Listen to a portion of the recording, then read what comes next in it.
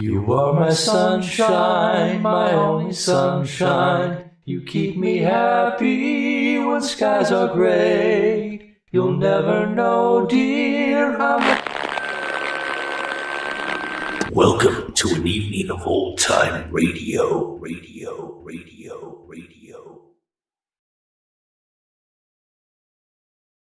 Welcome to Suspense. Since it's Friday the 13th, I thought this would be a great way to mark this particular superstitious day. I'm Greg, coming to you from the Retro Radio Sanctorum. Suspense is one of my all-time favorite old-time radio shows, going back to when I first heard it as a kid. Running from 1940 all the way to 1962, it was a groundbreaking show in its day, and billed itself as radio's outstanding theater of thrills, with most stories focusing on suspense thrillers, but also delving into other genres like science fiction and fantasy occasionally. Even though it went through various producers, directors, hosts, and writers over the years, it stayed true to its formula plot devices, usually taking a normal person and dropping them into a threatening or a strained situation, and then holding off on the resolution until the last possible moment. It featured original stories, but it also did adaptations of famous ones. The great Alfred Hitchcock directed the audition show on July 22, 1940, The Lodger, which was his adaptation of his own 1926 film by the same name. The heyday of suspense was in the early 50s, when Mr. Radio, Elliot Lewis, took over as producer, and some of the show's most famous episodes were broadcast, with some of the most memorable stars: Agnes Moorehead, Orson Welles, Henry Fonda, Humphrey Bogart, Judy Garland, Cary Grant, and many others. Many stars were cast that played against type, like Jim and Marion Jordan of Fibber McGee and Molly, Lucille Ball, and Jack Benny. Many radio historians have marked the final broadcast of Suspense, and also yours truly, Johnny Dollar, as the official end of the golden age of radio. It was inducted into the National Radio Hall of Fame in 2011. Now let's dive into the first batch of Suspense shows. As always, each one has been remastered and optimized by yours truly. First up, we have For Love or Murder, originally broadcast on December 8, 1949. This is one of the most famous of Suspense episodes, starring Mickey Rooney as a piano player who plots with the woman he loves to murder her husband. Mickey's character, however, struggles with the guilt of what he has done. This is a fantastic story with outstanding acting by Rooney. Next up is The Long Wait, which aired on November 24, 1949. This one stars Burt Lancaster in his second and final Suspense appearance, as an ex-convict just released from prison and who is hell-bent on getting revenge on the woman who was responsible for his brother's death. But things take a big twist as he attempts to execute his plan. This is a really gripping story of guilt, regret, vengeance, and of course, edge-of-your-seat suspense. Then we have The Phones Die First, which aired on May 8, 1956. One of 4 stories written by Jules Maitland, an actual ex-convict who did time at San Quentin Prison. This one tells the story of a death row inmate whose execution date is swiftly approaching. The title refers to the wait for the call from the governor suspending the execution. If the call doesn't come, then the phone died before the inmate does. This was based on the writer's own experience visiting death row inmates.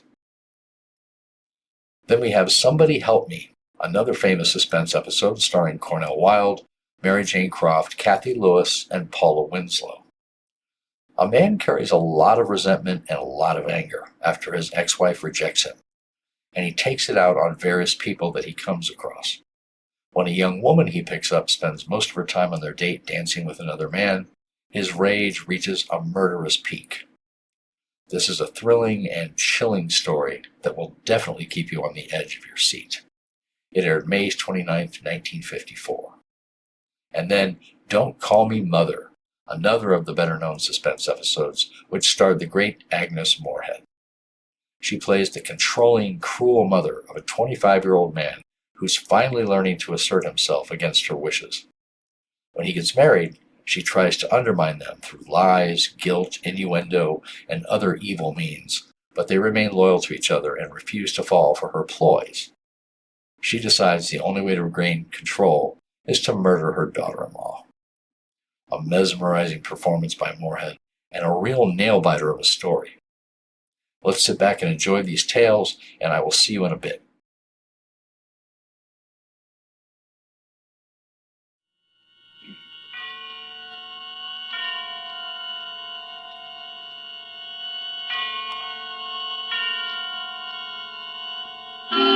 Suspense.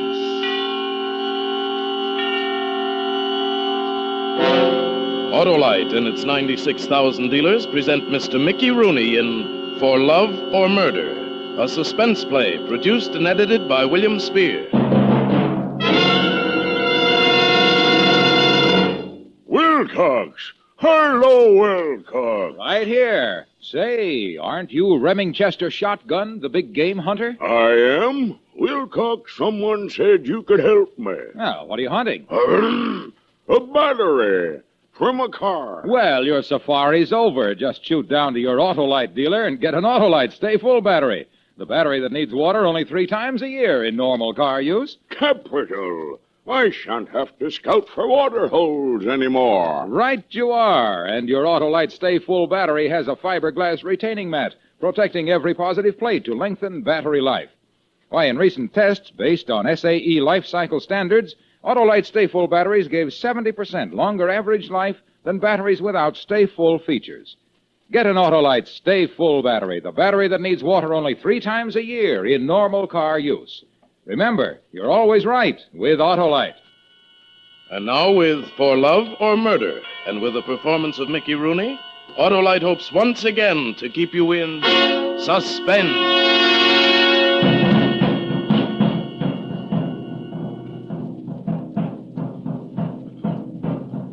Nothing could have stopped me. Nothing on earth could have stopped me. There were drums beating in my head as I left the taxi and started down 55th Street. The moon was high over Jersey, staring. There was no one outside the building, no one near it at all. I walked slowly toward the service entrance and into the cellar. I knew where the back stairs were. We'd rehearsed the whole thing on paper 100 times, more than 100 times. It wasn't something you blundered into. Anne had taught me that. It wasn't something you did on the spur of the moment. Murder had to be a calm, organized thing. Murder had to be planned. If anyone saw me going up the back stairs, it might cause a little fuss. But if I were calm, if I were organized, if I moved slowly and acted as though nothing was wrong, they'd pass and ignore me. I was just an eccentric fellow who'd rather walk upstairs than ride elevators. New York was full of such people. But no one saw me. All the way up to the 4th floor, no one saw me. Then I stepped out onto the landing.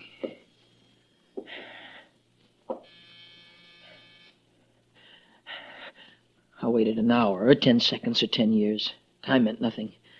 I wasn't aware of it passing. I slid the gun into my hand. It felt as hot and heavy as death itself. Oh, you're late. You're a few minutes late. Thought you weren't coming. Where is he? In there. In there. Who is it, Ann? Who is it? Do it quickly, darling. Do it fast. Yeah. Who is it, Ann? Who is it? Who are you? What do you want?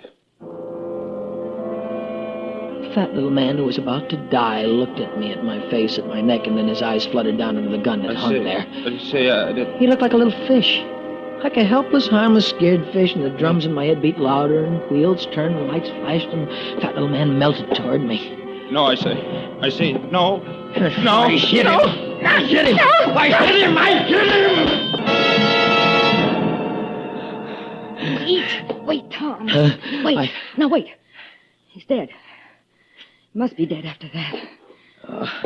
If he'd only fought back or something, he just took it. Now he's dead. He's dead. Huh? Now, dear. Huh? Me. Huh? You've got to hit me. I didn't think it'd be like this, Ann. How'd you think it'd be? A tea party? So awful dirty and... What's the matter with you, Tommy? I didn't think it'd be like this, You Ann. can't weaken now, Tommy. No. Take the gun. Yeah. Now, the rest. Do you remember the rest of it? The other things you've got to do? Yes, I remember. Hit me hard. You've got to hit me hard. Hit you hard. You've got to be marks. It mustn't look like I framed this. Now, it must be hard. Yeah. And then the jewelry and stuff. Jewelry and I stuff. piled them up on the dresser. Oh, and his wallet. Here, take it. It must look good, darling. It must look good. Yeah. And muss up the room. Now, you remember? Yeah, I remember. All right, now, quickly. Hit me. Hit me. I love you, Ann. I must love you very much. Hit me.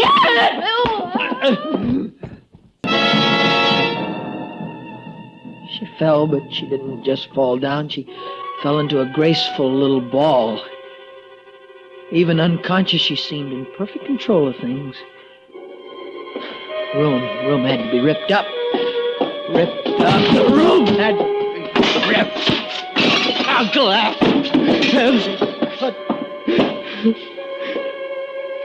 Took the stuff she had piled up on the dresser. Bracelets, rings, pins. I stuffed his wallet into my pocket. And then I got out. I got out as fast as I could. The way was clear all the way down, just a cellar. That was all that was left. One fast.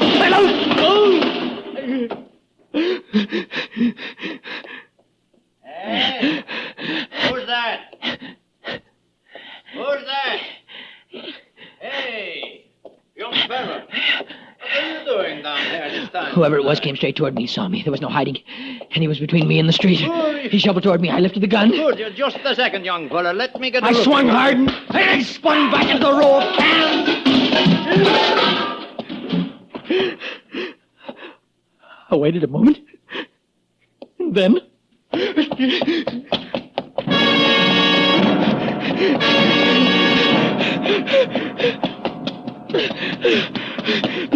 The street was still empty when I came out, and I felt like running along it. I almost ran along it. The night was cool, the air felt good. I walked a ways. And I thought about love.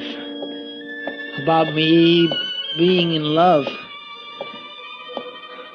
What kind of love was this?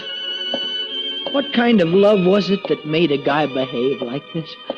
What kind of love was it that caused people to be hurt, people to be killed? What kind of love was it? I walked.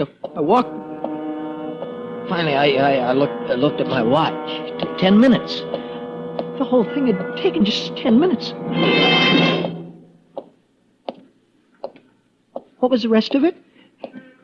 Yeah, I had to get back to the club before it was time for me to go on again. Before it was time for me to seat myself at the piano in the lounge and soothe away the cares of tired, sophisticated New Yorkers. Had to get back quickly.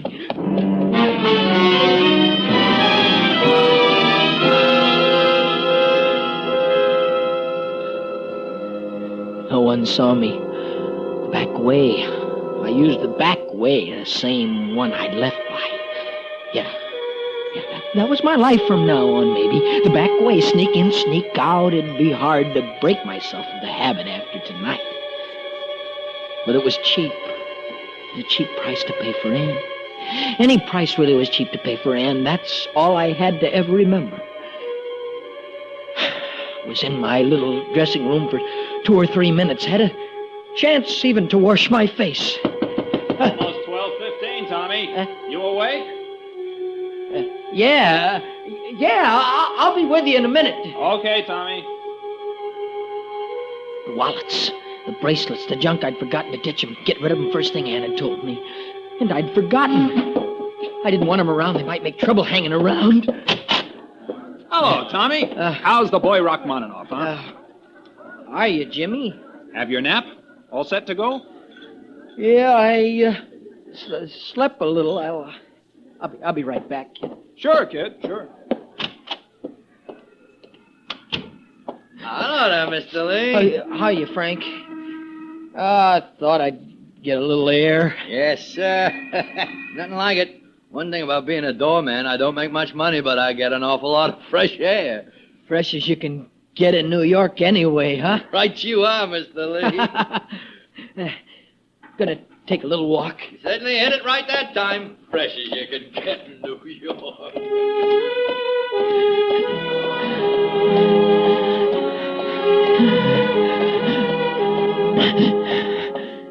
The moon was still high over Jersey.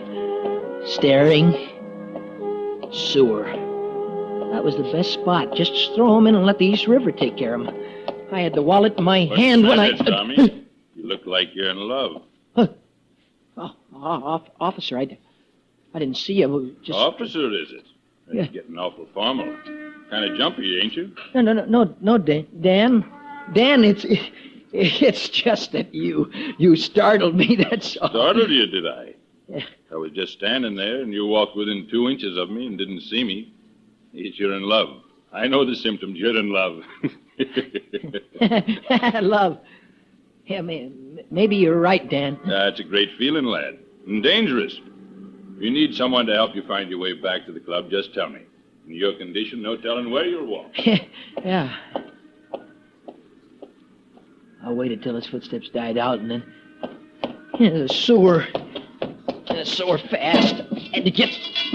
Some...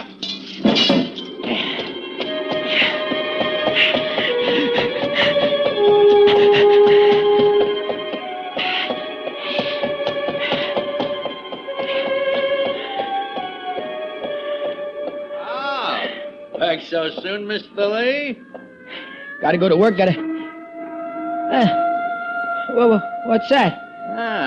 Now there's boys with something on their mind. Yeah. Gone down 55th, looks like from here. Somebody's in for it. I gotta be Tommy, the customers are screaming for you. Come on, come on.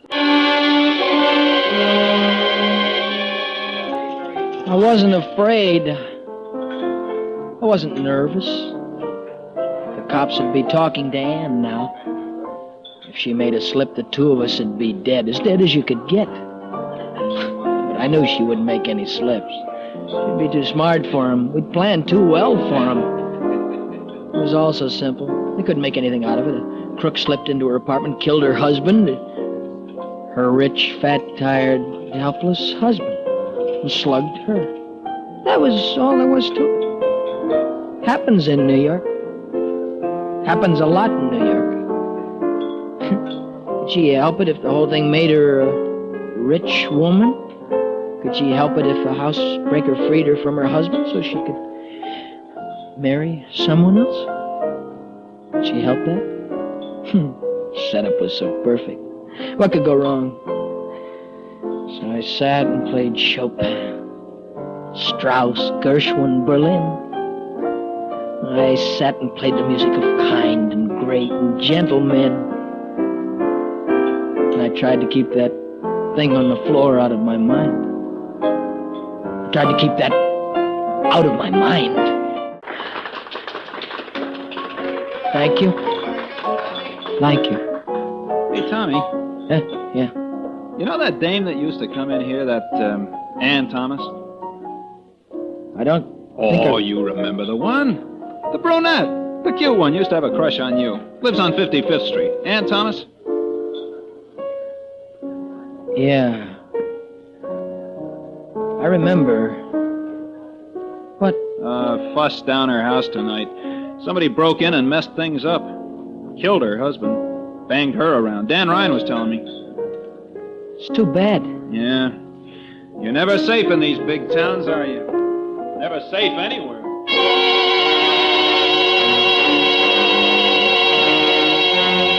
You were safe if you were smart. You were safe if you had someone like Ann to think things out for you. You were safe if you had her to look forward to depend on. I was safe. That was all that mattered, really. I was safe.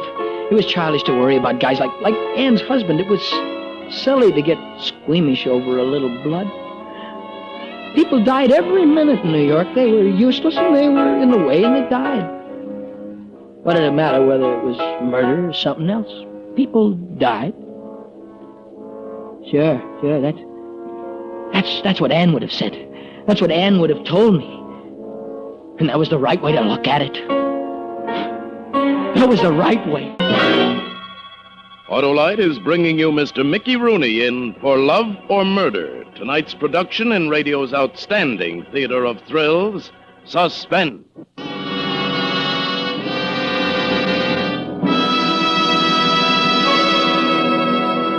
Yes, we'll call five-back baboons from Bogota, trapped tigers in Tasmania, Snared sparrows in Schenectady. Got 'em all stuffed and mounted, too. Say, that reminds me. Let me show you my Autolite Stay Full battery trophies. You mean you battled beasts with a battery? Why, sure. Take this camel, for instance. You know how I got him? I just told him about Autolite Stay Full batteries, extra liquid reserve above the plates. Needs water only 3 times a year in normal car use, I said. Well, sir, the dreary dromedary died of mortification. Remarkable. See this rabbit? Ran himself ragged, the upstart, trying to outstart an Autolite Stay Full battery. Incredible. But what about that rather moth-eaten elephant head? Oh, he died of old age, trying to outlive an Autolite Stay Full battery. You know, Autolite Stay Full batteries with extra liquid reserve above the plates and fiberglass retaining mats at every positive plate give 70% longer average life than batteries without Stay Full features. This is based on recent tests conducted according to SAE life cycle standards. So see your Autolite dealer, friends, for a power-packed, long-life Autolite Stay Full battery. Remember, you're always right with Autolite. And now, Autolite brings back to our Hollywood soundstage our star Mickey Rooney with Lorene Tuttle in For Love or Murder, a tale well calculated to keep you in suspense.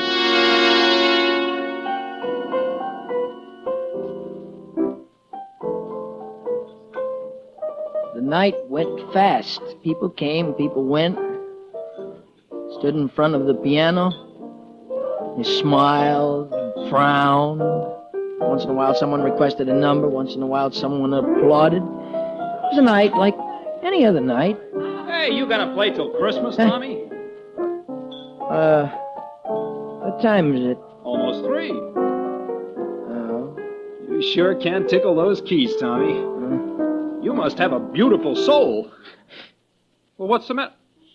Shut up. What? I said shut up! Oh, I didn't mean to say anything wrong, Tommy. What did I say? Shut up! Shut up!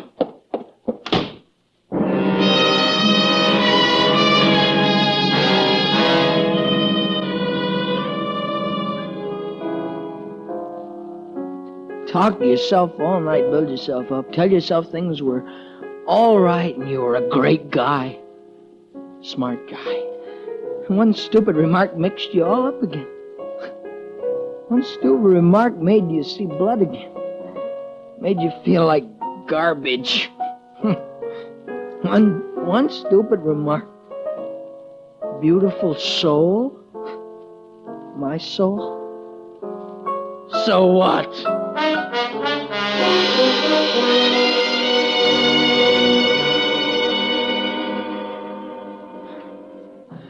The apartment was like a big, bare, ugly cave. I tried to sleep.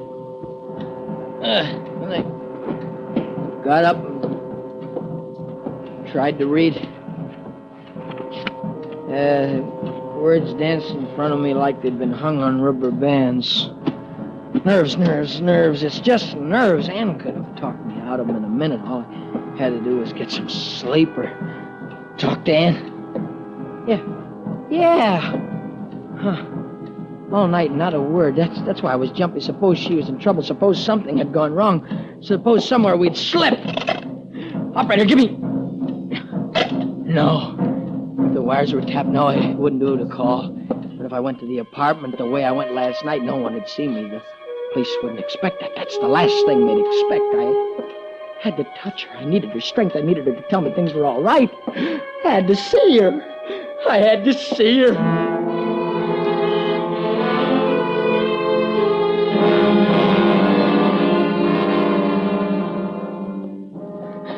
I could get in and out again. No one would be the wiser. 4 a.m, the street was empty. The cellar was colder than it had been. The stairs were lighted, a thin red bulb at each landing. I didn't remember that. Finally. Who's there? It's me. It's Tom. No, Tom, no. Let me in. You shouldn't have come. Suppose they're watching. You think they're watching? I don't know. You know what I told you? Yeah, but You know what we planned? You weren't to get in touch with me for days. For days. I know, but I had to see you, baby. Please, no, let me... now stop it. You shouldn't have come. Just a moment. I love you so, honey. I had to be with you. No, Please. no. I had to be with you, baby. You're really a sweet boy, Tom. You're not angry with me, honey. Did anyone see you? No, I'm sure of it. I was careful. Let me kiss you. I feel strong again. I feel strong. I could do anything now. I was kind of mixed up tonight, but I'm all right now. I feel good now. Sweet boy. Word? Huh? Why? Didn't we plan? Didn't we plan good enough to fool anybody? Why were you worried? I don't know. Well, the police believed me. I knew they would. You sure they did? Well, of course I'm sure. They were sympathetic and kindly. They were nice. But suppose they were only pretending. Sometimes, you know, they pretend. Oh, when men are acting with me, I know it. Baby, come here. You're one. They've no reason in the world to think this is any different than 1,000 other robberies. I told you that. I told you that from the beginning. Yeah. We'll be happy now, huh? Won't we? Won't we be happy together? Now tell me that, baby. We'll be happy, won't we? Yeah, we'll be happy now. You're a wild boy. I love you, baby. I love you. Aren't you a little sorry about the janitor? Janitor? What about the janitor? Oh. What about the janitor? See the man I met in the cellar? What about him? He's dead.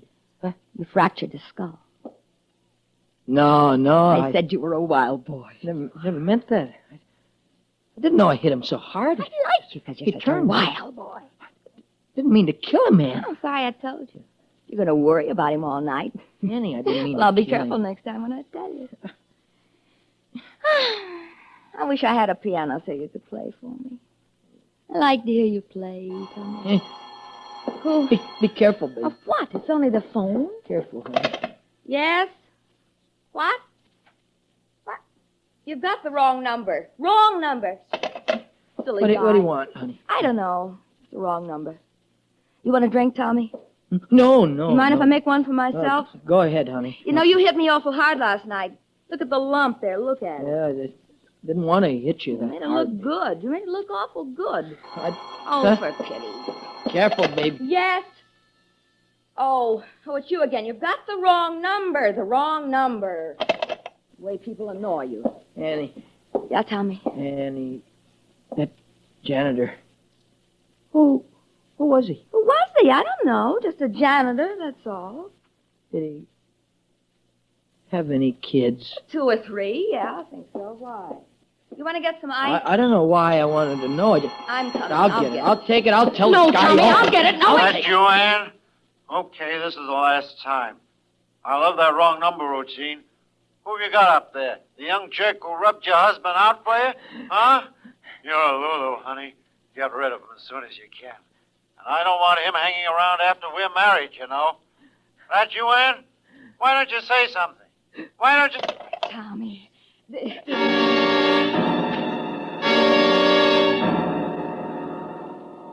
I sat down in the bed and I felt very calm and very organized. And I heard the drums start thumping in my brain, but delicate and far off. This time they had a sad, lost beat. Was it, Tommy? Was it that same silly guy? The janitor has 3 kids, huh? Who's going to feed them? Annie, who's going to love them? What's the matter with you, Tom? Oh, Tom, come here. Let's sit down. What have you got on me anyway? What is there about you? Tom. You're bad for me, Ann. Awful bad for me. You could make all kinds of a sucker out of me. You could turn my stomach in 50 different directions a minute. And I'd still go on loving you. Why? I don't like it when you talk like that. I don't like it. Why would I love you're tired. Come on, sit down here by me. Don't touch me! Tom, what is it, that phone call? That's a gag. That's someone playing a joke. I was a patsy, huh? All that horror and all that fright.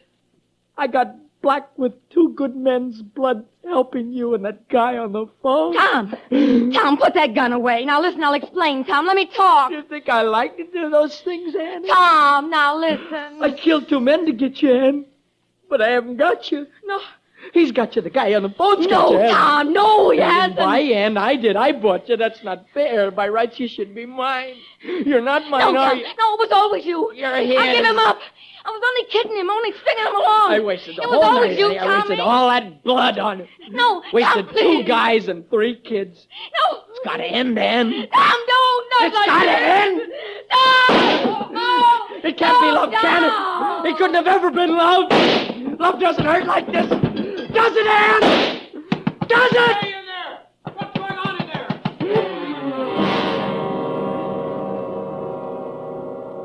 Wasn't neat now. Just fell in a silly little lump and lay quiet. Hey, in there! Hey, open up! What's going on in there? What's going on?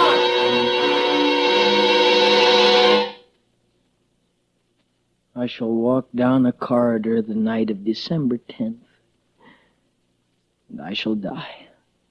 It's not important. They've let me play the piano here. I've even composed some stuff, short pieces. I always wanted to compose, but I never had the time for it. Maybe someday somebody important will play my stuff. Maybe someday you'll hear some of it. Funnier things have happened. There are even people who get away with murder. They tell me.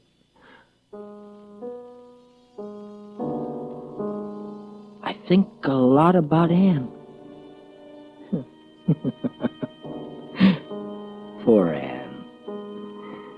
She should have picked someone older than me. Someone solid and stable and wise. Someone with a stronger stomach.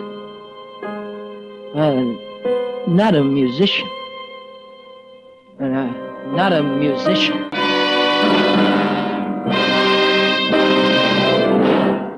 Suspense, presented by Autolite. Tonight's star, Mickey Rooney with Lorene Tuttle. I like your trophies, Harrow. You'll like your Autolite Stay Full battery even more, Remingchester. It's just one of more than 400 products made by Autolite for cars, trucks, planes, and boats in 28 plants coast to coast. These include complete electrical systems for many makes of America's finest cars, batteries, spark plugs, generators, coils, distributors, starting motors, and Autolite bullseye headlights. All engineered to fit together perfectly, work together perfectly, because they're a perfect team. So don't accept electrical parts supposed to be as good. Demand and get Autolite, original factory parts at your neighborhood service station, car dealer, garage, or repair shop. Remember, you're always right with Autolite. Next Thursday for Suspense, Lana Turner will be our star. The play is called The Flame Blue Glove, and it is, as we say, a tale well calculated to keep you in suspense. Tonight's Suspense play was produced and edited by William Spear and directed by Norman MacDonald. Music for Suspense is composed by Lucien Morawek and conducted by Lud Gluskin. The second prelude by George Gershwin was used as thematic material. For Love or Murder is an original radio play by John Shaw. Mickey Rooney appeared by arrangement with Metro-Goldwyn-Mayer, producers of Battleground, starring Van Johnson, John Hodiak, Ricardo Montalban, and George Murphy. In the coming weeks, you will hear such stars as Eddie Cantor, Ida Lupino, and Daddy Kay. Don't forget, next Thursday, same time, Autolite will present Suspense, starring Lana Turner.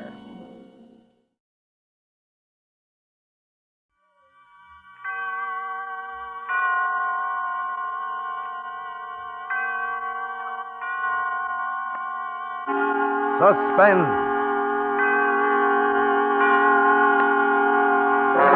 Autolite and its 96,000 dealers present Mr. Burt Lancaster in The Long Wait, a suspense play produced and edited by William Spear. Over the river and through the woods to Grandmother's house we go. The horse knows the way to carry the sleigh. Hey, that's not the way Hurrah for Thanksgiving Day goes. What do you mean? Why, I wrote it. No matter. The 1950 version is different. Listen. Over the river and through the woods, the snow is soft and white. Grandpa is happy with his jalopy. His spark plugs are Autolite. Over the river and through the woods blow high, ye winds blow low. The car's as snappy as Grandma and Pappy. Because Autolite resistor spark plugs get it going faster in cold temperatures.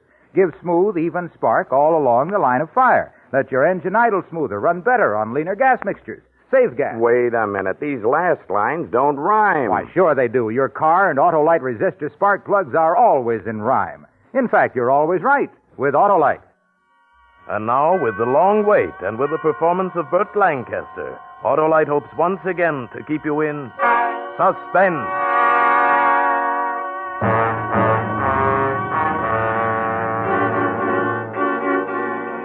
When I stepped off the train at Grand Central, I spotted Len Bush waiting for me. All the heat of my body sucked into my head. I knew that feeling.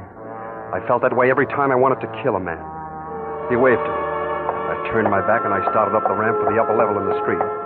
He caught up to me and he kept pace with his long, shuffling lope. Don't get me wrong, Dan. I don't want to hound you. Now, why begin, Lieutenant? Something you said to the warden before you left. You want to repeat on it? I told him I'd be back for the limit. In this town, we don't even like guys to steal apples off push carts. So when it comes to murder... You can't touch me. I served my full time. I'm clean. We just got to sit back and wait for it to happen. Your brother died 2 years ago. Everybody's cooled off. Why don't you let it lay? I don't cool so easy. If Richie could come back, he'd say, forget it. Don't tell me what my brother would say. All right, I won't. I don't know why I butt into other people's affairs anyway. It's not my job to worry about things before they happen. You'll be the first to know, Lieutenant. You're a jerk if you put your neck in a noose to rub out a dame like Lois Williams. So long, Dan. I waited until he was swallowed in the crowd. Then I went across and down Park until I made the Coronet Hotel on 40th Street. Danville? Oh, yes. Mr. Thompson reserved a room for you. 423. The elevator was an old cage that pulled itself upward, like an old man with asthma climbing stairs. I caught the reflection of my face in the panel mirror of the cage. 3 years housekeeping with the state hadn't left a mark. A little paler, maybe. Serene was the word for me. That's the way the reporter put it. The serene countenance of an alabaster saint, showing no trace of the killer rampant under the shell. Only I hadn't killed anyone. Yet. I got out of the elevator and I found 423. Inside, I made for the bathroom. I felt under the washstand. The gun was there. Shorty Thompson had it taped neatly in place, just like he'd promised. I pried it loose. I heard someone at the door. I yanked it open. Lois Williams came in. Not exactly came in. She sort of slithered in along the wall and hung there like a busted balloon. The little rat was as beautiful as ever. The scared look in her eyes made them brighter, greener. She was wearing one of those curved gowns that she used to design for herself and was pointed up neat and tidy. She stared at the gun in my hand in a kind of a glad, hungry way. Or I'd save you the trouble of coming for me. I'd have found you. But thanks anyway. What are you waiting for? I don't know. Go ahead. Kill me. Don't hurry me. Go ahead. You want me dead and I don't want to live. You want to die. That's why you came to me. Just one thing, Dan, about Richie. I didn't think he'd kill himself. You figured he'd enjoy looking at his wife and kid through bars for the next 10 years, huh? I've lost every friend I had because of that. Nobody will speak to me, have anything to do with me. I can't get a job either. No club will hire me. They're all afraid of me. What do you expect? They all knew how I felt about my brother. By the way, how is Tim Grady? I'm going to look him up, too. That's a kick. I ratted on Richie to save Tim, and then he shook me loose. He didn't want anything to do with a squealer, he said. And you still love that dirty... It took him to make you miserable enough to want to die, huh? All right, so now you know. No job, no friends, no Tim. I got nothing to live for. My brother had everything to live for, and you... He killed himself. That'd save the postmortem till after you do the job. This was the dame who caused my brother's death. But she wasn't scared. She was begging for it. Something was wrong. She came closer to me. She looked up at me with that haunted thing all over her. Desire for an end of life. I thought of her suddenly dead, still looking like that. I couldn't do it. It wasn't right. I put my gun back in my pocket. She saw me do it. Even when I try to get myself killed, I fumble. I'll take care of it myself. Hey, watch it, you crazy little... Come here. I'm allergic to people jumping out of windows, especially out of a room registered in my name. Come here. Why? Why did you stop me? You always were a high-strung dame. Now go on, go home. Go home and sleep it off like it was a jag. I don't have a home. You really don't, huh? I got nothing. I told you, I got nothing. No. No, it's no fun this way. Oh, well. Wait a minute. I'll take you to a room in the hotel. Here, have a drink. You'll feel better. Thanks. Lois. Lois, I'd like to help you. You help me? Why? To tell you the truth, I don't know.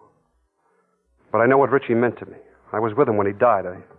I heard the way he called your name. Dan, listen to me. Before you became a singer, you were a dress designer. Oh, what does that prove? Well, it proves your troubles are over if you want them to be. The only way my troubles will be over is for you to use that gun. There's a way that doesn't hurt so much. The nerve doc says there's nothing like starting your own business or cracking a safe to get your mind off trouble. What do you know about psychiatry? Nothing. But I know plenty about cracking safes. And I understand business is almost the same thing. Go into business. I haven't got a dime. I'll supply the coin. We'll be partners. Yeah?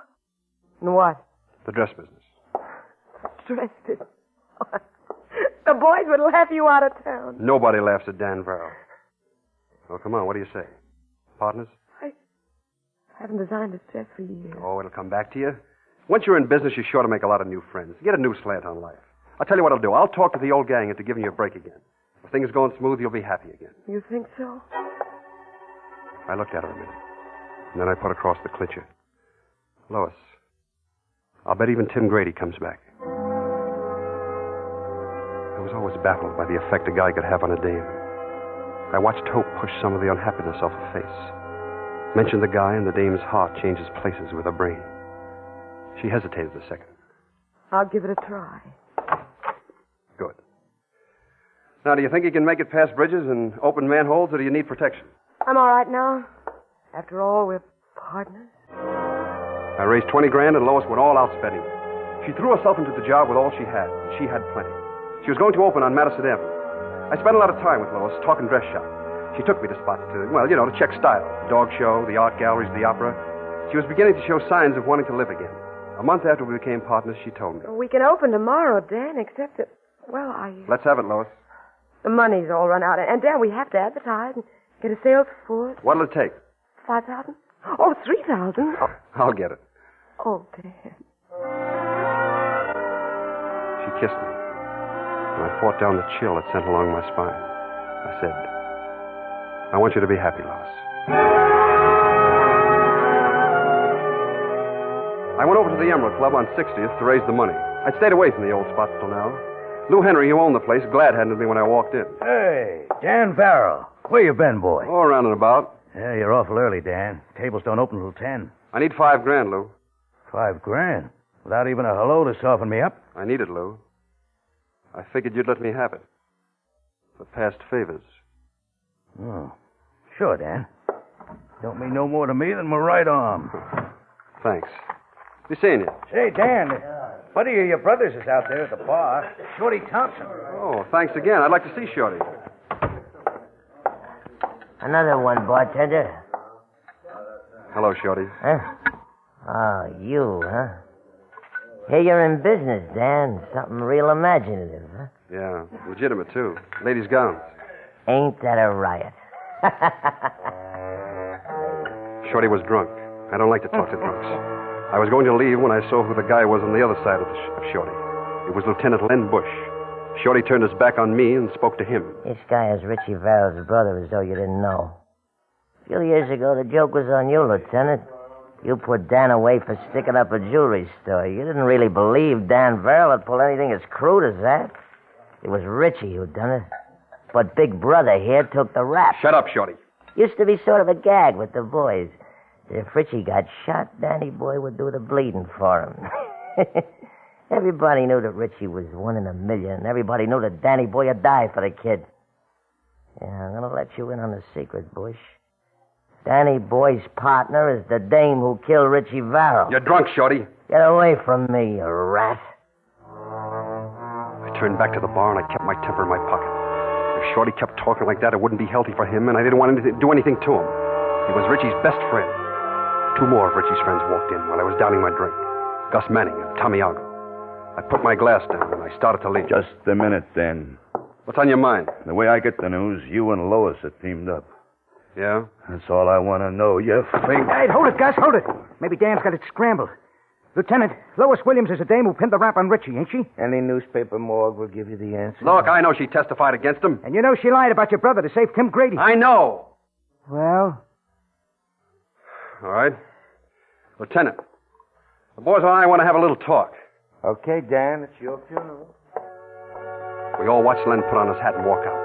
I put my back up against the bar so none of them could get behind me. Well, what are we waiting for? Hey,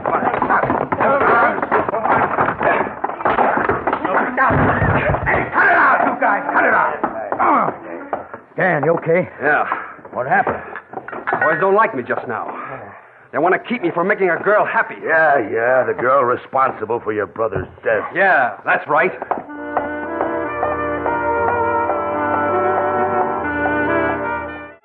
Autolite is bringing you Mr. Burt Lancaster in The Long Wait, tonight's production in radio's outstanding theater of thrills, Suspense. And now it's time for my Thanksgiving fairy tale. Last night, my car called me out to the garage. Harlow, I don't feel good. I think you ought to do something about it. Well, open your hood and say ah. Ah. Ooh, your spark plugs need replacing. I'll buy you a new set of Autolite resistor spark plugs with the exclusive Autolite 10,000 ohm built-in resistor. Gosh, Harlow, would you? That's better than turkey on Thanksgiving. Just think how I'll run. Yes, you'll start faster in cold temperatures with Autolite resistor spark plugs. Give smoother idling and better performance on leaner gas mixtures, which means you'll even save me gas. And the neighbors will be thankful because they know Autolite resistor spark plugs reduce spark plug interference with radio and television reception. I know all that, so why wait? Well, I hustled up a set of Autolite resistor spark plugs, and those Autolite bullseye headlights lit up with joy. You're a good boss, Harlow. Now, the moral is, if you want your car to thank you for helping it run better, see your Autolite spark plug dealer and have him replace old worn-out narrow gap spark plugs with a set of the sensational new wide gap Autolite resistor spark plugs. Remember, you're always right with Autolite. And now, Autolite brings back to our Hollywood soundstage our star Burt Lancaster with Betty Lou Gerson in The Long Wait, a tale well calculated to keep you in suspense. I sent the $5,000 to Lois so that she could open the doors while I went after business. And I knew where to get it. Nobody spends dough on a dame like a hood when he's loaded. On Thursday, the Third National Bank was held up. Friday morning, I knocked on a door on 8th Avenue. Who is it? Me, Dan Varrell. Busy now, Dan. Some other time? Hello, Tony. Oh, hello, Glenda. Hello. What do you want, Dan? You knocked over the Third National. What is this, a hijack? No. Your dame looks like she needs a lot of clothes. After last night, I figure on getting plenty of touch. What are you two talking about? I'm in the dress business, Tony. Tell the other boys, too. I want all the dames buying their clothes from Lois Williams. Sure. What do I care where they buy them?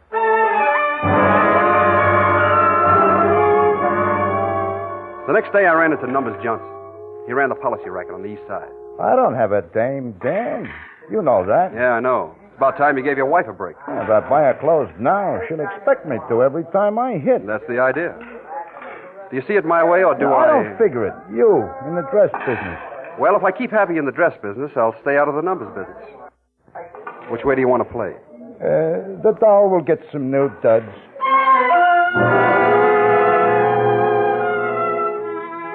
Once the ball started rolling, it became a mountain. Lois knew all the angles on female frills. Her clientele was strictly 10th Avenue, but she turned them out on Long Island, and they loved it. One dame tells another, and in no time at all, the shop was jammed with customers. It was a crime the way the dames spent the dough the hoods go to make so much trouble to collect. Lois glowed like a firefly. She was a complete businesswoman. She loved being surrounded with dolls who bounced in and out with business of the shop, business that must have Madame's attention. I asked her during a lull, "You happy, Lois?" Yes, Dad. Almost completely. I do miss the old gang, though. Come in. Pardon me, Miss Williams. There's a Mrs. Verrill outside. She wants to see Mr. Verrill. Mrs. Oh. Richie's wife, June. She was supposed to be in the mountains with the kid. That's why I sent her money. I didn't want her to know about this. She was waiting for me on the street. She had a roll of bills in her hand, and she threw it at my feet. The roll bounced against the storefront. I saw the rubber band snap off it and the bills unwrap like a sigh of relief. You think I'd take your money now? Now? Well, what do you mean? You and Lois. Okay, so it's tainted money, but you got a kid, you need it. You thought a lot of Richie, didn't you? As much as you did. Oh, no, much more. When Richie had pneumonia, I remember how hard you took it. During the crisis, you wouldn't eat or drink or talk. I remember thinking, if Richie dies, Dan will die, too. Take the money for the kid. You loved Richie. And now you're sponsoring that woman with his blood. June, wait! I'll kill you both! Nobody was going to keep me from doing what I wanted. Not Len Bush following me around, or Shorty Thompson hating my guts, or Richie's wife itching to kill me. I'd given Lois back an urge to live. I swore I was going to make her happy, and I was on first base. She had a going business. Lois's old gang hung out in the village, the bolo room. Richie, Lois, and Tim Grady used to pal around with the musicians who played the spot. They used to wait until closing time, and then huddle with the jive artists until morning. When Lois and Tim double-crossed Richie, the other kids cut Lois out of their hair, and Tim Grady left town. That night I went down to the bowler room to get Lois's friends back for her. I walked in just as the last paying customers left. The kids were getting set for a jam session when they spotted me. The place became full of hush.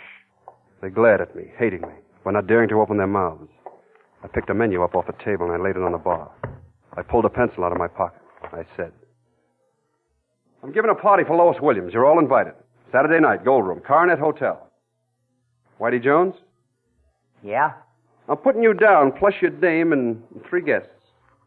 Suppose I can't make it. And throw away your piano. You'll never play it with broken hands. Phil Blass? You, your dame, and 3 friends. And your horn. Well? Okay, yeah, sure, Daddy, sure. Jerry Barton? Mel Foley? What? Joe Ward? Les Seltzer. Your dames and 3 friends. Okay. And make sure that Lois knows that you're all tickled to death to see her. I'll be checking you off as you come in. I'll be seeing you Saturday night.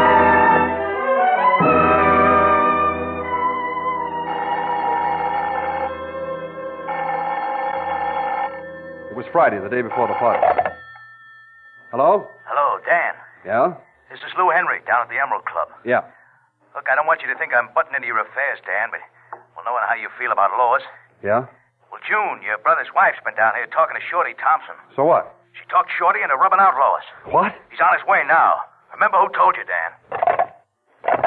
I dialed my body caught on fire. If Shorty touched Lois now, being a buddy of Richie's wouldn't help him. The same went for June. Hello? Lois Williams dresses. Give me Miss Williams. I'll connect you with her office. Come on, snap it up, snap it up. I'm ringing, sir. Come on, Lois, answer, come on. Miss Williams' office. Put Lois on. She's not in. Who's calling? It's me, Dan Varro. Where'd she go? Mr. Varro? You just called, Mr. Varro. What do you mean I just called? Well, someone called, said it was you, and spoke to Miss Williams. I wonder why they do that. Well, never mind that. What did he say? Miss Williams always goes to the Museum of Art at this time of day to copy designs. She made an appointment to meet you. I mean the man who called at the museum. She just left. I didn't wait for the elevator. I took the stairs 3 at a time going down. I came out on the street. A cab was idling on the other side of the avenue. I cut through the traffic to get to it. I hopped into the cab, and for $5, the hacky crashed lights all the way. I was at the museum and nothing flat. When I entered the building, it was quiet as a mall. I cursed myself for not asking what room Lois would be in. Here, you can't run here. Did you see a girl with drawing papers and crayons? Tall, beautiful, well-stacked? I see hundreds of them. Well, where would she go to draw design? Well, the armor room, maybe. The Egyptian room, or the famous paintings. 2nd floor. I had visions of her dead in some corner. I thought of her all twisted in the heap. I hit the Egyptian room on a run, and I stopped short. Lois was standing at the other end. She was behind a mummy case. And on the other side of it was Shorty. He had a knife in his hand. They didn't see me. I sneaked up on them, and I watched Lois fighting to move her lips. You ain't fit to live. Please, Shorty. Lois, run! Run to me! Rat, here it is. I hate to do this, Shorty! Came this way, Lieutenant. Daddy tried to kill me. Tough to keep up with you, Dan. Still with me, eh, Lieutenant? I always keep an eye on my friends. Who's this laying here? Oh, Shorty Thompson. You better take him in. He tried to kill Miss Williams. Yeah, guess I'd better. Come on, Lois. Oh, by the way, Bush. Huh? You better pick up June Varro, too. She was in on it. In case you don't know who she is, she's my sister-in-law.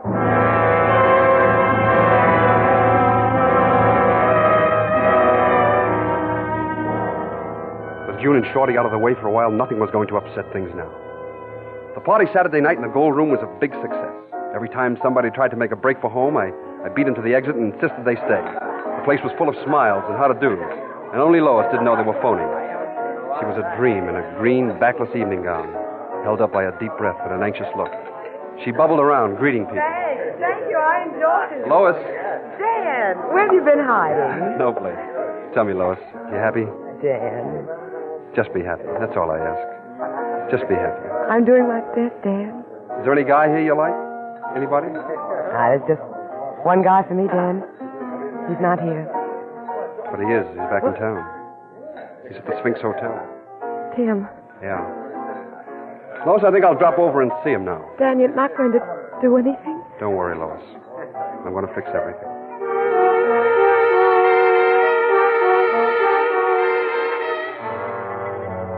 She had her job, her friends. Just one thing more. Just Tim Grady to make the picture complete. The Sphinx Hotel was over on 6th Avenue. I walked. I wanted time to cool off. I wanted to do things right. Yes? Mr. Grady's room? One moment, please.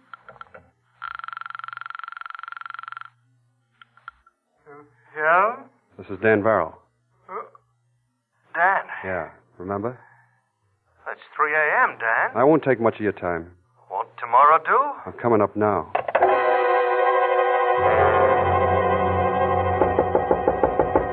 Come in. Pushed open the door and I went in. He was standing by the bed. He was wearing a monogrammed black robe over some flashy yellow pajamas. He glad-handed me. Come in, Dan. Come on in. Have a cigarette? I took one and I watched him going through hard times trying to light it for me. I let him sweat for a while and then pulled out my lighter, lit my cigarette, and shoved the lighter under his face so I could light his. He couldn't stand still. He moved around the room like a cat on hot coals. He was a big, good-looking chick, broad shoulders with all the trimmings, curly hair, dimple on his chin. I just got back. Out on the coast. That's the place to be, Dan. You never saw anything like it. Boy, the things that go on in L.A.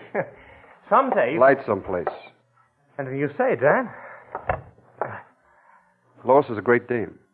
She sure is, Dan. She sure is. Anybody says different should get slugged. Yeah. Listen, Dan, there never was anything between me and Lois. Anybody says different's a no good liar.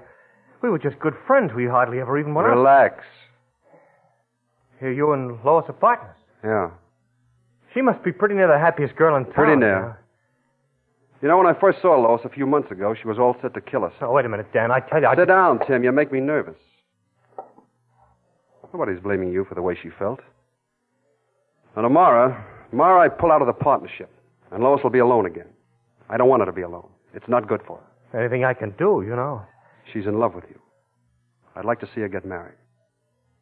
A woman with $75,000 business, well, she needs someone to look after her interests. The mention of the 75 grand, his eyes lit up like Broadway after dark. Reading his mind was like looking through a dirty window into a filthy room. It hurt to think a foul ball like Tim Grady could make a girl do anything for him. Well, Dan... It's about time she got a proposal for marriage. Yeah. Why don't you call her up, Tim? Yeah. A good idea, Dan. I mean right now. Stuyvesant 1541. Now? Well, sure. If you think... I won't know what to say.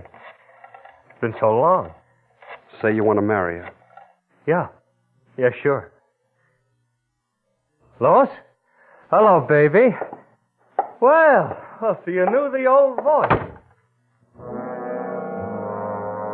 I closed the door. I didn't know if I'd be able to control myself, if I'd listen to anymore. I got to the dress shop at 10 o'clock the next morning. Lois was floating around like a waft of loveliness. She touched the inkstand on her desk, moved a chair, straightened a picture, wasn't conscious of what she was doing. She talked fast and happy about things that didn't mean a thing. She flung open a window and hugged the inrush of air. She spoke with her back to me. Oh, Dan, it's wonderful. It's wonderful. Isn't life beautiful? You're happy, huh, Lois? Tim was waiting when I got here this morning. He proposed. He said you wanted it that way, too. I guess I'm the happiest woman in the world. Can I use your phone? Sure. Call Paris, Bombay, Shanghai. Imagine Tim. Homicide, Lieutenant Bush. Dan Varrell talking. I'm at Lois' shop. He said we'd be married. If you get here in 5 minutes, it'll be about right. Yes, Dan, I'm the happiest woman in the world, and I owe it all to you. She turned from the window and saw the gun in my hand. Now you're worth killing.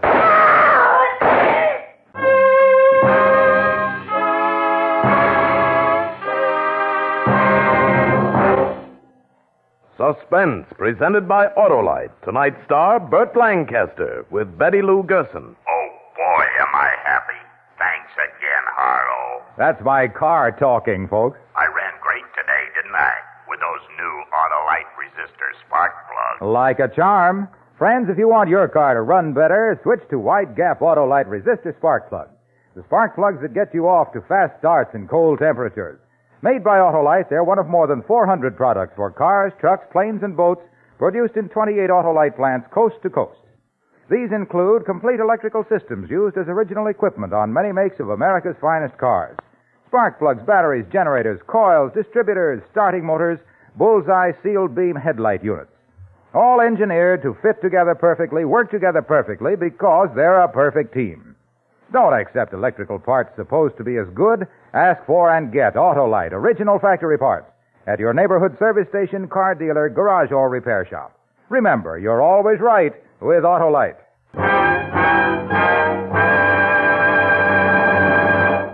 Next Thursday for Suspense, James Stewart will be our star. The play is called Mission Completed. And it is, as we say, a tale well calculated to keep you in suspense.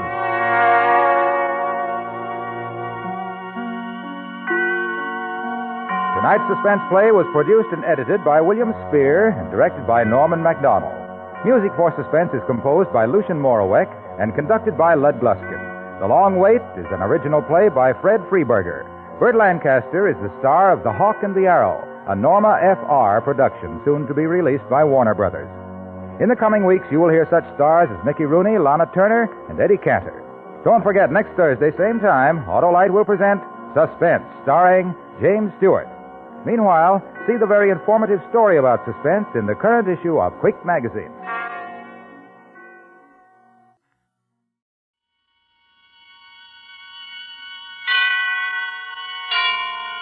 And now, tonight's presentation of radio's outstanding theater of thrills, Suspense.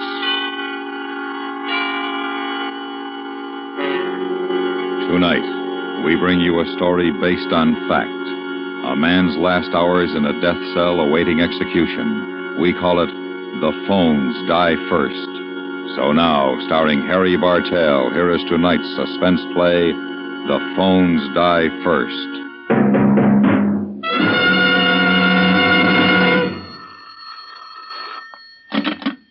Bradley speaking. Oh, yes, Warden. Brunner, a visit? But it's almost 4. Well, Brunner's due downstairs, you understand. All right, if you say so, sir.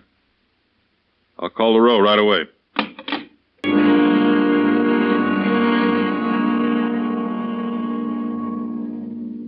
Sarge? Sarge? Yeah, Brunner. How about these law books? I got a lot of them here. You can give them to the library if you want, or the fellows here. Whatever you want to do. How about the guys, huh? Fine with me. Well, that's about everything. Except my personal stuff. Do I have time, Sarge? It's not quite 4 yet. Oh, excuse me, Brunner. Sure.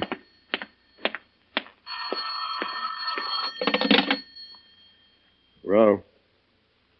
Yes, sir. He's about ready. Oh, Captain, are you coming over to go with Brunner? Or shall we? Oh, fine. Yeah, he's all right. Yeah, we'll do. Bye. Bill. Yes, Sarge? The captain's on his way up for Brunner. You and Doug take the gun rail, just in case, you know. Right, Sarge. You know something? What? I'll be glad when the Cap takes me off this tour. Each time one of them poor devils takes the big walk, I do too. You'll get used to it. They do.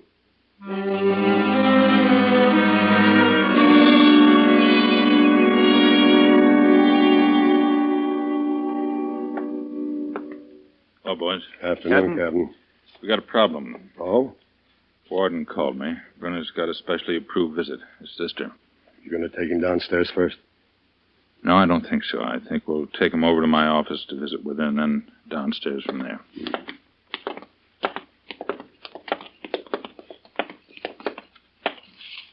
Hello, Frank. Oh, Cab. How's it going?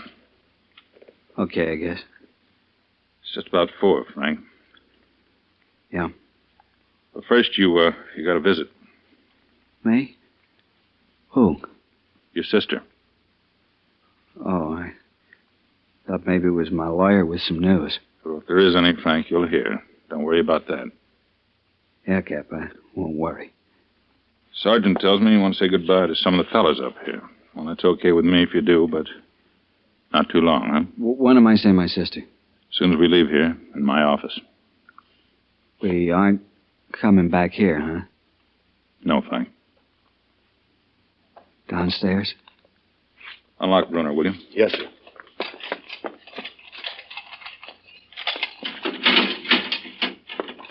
I'll wait for you at the elevator gate, Frank. Thanks, Cap. You got everything, Brunner? Yes, sir. Hey, Frank. Over here. Don't worry, I hadn't forgotten you, Whitey. I'll take care of your pictures for you if you want. Well, thanks, but I already gave them to the Sarge here. He's going to send them home. Oh. But I tell you what you can do. You can take his dictionary of mine. Maybe it'll do you some good. What do I want with a book? Has a lot of big words in it. Where we're going... Yeah, sure, Frank, I'd like it. Thanks. Dream the big dream for me, will you? So long, Whitey. So long, Frank. Hey, Frank. What's happening, Lucky? Nothing shaking. I'd like you to take these books here off my hands, would you? Oh, sure. We can all use them. No, especially you. They've had a charm for you. They kept you from taking the walk I'm taking today. I don't know. I've got a terrible hunch I'm turning the last few pages. No, you keep writing those writs. Those law books still work. Maybe not always in time for everybody, but they've done all right for you. See, Frank, I wish that... you know. Sure, I understand. We'll be thinking about you tomorrow. Do that. Hi, kid. Bruner? How you doing? Sick of this crummy place. You aren't in a hurry to leave it, are you? I don't know. This whole joint. You want to go with me? If you think I'll kiss anybody goodbye, you're crazy. No one's ever handed me anything. I don't expect them to do it now. You have it your way, kid. I think you're all noise. Listen, Bruner, I don't see giving these bulls anything. When I go, they want to have an extra goon squad waiting because I'm going to leave them something to remember me by. Kid, I ain't got much time to talk. I want you to have something of mine. Here. What is it? Tom Sawyer. You a jokester? No, I want you to have it. I don't get it. Will you read it? Maybe it'll make you see somebody you never knew. When everything was wonderful tomorrow. Sure, Bruner. I'll read it in the easy chair downstairs. Sure, kid. I'll be seeing you. Sure thing. Sorry about the kid, Frank. Talks too much. You get scared all kinds of ways, Cap. Yeah, maybe so. You ready, Frank? No. Let's go.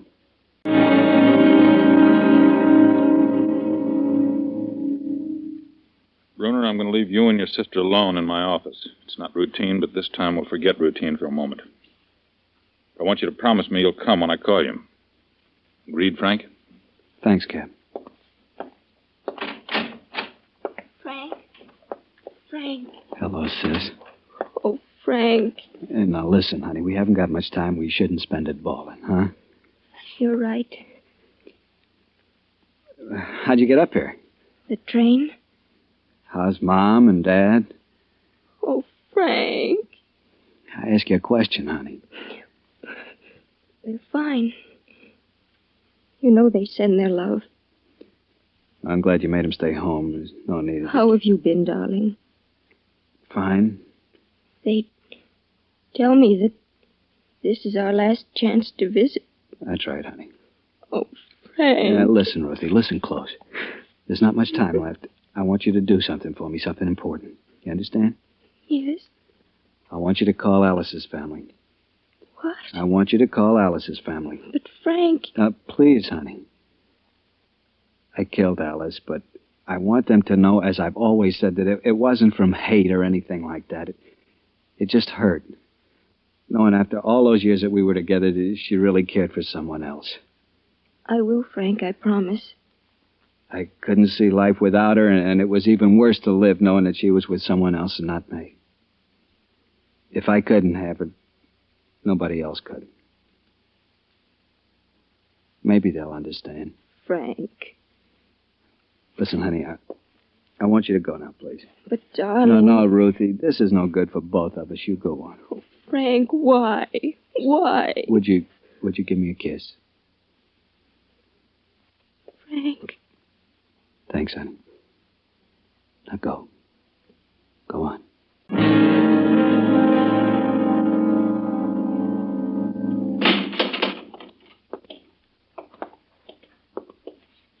So this is it, huh, Sarge? Last stop. When I was upstairs on the row, I used to see him come down here the afternoon before, just like today. I always wondered. Well, no wonder it's over. You got enough cigarettes? You know, I don't smoke much, Sarge. It's bad for the system. Hey, what time did Cap's 8 be back? Around 6. Well, it's almost that now, isn't it? Just about. Time is something we'll all be keeping track of pretty close the next 14 hours, huh?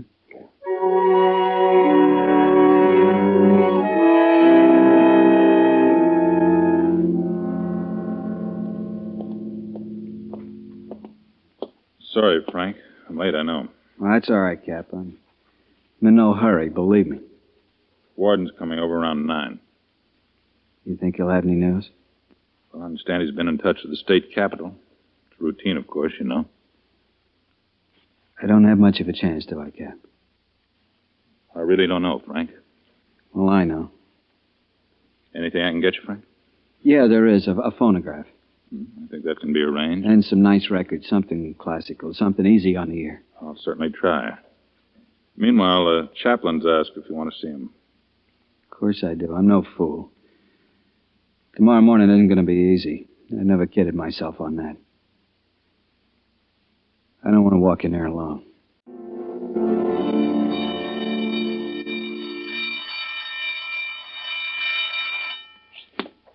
Hey, Whitey. Whitey. What? The lights will be out in a minute or two. 10 o'clock. So? I wonder what Bruner's doing. He's probably doing it hard. He was an okay guy. Never could quite figure. Hey, what'd he give you? His dictionary. Dictionary?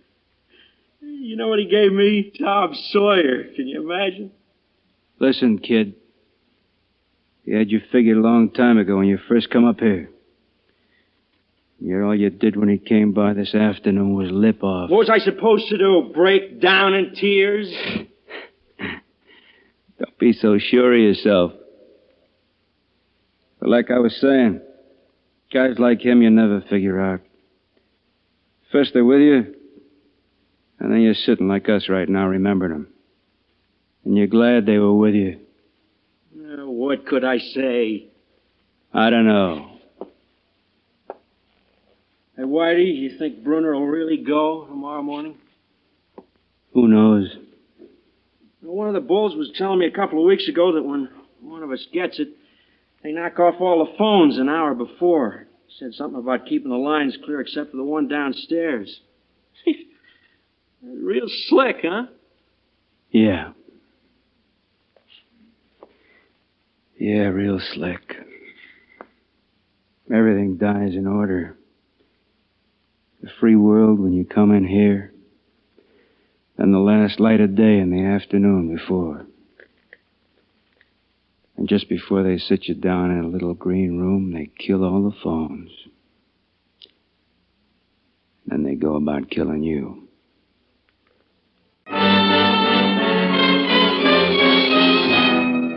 You are listening to The Phones Die First, tonight's presentation in radio's outstanding theater of thrills, Suspense.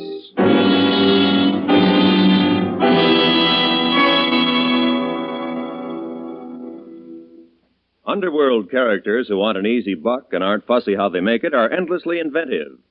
Fortunately, the agents of the FBI are even quicker and shrewder in their counter-efforts to foil their plans and ferret them out of hiding. You can hear another startling drama on the popular CBS radio program, The FBI in Peace and War, over most of these same stations tomorrow night. And now we bring back to our Hollywood soundstage Harry Bartell, starring in tonight's production, The Phones Die First, a tale well calculated to keep you in suspense.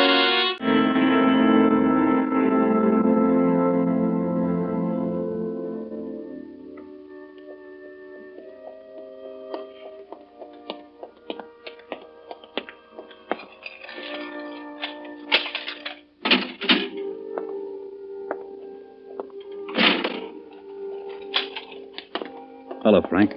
I'm Father Malahan. Hello. Yeah, it's a beautiful piece you're playing. Yeah, Father. I'll turn it off if you want. No, please don't. It's beautiful. I understand you're a Protestant. Yeah? You asked for a priest?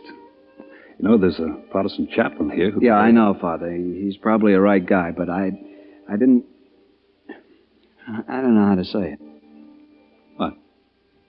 I've heard ever since I came to this place practically a year ago that you were quite the good Joe. I'm sorry, Father. I didn't mean it. Please, I'm flattered. You wanted a friend. Yeah. Well, Frank, I suppose when it's all said and done, what is religion? Faith, but a friend. Sort of hold on to. Hey, I've been so busy all day, I haven't really eaten anything yet. How about you? I'm not too hungry. Oh, come on. You're not going to let me eat alone, are you? Tell you what we'll do. We'll phone from here and have Smitty send up something. Smitty, you're a brave warrior, Father. Oh, I see. You've heard of Smithy, our prize chef, huh? Well, he can't do any more than... And kill us, Father? I don't think that's called for, do you, Frank? I'm sorry. Well, what are you going to have, Frank? I'll match you, dish for dish.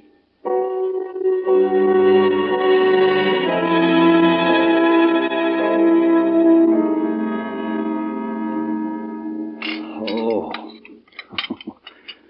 I should have known better than to try to eat more than a Dutchman. I think you did pretty good, Father, considering that you haven't got much to stow your food away. Hey, you casting aspersions at this thin house of mine? You'd be surprised.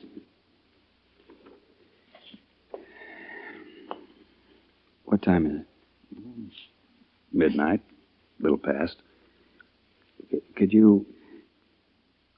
you mind, Father, staying here tonight? I know it isn't the best hotel, but... Be glad to. The fellows were right. You're an oak. Where's your home, Frank? You mean where I was born or where I live? Both. I was born in Seattle, but I spent most of my life up around Modesto. Oh, yeah. Beautiful farming country. I've been through there often. We aren't so far from it here. No, we're not. In about 10 hours from now, I'll be a long ways away. Frank, you a fatalist? No, Father. But I know when not to kid myself. Oh, I don't think it's kidding yourself to believe that even though we may be in some dire straits, that often we actually come out of them. Not this time. Well, if I were you, I'd sort of put my trust in someone much more sure than you and me. Then I'd relax as best I knew how. Sure.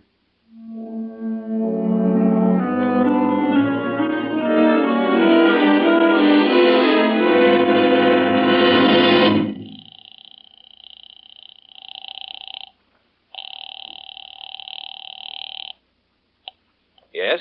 Mr. Johnson? Oh, Miss Bruner, I was just going to call you. I have an appointment with the governor at 9 this morning. Is he in town? Yes, we're in luck. He left the capital last night, and this morning my secretary called me that he's staying with friends here. Have you already talked with him? Yes, but just briefly. He's agreed to talk with me regarding Frank this morning. Miss Bruner? Yes. Don't raise your hopes at this late hour. As Frank's lawyer, all I can do is present what we've presented before and had turned down. I understand, Mr. Johnson, but you can't blame me for hanging on and believing. No, of course not. I promise I'll call you when I hear definite news. You'll call regardless of what it might be? Yes, I promise.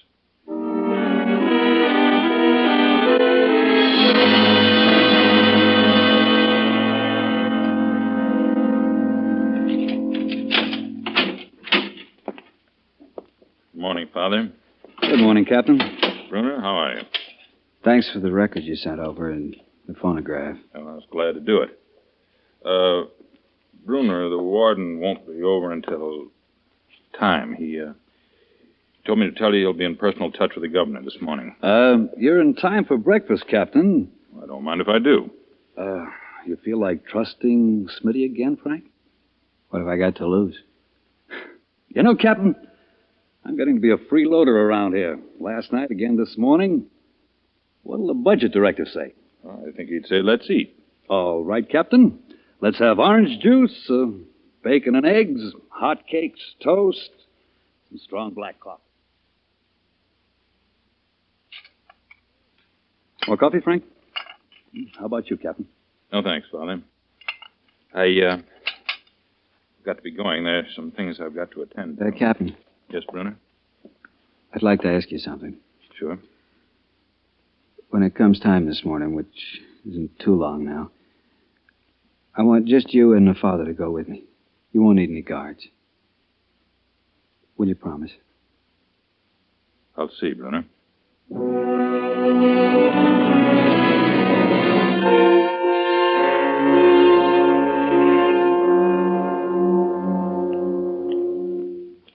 Hey, Whitey? Lucky.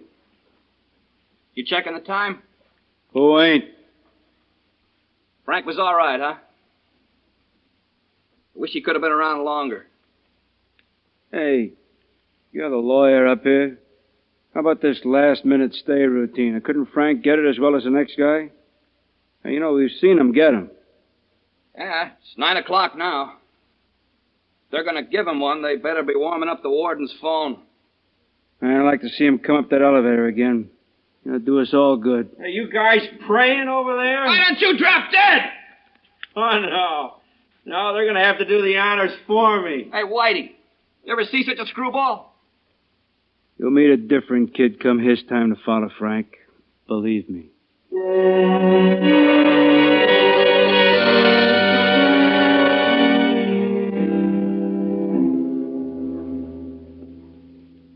Father, I'm scared.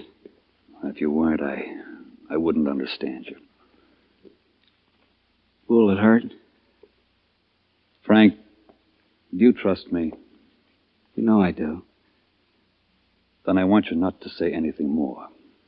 All right? But, Father, I like you, Frank. Because you know something?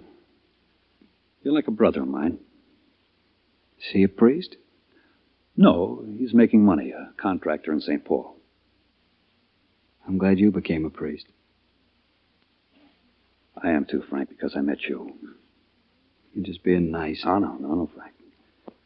I'd say this had we met outside. You know, we can't really judge our fellow man always by what he does or doesn't do. What we see is but a little bit of the man. God sees all of him. What's important? The heart. The intent of his life. I wouldn't worry if I were you, Frank. Whatever comes. Father, I don't know what I would have done without you. You're a good friend.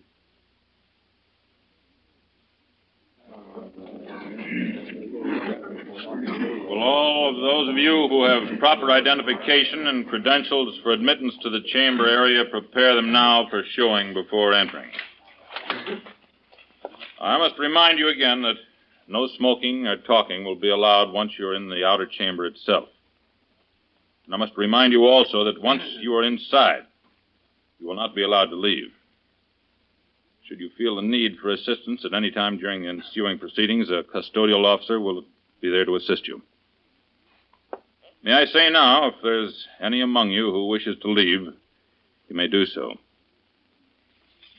Very well. You will sign the register inside the chamber, giving your name, address, in professional capacity.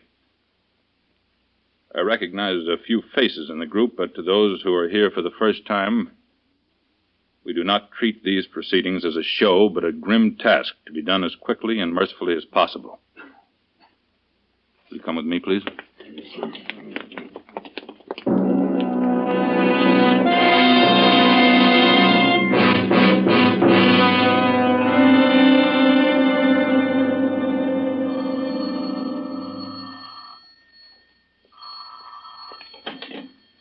Chamber. Yes? Yes, sir. Yeah, I'll tell. Yes, sir. Brunner, it was the warden. Yeah? He hasn't been able to reach the governor. Yeah, I know. The warden couldn't reach him. He just don't want to be reached. Frank. That's your show, Father. The make-believe's all. Frank.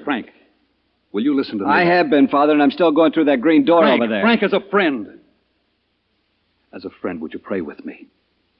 It's a prayer we both know, that I'm sure.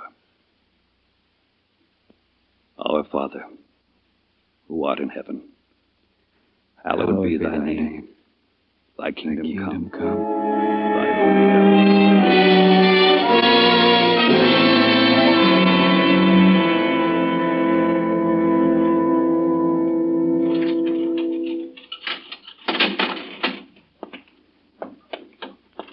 Father, we're ready.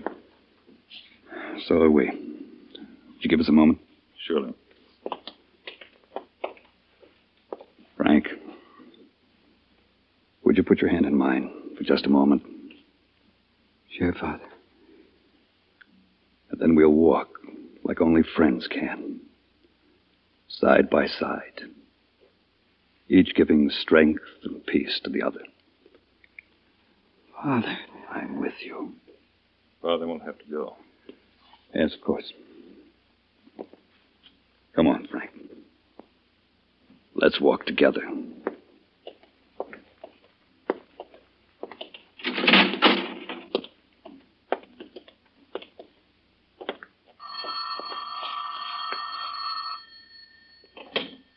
Chamber. Yes, sir. Warden! Warden! It's the governor's office. Father. Yes, Frank. We're going to be all right.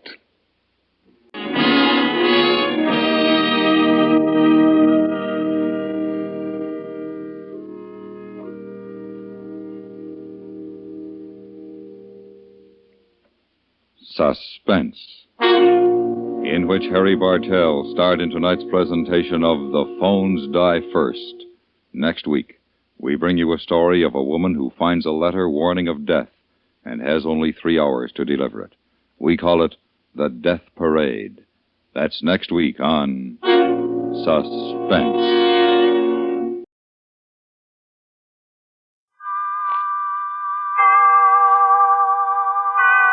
Autolite and its 98,000 dealers bring you Mr. Cornell Wilde in tonight's presentation of Suspense.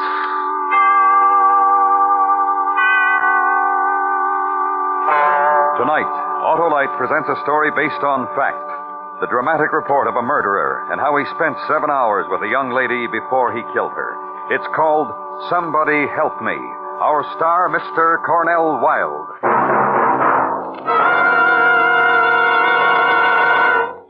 How would you like to feel that you have been responsible for your church, hospital, local YMCA, or other local or national recognized charity sharing in $100,000?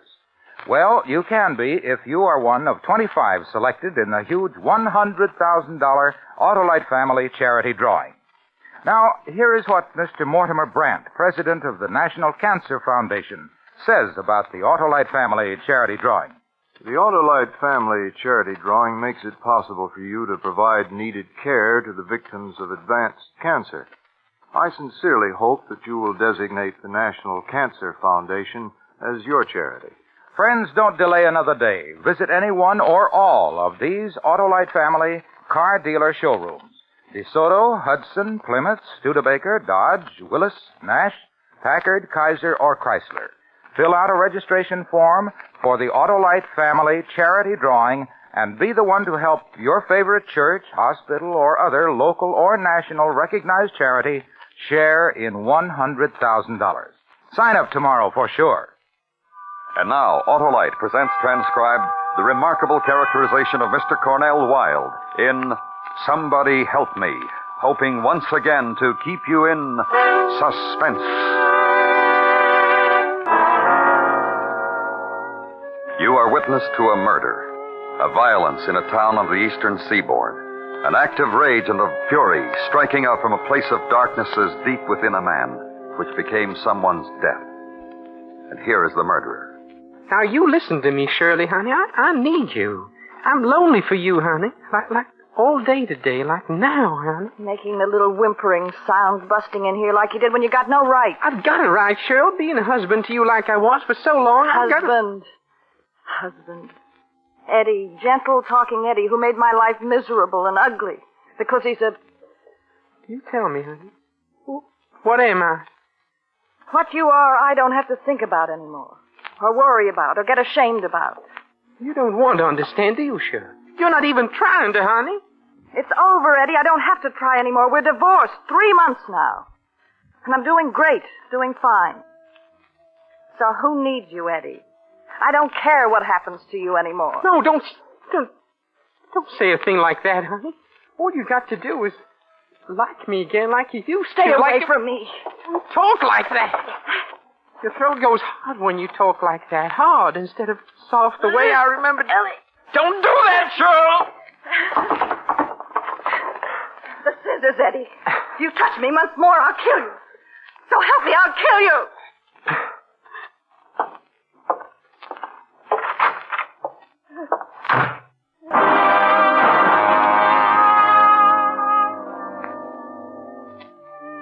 The murderer, who then got into his car and drove through the city, through drifting twilight of early autumn, through the ending of a quiet Sunday, and into a street lined with maple. At the corner, a girl waiting for a bus. Hey, Eileen! Eileen, victim. Eileen? Eileen Hall. It's me, Ed. Eddie Franklin. Not just some guy trying to pick up. Ed. I'm sorry. I really did think you were some fresh kid or something. Can I drive you someplace, Eileen? Well... It's no trouble, honest. I was just driving around. No special place to go. No one to see. You give me a real pleasure. Oh, you're sure it's no trouble? My pleasure, honest. Come on, my pleasure. Hop in. Eileen! Eileen, dear, wait! Who's that? Just Lois Anderson's a girlfriend of mine I was visiting with today. I just left her house a few minutes ago. You mind if I... Oh, no, not one little bit. You go right ahead, Eileen. I'll wait. What is it, Lois? Something I forgot to give you, dear. A little present I had for you. I wrapped it nice. You can open it when you get home. Oh, thanks, Lois. Don't keep your fellow waiting, dear. Whoever he is. Anyone I know? I don't think so. Thanks again, Lois. Well, I was coming out of my house and I saw the car drive up and stop, and I thought... It's all right, I know him. He's a friend. Good night, Lois.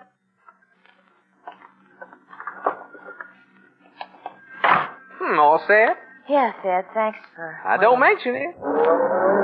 Where to, miss? Well, I was just waiting for the bus to go home. Oh, you have to do that? Go home? No. Not really. I thought I'd get to bed because early. I was just going to say... Yes? Well, I was just going to say if you don't really have to go home, well... Yes? Well, there's a drive-in up the road, and I thought maybe we'd stop and have a sandwich before... I mean, if you want to, Eileen. It's very sweet of you, Ed. I'd like to. Oh, my pleasure, Eileen.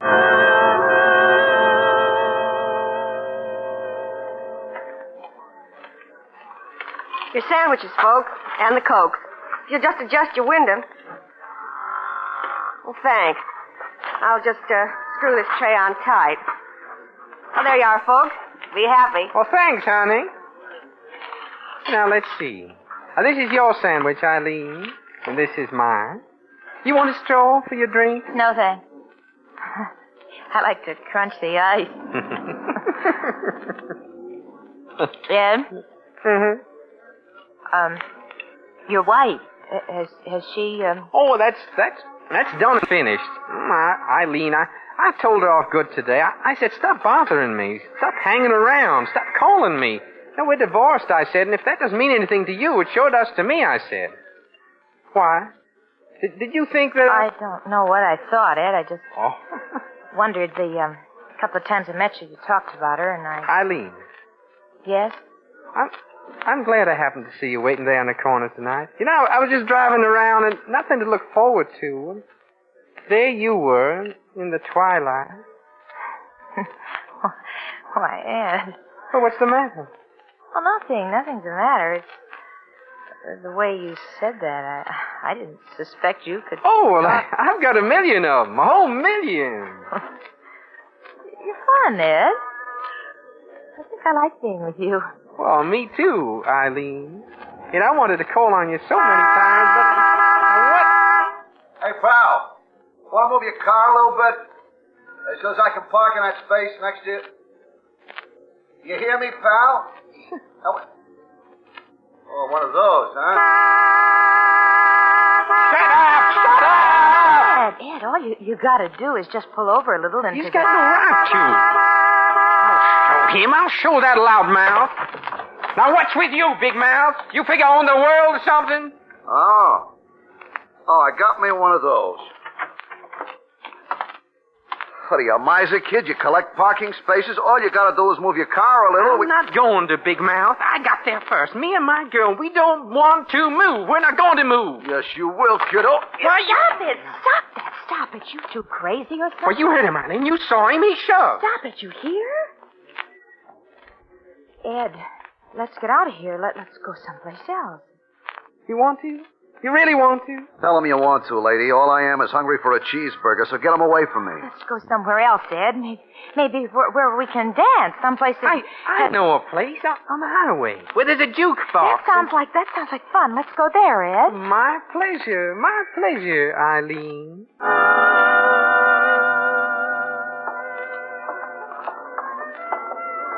Pardon me, sorry. Now, can we get through here, please? Can we get through here, please? Says the man. Says the man. Oh, come on. Let the lady and I through here. Lady. Ed. What? Let's get out of here. Let's not... Now, listen, you punk, you little punk. Let us through here. We want to sit down. Please, Ed. Hi, lady. To you, I'll apologize. Ed. Now, listen, you. I'm apologizing. You want to get through? I'll get you through. Get out of the way. Out of the way. Let these two good people by. Let them by. Table you wanted, lady? Thank you. Sit down, lady. Now, mister, what about me being a punk before you sit down, that is? You tell me that. Oh, well, Before you sit down, that is. No, forget it. No offense. You know, all those people and bumping and everything. Sure. And you know what? Huh? Hi, I'm Bernie. Hi. Hi, lady. I'm Bernie. Eileen. And I'm Ed. Hi. Mind if I do? I knew you wouldn't. Sit down, Ed, and join along. Hi. Hello. What's the matter with you? Get him. Hey, Eileen. What? What do you want? What are you laughing at? Mostly you. A long face to this kind of place. Informal. Yeah, friendly, Eileen. Now, we've forgotten. Come on. Sure. Sure it is. Eileen? Hi. You see, Eileen? Hi, Bernie. Yeah, me too. Hi, Ed. Yeah. Hey, you know what you ought to do, Ed? Hold up 3 fingers and yell beer so Eileen and me can finish out the dance. Yeah. Come on. All right. Hey, 3 beers. Hey, you, 3 beers.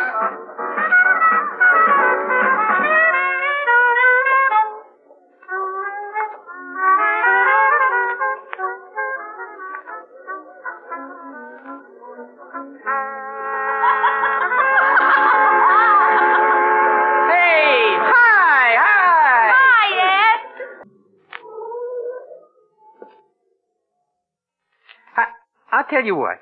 You unroll the window on your side, and I'll unroll the windows on mine, To let the country air in. Yeah, to let the country air in.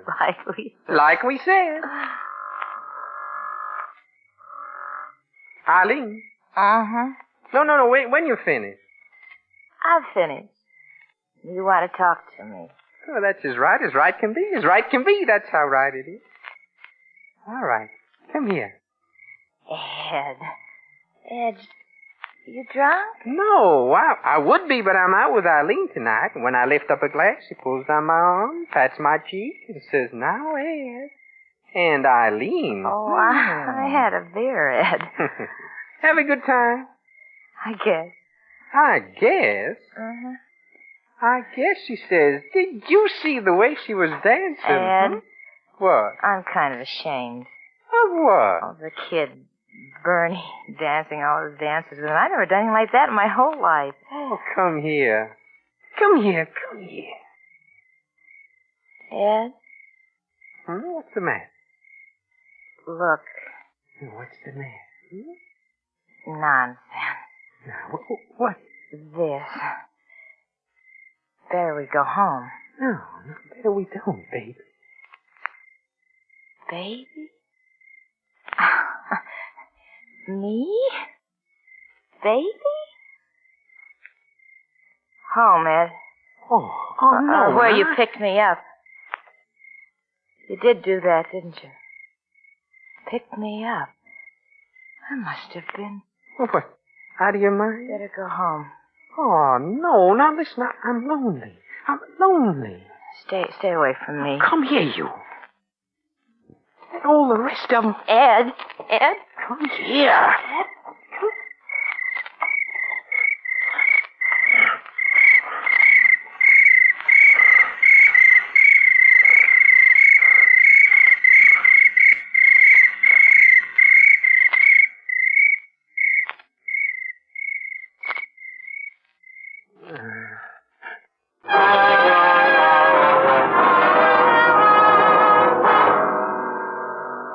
Autolite is bringing you Mr. Cornell Wilde in Somebody Help Me, a story based on fact.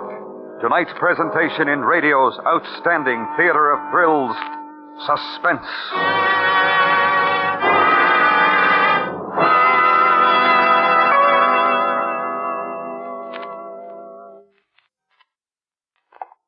Hello, Harlow. Why, hello, Jim. What's the good word? The word and the car is Chrysler, Harlow. Mm-hmm. I'm going down to pick up my new 54 Chrysler right now. Well, we're saluting Chrysler on Suspense tonight as a distinguished member of our Autolite family. And it'll soon be a distinguished member of my family, too, Harlow.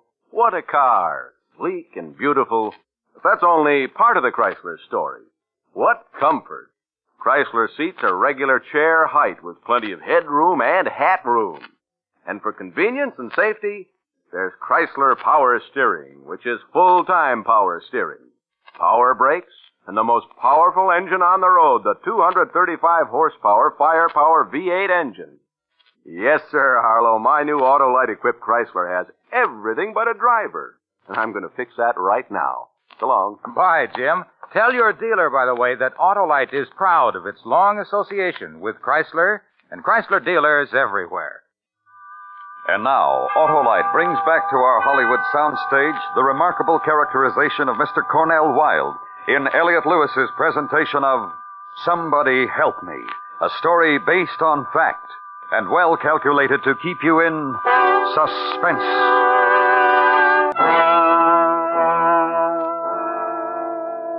Eileen Hall was missing.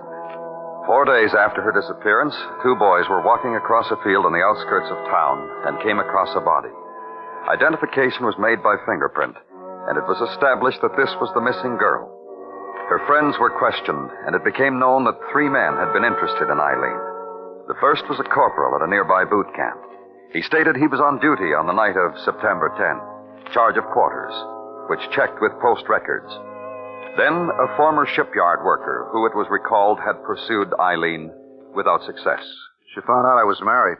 I told her I was right off the bat. Politely, in the nice way she had, she told me to beat it. I was playing poker on the night of September 10th. Which checked. A neighbor was questioned, a young man who had had several dates with her. Maybe 5 or 6 dates. We got along, I guess, but she got tired of going out with me. Guess we ran out of things to say to each other. The last time I saw her, it was pretty miserable. That was in July sometime. September 10th, I was out with Barbara. We get along fine. Too, on the basis of the identification, Mrs. Lois Anderson came forward, made a statement. Eileen was visiting with me. She left my house and walked to the corner to the bus stop. I ran after her to give her a little something I'd made for her. She was just about to get into an automobile that had stopped for her. Oh, no, I never saw the man before.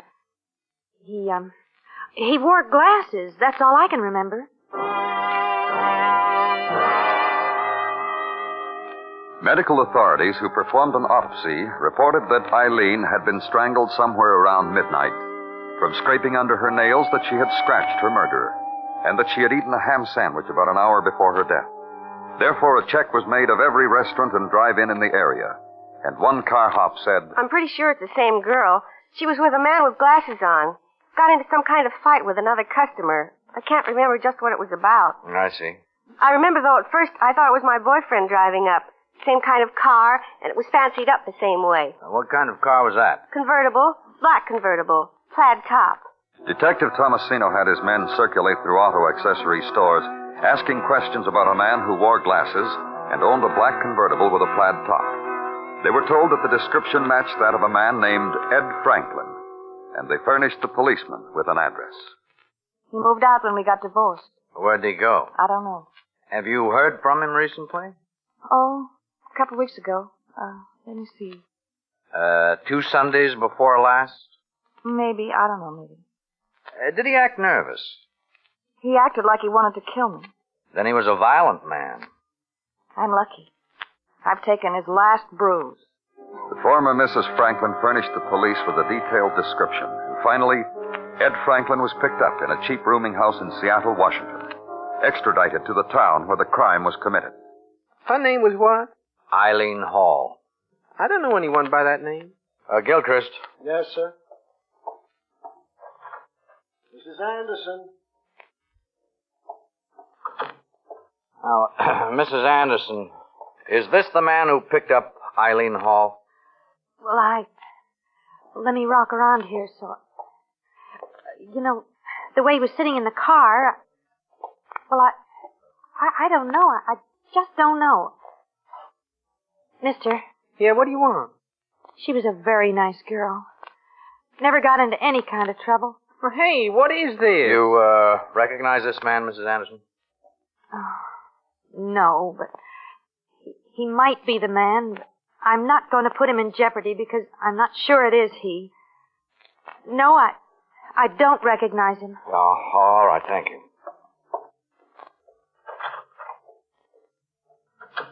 You see? See what? Well, she saw the killer and she said I'm not the one. Tell me something, Mr. Franklin. Well, any old thing. What were you doing in Seattle? Well, what's that got to do with... This is your home, Mr. Franklin. You were married here. Your job is here. Why did you go away?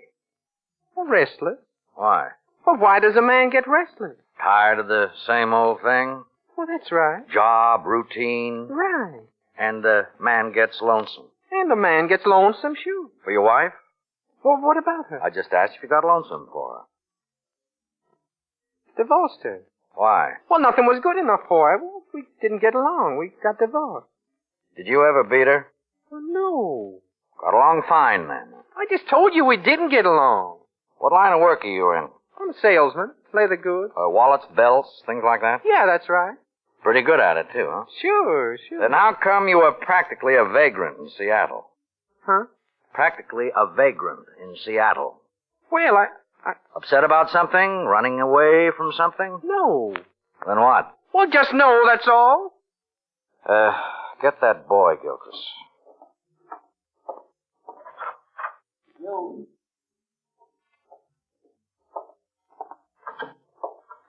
Hey, boy's name is Bernie, Mr. Franklin. You know him? No. What about it, Bernie? It's him. How do you know him, Bernie? I stood up to him in a juke joint once, and he fell down. Then there was a girl he was with. He watched me dance with her. Hi, Ed. Okay, Bernie. Gilchrist. Yes, sir. The 2 from the drive-in. This way, Bernie. Okay, you two.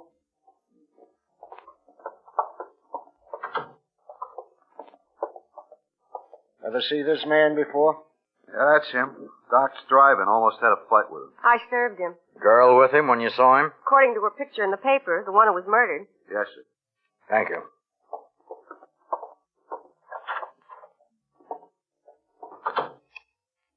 Well? Well, what? We got the middle of it, Franklin. You went to a drive-in and had a ham sandwich. You almost had a fight there.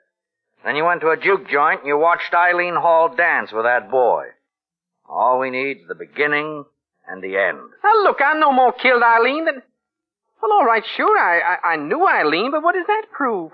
Nothing, except you said a few minutes ago that you didn't know her. Well, I didn't, not really. Well, she must have known you, else why would she get into your car? I picked her up. Oh, maybe, but I doubt it. I don't think she's the kind of girl who gets picked up. Well, where you been? Every girl gets picked up. Oh? Well, sure, where you been? How did you meet your wife, Franklin? Hey, now, wait a minute, mister. I just asked you a simple question. How did you meet your wife? I'll leave her out of it. Can't do that anymore, Franklin. Can't leave anything out of it. Come in, please. Sit down, please. I was just telling Hello, you. Ed. Shirley, honey. You're in a lot of trouble, aren't you?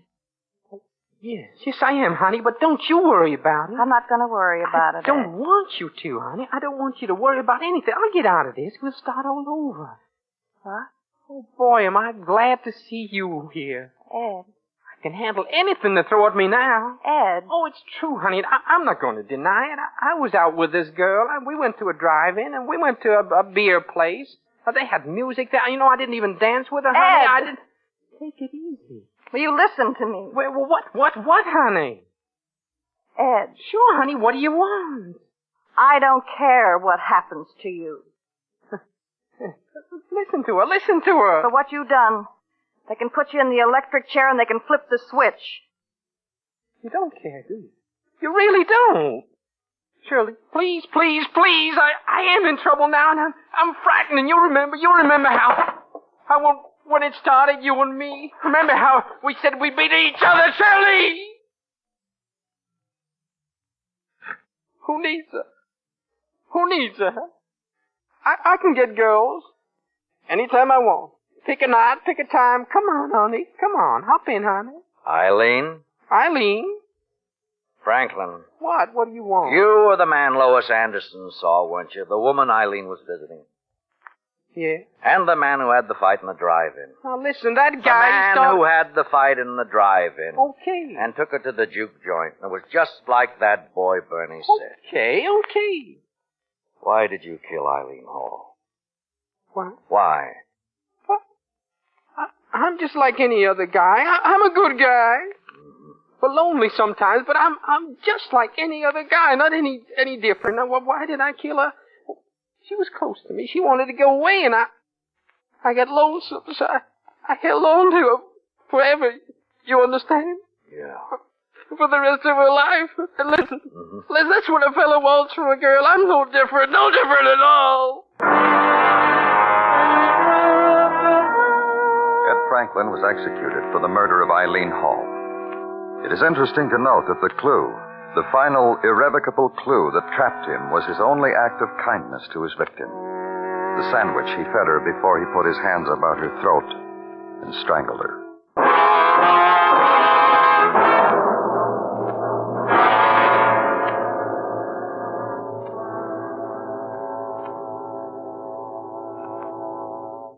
Suspense.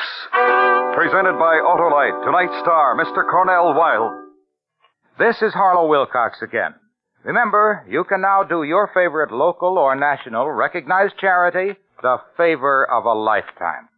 If you're one of the 25 persons selected in the huge $100,000 Autolite Family Charity Drawing, you can name any recognized charity you wish to receive a big share of $100,000. Those charities can be schools, hospitals, churches, the National Cancer Foundation, or any other local or national recognized charity. So if you're 18 years or over, visit any or all of the following Autolite family car dealer showrooms: DeSoto, Hudson, Plymouth, Studebaker, Dodge, Willis, Nash, Packard, Kaiser, or Chrysler. Print your name and address on the registration form and have the car dealer sign it. That's all. Nothing to buy, try, or solve. So sign up tomorrow. Next week, a story based on fact. The true report of a man who had everything going for him, but since all his dealings were illegal, it became necessary to move around more frequently than was usual. It's called Grand Theft. Our star, Mr. David Niven. That's next week on Suspense. Suspense is transcribed and directed by Elliot Lewis, with music composed by Lucien Moravec and conducted by Lud Gluskin. Somebody Help Me was written for Suspense by Morton Fine and David Friedkin, and based on research by Edward D. Radin. In tonight's story, Kathy Lewis was heard as Eileen, Mary Jane Croft as Shirley, and Joseph Kearns as Tomasino. Featured in the cast were Paula Winslow, Charlotte Lawrence, Larry Thor, Hy Averback, Sam Edwards, and Charles Calvert. This is the CBS Radio Network.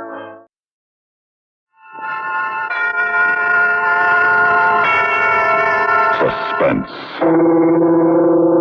And the producer of radio's outstanding theater of thrills, the master of mystery and adventure, William N. Robeson. The ensuing half hour is not intended as propaganda to abolish the relationship between mothers and sons. The twin institutions of filial piety and motherhood have survived too long under the aegis of the Fourth Commandment to stand in any grave danger of dissolution by a single dramatic diatribe. No, the tale you are about to hear merely seeks to point out that there can be too much of a good thing. And as someone said, be moderate in all things. We cry forbearance to mothers and beseech sons to render fully unto them only those things which are theirs, reserving all else for the women who will become the mothers of their children. Listen then as Miss Agnes Moorehead stars in Don't Call Me Mother, which begins in just a minute. And now, Don't Call Me Mother, starring Miss Agnes Moorehead. A tale well calculated to keep you in suspense. We were so happy together.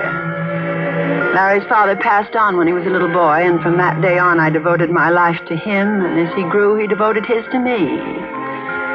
Laurie and Larry, what a lovely couple they make. My friends would joke, but it was true. We were a lovely couple. I and my handsome, tall son. He was everything a mother could ask for. Considerate, polite, intelligent, and a good provider. Mother? Yes, dear? Mother, I wonder if I could bring a friend home for dinner Saturday.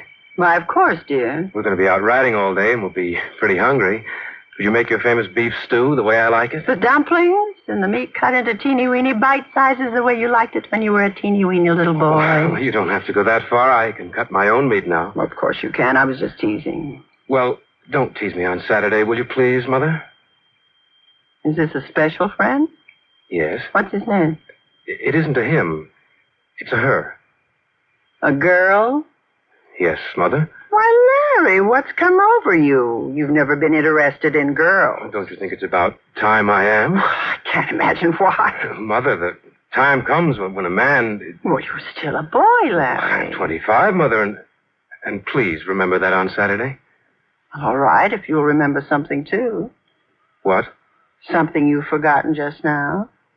Well, what, Mother? When you bring this woman to dinner, please remember to call me Laurie, not Mother. Do have another piece of persimmon pie, Roberta. Oh, I really couldn't, Mrs. Ryder. It's delicious, but I couldn't eat another bite. Larry, you will. No, thank you, Mother. Laurie?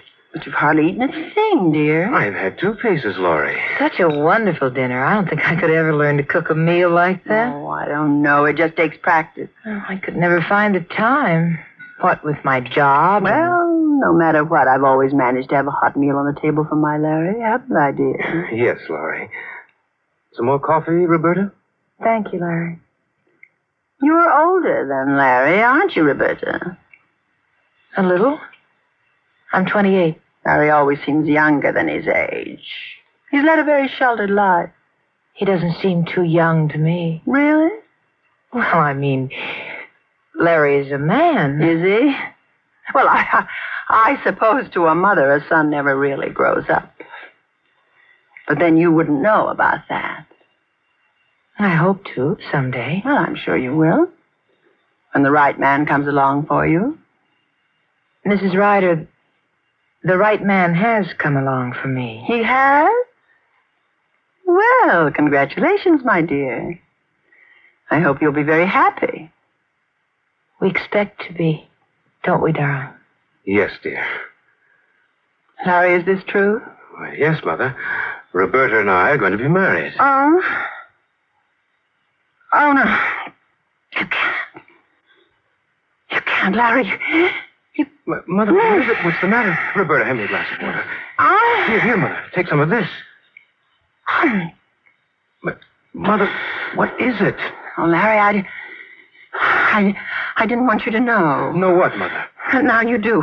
I don't know what you're talking about. My heart, Larry. I have a heart condition. Sudden shock. The doctor said I must be careful. Oh, Mother, I'm sorry, Mrs. Ryder. I shouldn't have sprung it on you so suddenly. Well, the doctor warned me against You just lie down on the couch and rest for a few moments. No, I'm all right. I'm all right now. Well, as you see, Roberta, I need Larry. So do I, Mrs. Ryder. I love him. Well, so do I. And anyway, my dear, you're much too old for him. So are you. What do you mean by that remark? Merely that it's time you let him go. It's time you let him grow up. Larry, are you going to let this woman insult me and you... We've talked it all over, Laurie. She's right. I will give you my permission. I'll never give you my permission. I'd like your permission and your blessing, Laurie, but I don't need it. I am of age, you know. You mean to say you'd walk out on your poor sick mother, leave her alone to die? Yes, literally to die of a broken heart. Of course not, Mother. We'll take care of you. Of course. If you're really sick, you can live with us. Never. So long as I'm alive, Larry belongs with me. Mrs. Ryder, I've got to say this. Larry and I are going to be married. Even if it's the death of you. Then listen to me, Roberta, and you listen carefully. If you try to take Larry away from me, it'll be the death of you.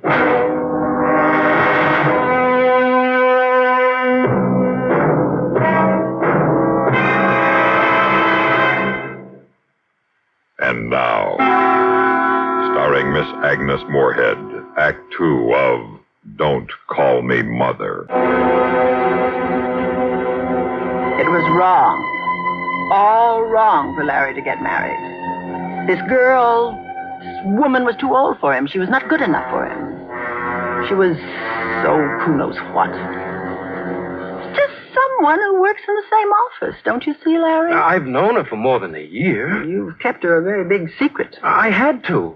I knew you wouldn't like the idea. But you went right on seeing her behind my back. Yes, until I was sure. And you're sure? I'm sure, Mother. Don't call me Mother. What are you sure of, Larry? That I'm in love with her. Love? What's love? It's something we've each got to find out about in his own way. Well, isn't my love enough for you? No. Larry. I'm sorry, Laurie, but the way I feel about Roberta is different from the way I feel about you. I'm sure that there's enough love in my heart for both of you. Oh, Larry, my dear, sweet little boy, trying so hard to be grown up. Please.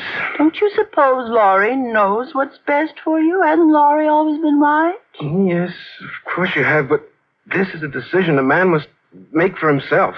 Without any consideration for others? I have considered you.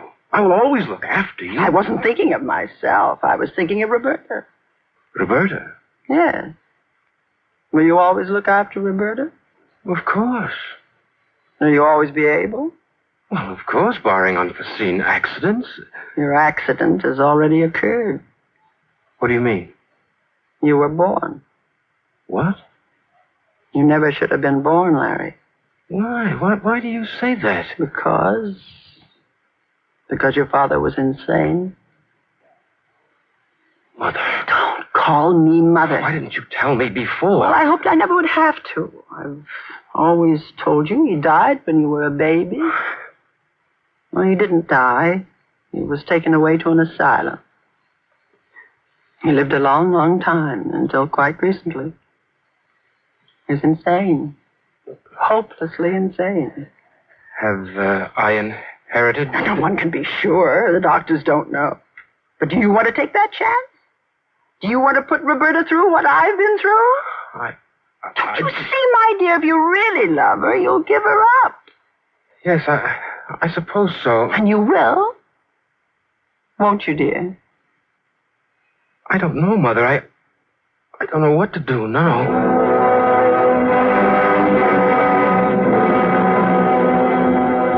I've never heard a more cockeyed story in my life. You don't believe it, do you, Larry? Of course I do.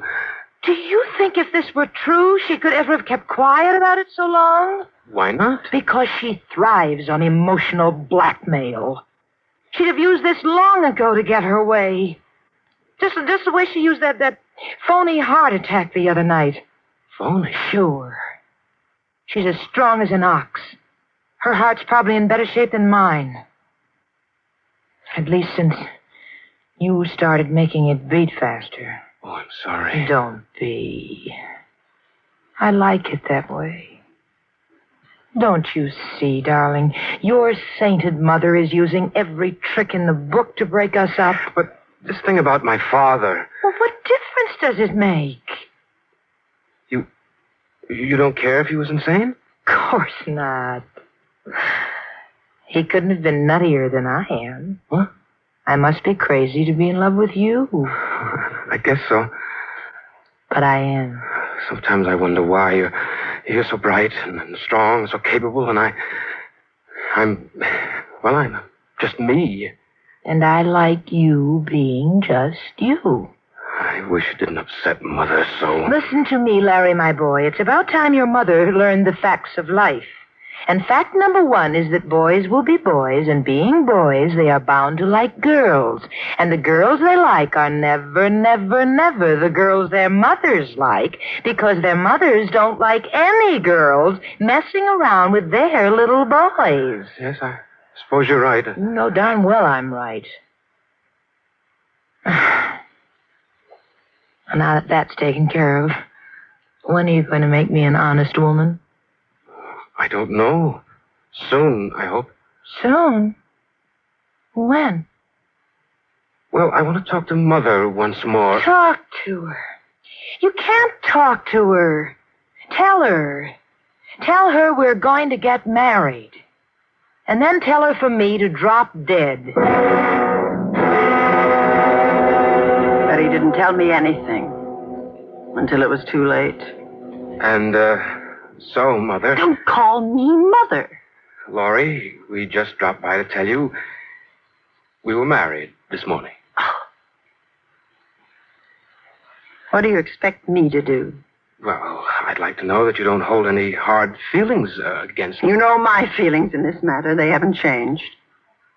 This may sound corny, Mrs. Ryder, but it would be nice to begin our married life with your blessing. You get no blessing from me, you kidnapper. Oh, come now, Mrs. Ryder. You're a witch. Strumpet, you're a thief. Well, let's go, Larry. We're not getting any place. You can't take my son from me. He's mine. He'll always be mine. Nothing you can do will ever change that. Love him. Go on. Love him as much as you know how. Give him everything you have. It'll mean nothing to him because you aren't me. Go on, take him away. Take him to the ends of the earth and he'll come back to me. Because he was meant for me, and I was meant for him. Laurie and Larry. And everybody's saying what a lovely couple they make.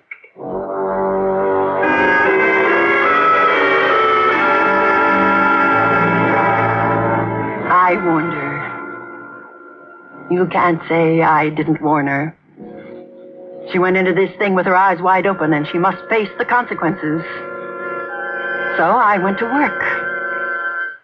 My butcher was the first person I confided to because I knew he liked to share secrets with all his customers. Well, Mrs. Ryder, I hear you lost a son and gained a daughter. That's right, Mr. Stern. Kind of sudden, wasn't it? Oh, No, I wouldn't say so. Who is the lucky little lady? Someone from the neighborhood? No, she worked in Larry's office. A brilliant girl. Maybe a little too brilliant. Oh, how do you mean? Well, you know, Mr. Stearns, these bright ones, sometimes they aren't too stable. Oh, flighty, eh? No, not flighty. Moody. She has dark moods. I don't know. Well, now, that could be hard on Larry. Oh, don't you worry about Larry. You can always count on me to cheer him up. That's right, Mrs. Ryder. He's a lucky boy to have you for a mother. And there were others. Old Mrs. Martin, who lived by her telephone. And my cleaning woman and the corner druggist. I let them all know that Larry's marriage was not as happy as it could be. And I tried, successfully I believe, to plant this thought with Larry when he came to visit me. I insisted he come alone. I would not receive that woman in my home. You look a little peaked, dear. Are you getting enough to eat? Of course, Laurie. Your wife has learned to cook, then. She does all right. But not as well as I do. She's learning. Well, I hope so, before you waste away. Are you happy, darling? Truly happy? Yes, I'm happy. You don't seem to be. What is it, dear? What's worrying you? Nothing. Come on now, tell Laurie. I promised not to. We've always been honest with each other, dear, and that must never change. Now, what's troubling you? All right, then. Roberta's going to have a baby. Oh. Yours? Why, yes. But you aren't sure. Oh, no, but... You can't be sure, can you? Well, how could you be sure? Now you can be sure of only one thing. This is why she wanted to marry you so desperately. This is why she took you away from me. Don't you see? Can't you see that now? Well, I won't permit it. I won't let it happen. I won't have you the father of another man's child. But you're only jumping to conclusions. Oh, no. I'm certain I know her kind of woman. I told you, Larry. Over and over I told you this marriage was wrong. Perhaps now you realize once more that Laurie knows what is best for you. But what can I do? Do? There's only one thing to do now. Kill her. Of course, it took a lot of persuasion, but I know just how to persuade Larry. And in the end, he agreed with me. And it will be so simple and so safe. Everyone knows she's a creature of dark moods. Everyone knows that for days on end she doesn't speak to you. That she goes for long automobile rides by herself at night. How does everybody know this? I've told them. But it isn't true. Well, they think it is. You've been planning this for a long time, haven't you? Since the day you got married. You're a wicked woman. You belong to me, and I belong to you. You know that, don't you, Larry? Yes, God help me, I know it. Now, you know what you're to do. Turn out on the coast route, 1.5 miles below Gull Point. There's no guardrail. You let the car roll and jump just before it goes over. It's more than 100 feet to the surface. Why do I have to do it? I don't hate her, you do. Why don't you take that gun you keep in your desk and just shoot her? And have the gun traced in the fingerprints? Use your head, Larry. This way it'll look like an accident, a break failure. An accident that occurred when poor Roberta was on one of her moody midnight rides. Thought of everything, haven't you? Yes, my dear, because I'm thinking of us. Now, I'll follow you. I'll be waiting up the road to drive you home. When will you do it? Tonight? Might as well. The sooner the better. That's right. That's right, my dear. The sooner the better. What are you stopping for, Larry? This turnout. Let's look at the view a minute. Oh. It is lovely, isn't it? Sliver of the moon across the water. Let's walk out to the edge. Come on, we can get a Wait, we're not supposed to? Supposed to what? Nothing.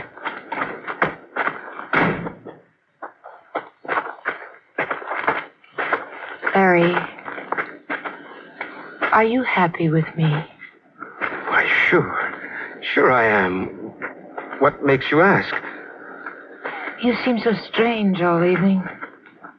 You saw your mother today, didn't you? Yes. I can always tell when you've seen her. You come back to me different. I'm sorry. Well, what terrible things has she told you about me this time? Oh, nothing. Don't tell me. I don't want to hear. I don't care. So long as I have you. Isn't it lovely out here?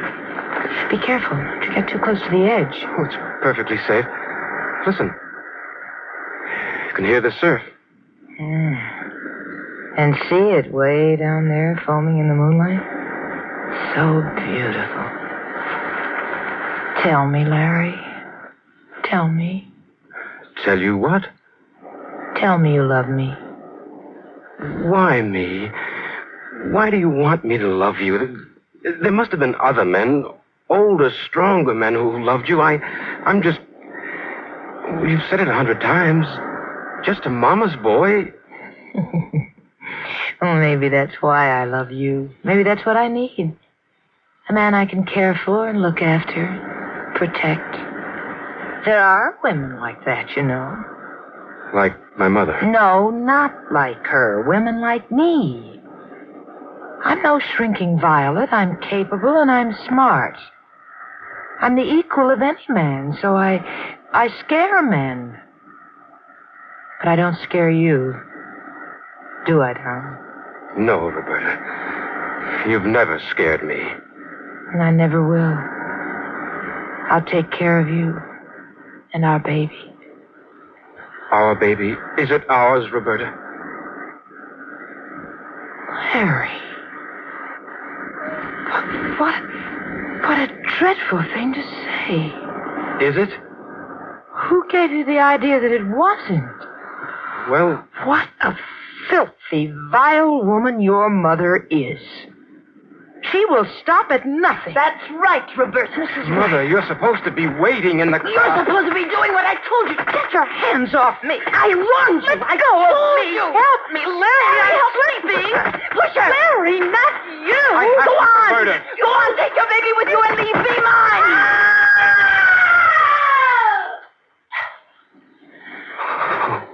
God, Mother. What have we done? Don't call me Mother. It only took a moment to release the handbrake on the car, send it rolling over the cliff, and Roberta's accidental death was complete. It was all over and done with, and Larry and I were back together again.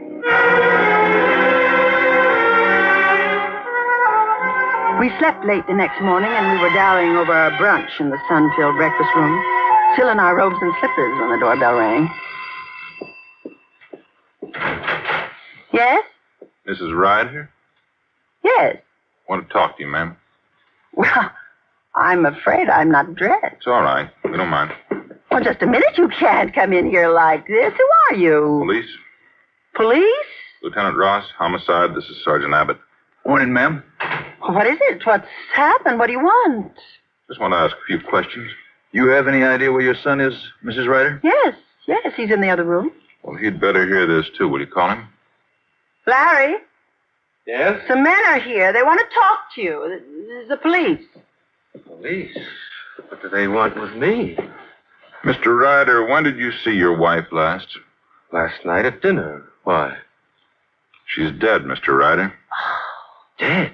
Oh, Larry, how horrible. Her body was found on the rocks near Gold Point this morning. Car went over, too. Larry, I told you shouldn't let her go out alone on those long rides at night. She was in the habit of driving alone at night? Oh, yes, whenever she got into one of her moods. You weren't home last night, Mr. Ryder? No, I slept over here. Have an argument with your wife last night? No. Was she in one of her moods last night? You might say so. Well, where were you last night, Mrs. Ryder? I was right here with Larry. We watched TV until quite late. You sure of that? Well, I can prove it. Larry was with me. Just what are you driving at? This. You recognize it, Mr. Ryder? It's a wristwatch. I gave it to her for a wedding present. Do you know there was a message engraved on the back of this watch? No. The letters are so tiny it looks like a design until you put it under a magnifying glass. Message? What does it say? It says, I have only one enemy in the world. If anything should happen to me, my mother-in-law will be the cause. Oh, that vicious witch. Why can't she let us alone? Why does she have to come back from the dead to haunt us? No, Mother. Don't you call me Mother. All right. I won't call you Mother. The word is too good for you. You're the vicious witch. You're the one who's evil. Why couldn't you have left us alone? Why couldn't you have left Roberta and me live our own lives? Oh, my heart. I'm going to faint. Go ahead, faint. Drop dead. I'm smelling salts. It's in the desk here. Gentlemen, the inscription on my wife's watch is correct. My mother murdered her. All right, up with your hands, all of you. Drop that gun, Mrs. Ryder. Oh, no, and don't either of you. Put it away, madam. Somebody's liable to get hurt. Indeed, yes, someone's liable to get killed. But I won't put it away until I hear my son out. Well, Larry, did you have something else to say? Not much. Only that you killed her, and I hope you hang for it. This is your last word to your mother? You haven't been a mother to me ever. Parasite, a leech, a selfish, aging hag, but no mother. That's all you have to say. That's all. And this is my reply, dear Larry. Hey, grab her, Let me go. I got the gun. Let me go. I got her. Let me have it. Let me use it on myself. I must join Larry. We've always been together, Larry and I. You mustn't separate us now. You don't realize how it is with us. Laurie and Larry, such a lovely couple, people always say.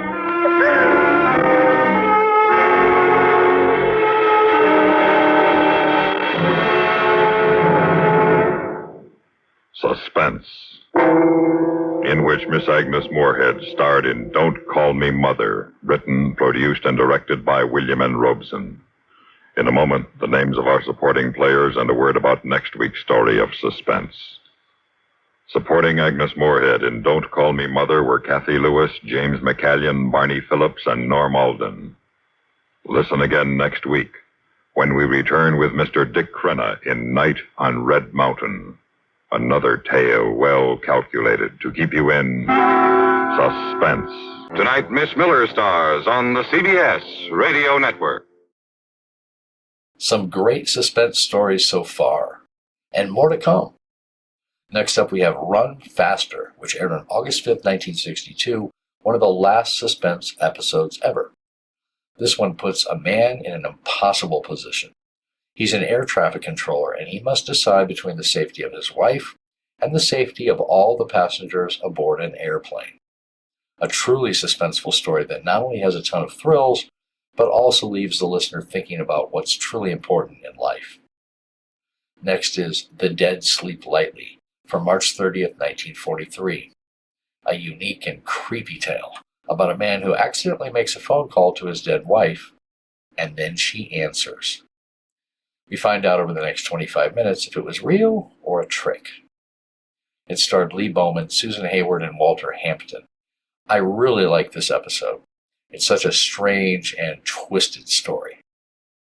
Next is The Evil of Adelaide Winters, once again starring Agnes Moorehead, and originally broadcast on September 10, 1951. Another of the better-known suspense episodes, Moorehead stars as a fake psychic who takes advantage of the family members of missing-in-action service personnel from the Korean War. She and her accomplice, who's played by Joseph Kearns, find missing soldiers' names published in the newspaper, and then they scam the family into believing that they can give them closure by speaking with the soldier if they're dead, and if they can't, then it means the soldier is still alive. However, one of the victims becomes suspicious. Fantastic story, fantastic acting by Moorehead and Kearns, and a truly great and surprising ending. And then we have A Murderous Revision, which aired December 3rd, 1951. This is a really unique and cool story. Quite a bit different from any other suspense episode. A writer for a radio mystery show is fired, and he decides to get revenge on the air. A big backstory is interspersed with the present plottings of the writer until the ultimate suspenseful, awesome conclusion, making this truly huge in scope and complexity and plot. I should also mention that it was redone many years later on Suspense under a different name with different actors, and that will be coming up before too much longer. This one starred Richard Widmark, Kathy Lewis, Joseph Kearns, and Charlotte Lawrence. And then next we have Dark Journey, once again starring Joseph Kearns and Kathy Lewis, with a great performance by Nancy Kelly. A woman who has been dumped by her boyfriend believes that through force of will, she can get him back. Completely obsessed with him to the point that she's more than willing to overlook his true nature, she eventually winds up back together with him. But as they say, be careful what you wish for. You just might get it.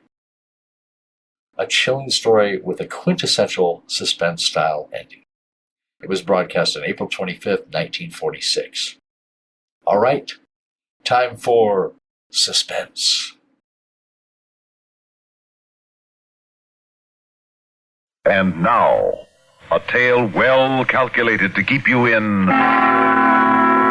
suspense. In a moment, Act One of Run Faster, written especially for Suspense by Lois Landauer. Funny how a guy can have all the ingredients for happiness and still want things that are wrong for him. The whole time I was in the hospital after flying in Korea, I kept telling myself how wonderful it'd be when Chris and I got married. A little white house, simple, happy life. I got my discharge and we had the house and the simple life. Too simple. The range station where I got a job was on a small emergency landing field. So I was supposed to double on tower work for emergency landings. Only there weren't any. Bill, my relief man, and my brother Dink lived with us. Dink didn't know beans about flying, but he got the same charge I did just being around it. He was over at the field the night the big fog moved in. Chris was fixing the supper I took on the midnight shift. You think 2 sandwiches will be enough? Sure. I'd better put in a piece of cake. You didn't eat much dinner. No, sandwiches will be enough. Well, I'll just put it in. You can't tell. You might get hungry. The sandwiches are enough. What's the matter, darling? Nothing's the matter. Is it the fog? Well, what's the fog got to do with me? I don't know. You just act so funny every time the weather's like this. Wait a minute. What's the matter? Hold it. Just a plane, dear. I thought he was in trouble for a minute. Oh, Bill's on duty. He'd take care. Yeah, Bill always gets him. But do I? I sit in that shack night after night, and what happens? Nothing. Is that so important? Important? You think I'm made of sawdust? Married life getting you down, Dave? Oh, for crying out. I guess it must be pretty dull after Korea. I didn't say that. You're thinking it. All right, so I like a little excitement once in a while. Is that so terrible? No. I guess we're just different, that's all. Well, it's not that. What then? You wouldn't understand. You weren't there. Darling. Well? Maybe if you got away from planes. Chris, I don't want to get away from planes. That job is still open in Clinton. No. We could afford to build our own house in town if you took it. What's wrong with this house? Nothing, but we're so far away from everything. What do you mean, far? Clinton's only 2 hours away, and there's Bill and Dink. Dink should have young people. You've still got a few years left, Grandma. Anyway, he likes it here. Look at all the time he spends over at the field. Oh, honey, that brother of yours would like anything you did. You know that. If you'd get this flying bug out of your system, Dink would probably get over it, too. I don't want to talk about it. But it's true, Dave. Oh, I hate to keep harping on it. Then don't. Are you about finished with those sandwiches? You still have half an hour. Bill overslept this morning. Yeah, but he asked me to relieve him early. He has a big date in Clinton tonight. Oh, Dave, that's not fair. Well, what's the difference? Well, of course it doesn't matter to Bill the hours he keeps. He has no wife waiting around at home. I think he's being very inconsiderate. This is the 3rd time this month. Look, I want to get over to the airport. Do you mind? The thermos is on the sink. You can fill it. I just washed it. Oh, Dave! All right. I broke it. Is that so tragic? Oh, here it is. Yeah, I know. If we lived in town, we'd get one at the corner drugstore. In town? You wouldn't have a job where you take midnight suppers. Well, we're not in town. We're living where planes come in and go out. You understand? And if I have to bust a thermos bottle to get some excitement, I'll bust one every 5 minutes. Now, how do you like that? Fog was thick and getting thicker. Before I'd gone a dozen yards, our house was a shapeless blur behind me. Then it was gone. I thought of Chris alone back there, cut off from the world. I felt like a grade A heel for acting up like that. Well, Bill cut out as soon as I got to the shack. Dink's wheelchair was close to the radar panel as usual, but there wasn't a blip in sight as usual. Something wrong? No, it's the same old stuff. Chris, huh? Yeah. Well, it's because she's a woman, Dave. I guess so. Well, it's not so hot for her. Bill sure isn't any company for her when he's not on duty. He's either sleeping or out on a date. And with you sleeping days, it really isn't much of a deal for her out there. Especially with a cripple like me around to slow things up. I'm nuts. I think I'll check Mercury. Midland Radio calling L.A. Mercury Airlines. This is Midland Radio. You there, Hank? This is Mercury Airlines. You're on early, aren't you, Dave? Yeah, Bill's giving the Clinton girls a break. Hey, what's with this thick stuff? It hasn't hit out here yet, but we're expecting it. What's your ceiling? Oh, about 400 feet. It's dropping fast, though. Better watch it. Army fields west of you aren't landing anyone without 00 cards. Yeah? Well, maybe I'll have company. Could be. Hey, Dave, someone's coming. Well, I don't want anybody to have any tough flying, but it'd be good having a plane land here for a change. Dave. Now, hold it a minute, Hank. Kid Brother's trying to say something. Oh, hi there. Can I do something for you, mister? Talk to you later, Hank. Something wrong, Dink? No, I'll call you back. Sort of took me by surprise. I didn't hear your car.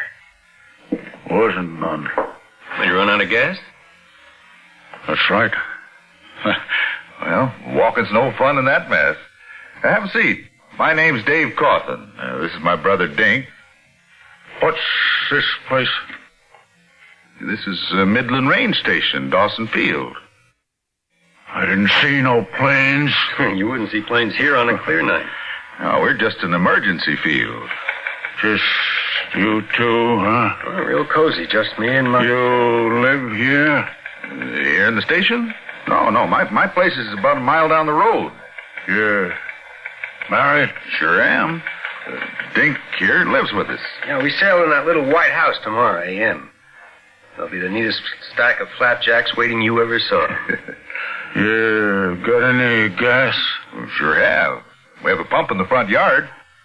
At your house, huh? Have you got enough in your tank to get on the road a mile? Oh, it don't move. Maybe it ain't gas even, but don't move. Uh-huh. Wait a second. Let's see. What are you doing? What's that thing?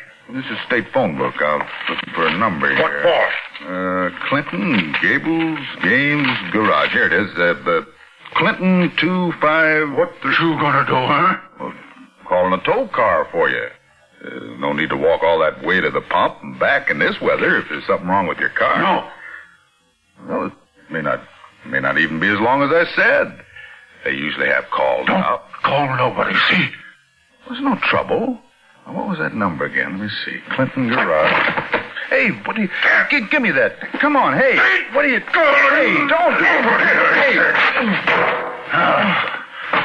Try using it. Torton, too. Now, where's that pump at? Down the road a mile, huh? Dave. It's all right. Bill's there. Here's a can, mister. There's no need to ask at the house about using the pump. You just help yourself. About a mile, huh? Mm-hmm, that's right. In the front yard. Why should I lie to you? All right. 1 mile. White house. Front yard. Boy, a real sweetheart, huh? Yeah.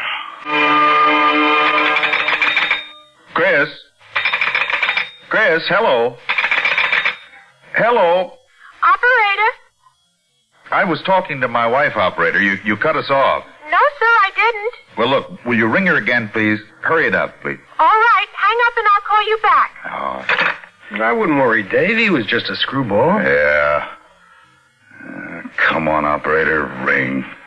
Yeah, wish there was some way I could get home now. Well, if it was a clear night, I'd take a chance covering for you, but I don't know the first thing about radar.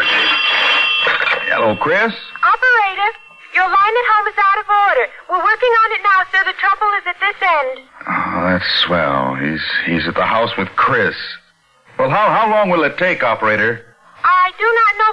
5 minutes, an hour, maybe. Hard to say. Oh, yeah. Well, will you get me Sheriff Grover? Did something happen? Operator, I'd like to speak to Sheriff Grover. Do you mind? The line is busy, sir. Want me to keep trying? Yes, please.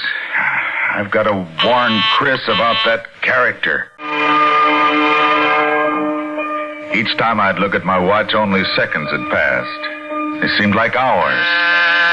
Something was happening. Hank didn't usually call me. Mercury Airlines calling Midland Radio. You there, Dave? This is Midland Radio. What's up, Hank? I want to know if you've heard from our flight 535 out of L.A. Negative. Why? Are they in trouble? I don't know. They haven't reported in over an hour. 535's not due over here. Think they're off course. Can't say. They didn't report over Downsville or Little Falls. What's his altitude? That's just it. We're not sure. He was cleared out of here at 8,000. But with the weather doing tricks out your way, he may have been trying to contact us for a change in his flight plan. Better stick close, boy. A lot of people in that thing. You reading me, Dave? Oh, I'm not going anyplace. You should have gone to Clinton with Bill. I hear they're having plenty of excitement over there. We heard some mental patient walked out of the big state hospital over there yesterday. Hank, I've got a call that may be your 535 now. I hope you're right, Dave. Midland Radio. I better catch it. Mercury Airlines, flight 535, calling Midland Radio. Come in, Midland. Aircraft calling Midland Radio. Repeat your identification, please. Go ahead. 535, Mercury Airlines. Do you read me, Midland? Go ahead. Midland Radio to Mercury 535. L.A. has been looking for you, buddy. What's your problem? Well, it beats sleep, Abby. Trying to get through for hours at a descent of 5,000. I need landing clearance quick. Estimate 15 minutes more fuel, and that is all, brother. 535 from Midland. We're reporting present weather of 200 feet overcast, visibility half a mile dropping, altimeter setting 29.83, wind from the northwest at 5. Over. Ouch. Report me in L.A., will you? See you in 15 minutes. Over, pal. Will do. Midland Radio calling L.A. L.A. Mercury Airlines. Hear anything, Dave? Yep, just now, Hank. I'll bring them in here in about 13:30. Good. Now, if you can just pick up that lost mental patient, we'll give you a merit badge. Patient? Oh, yeah. There's no weather for a sick man. What's wrong with him? His hands. Hands? Yeah. He's a strangler.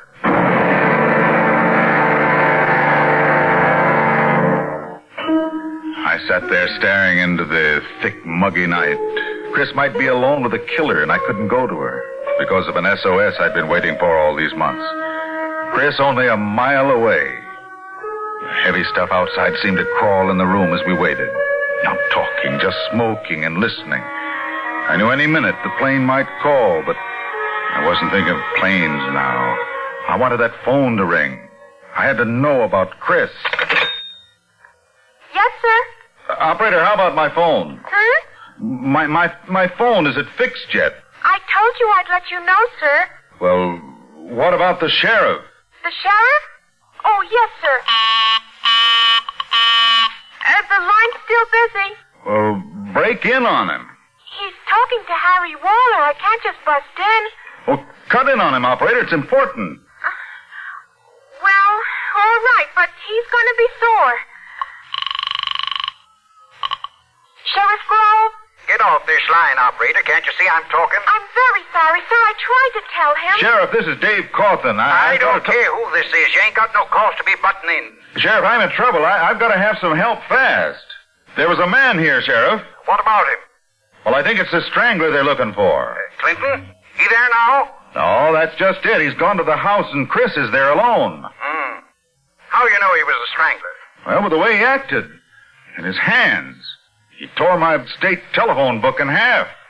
Now, son, just cause a man's strong enough to do that don't mean he's a criminal. Well, he is the strangler, and my wife is alone. You got to do something, Sheriff. Okay. I'll take a run over there.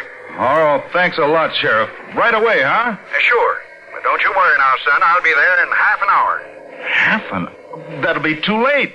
Sonny, my old bus only goes so... But, Sheriff, a half an hour he could be there now. Meantime, why don't you call Lon Miller? Operator, would you get me Lon Miller? But Mr. Miller's on your circuit, sir. What are you talking about? His line is out of order, the same as yours. Mercury 535, calling Midland. Come in, Midland. Midland to 535. Pull up. 535. Execute missed approach immediately. Mercury 535 to Midland. Low frequency radio is out.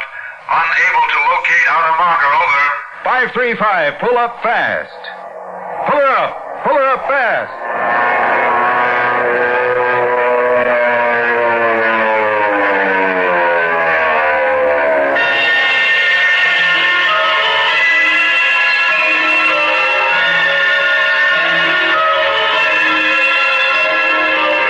The big ship just missed the shack by a few feet.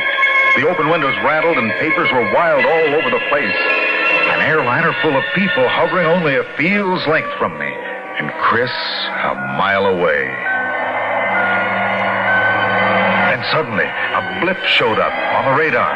He was close. Mercury 535, calling Midland radio. That was 1,500 feet, ready for landing instructions. Fuel almost out, over. Midland to 535, make a 90-degree turn to your right, acknowledge. 535 to Midland, 90 degrees to the right, roger, over.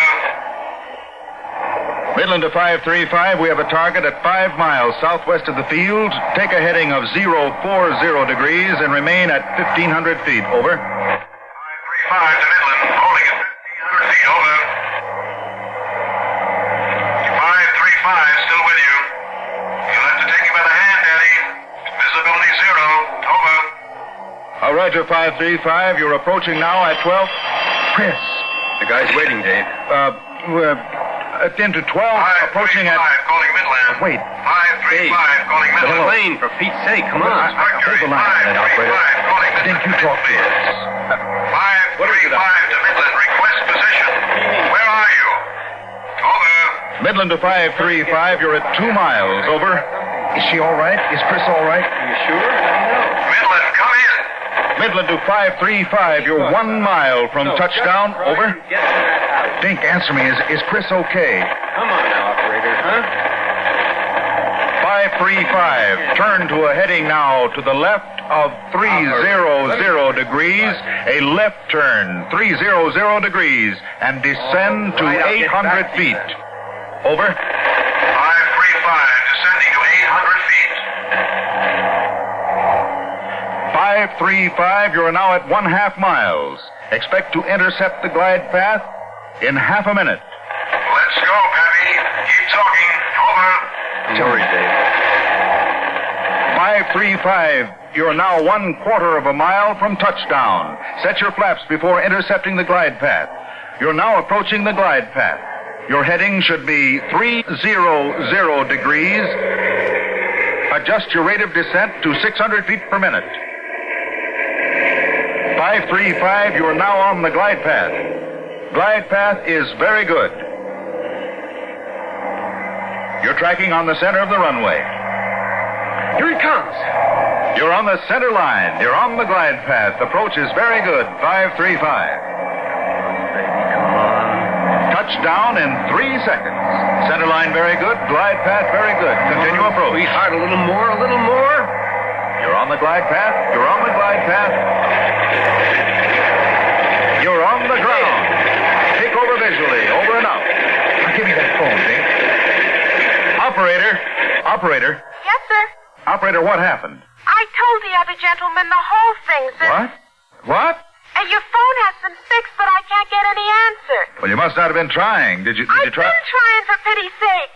Maybe your wife ain't there. Are you crazy? Of course she's there.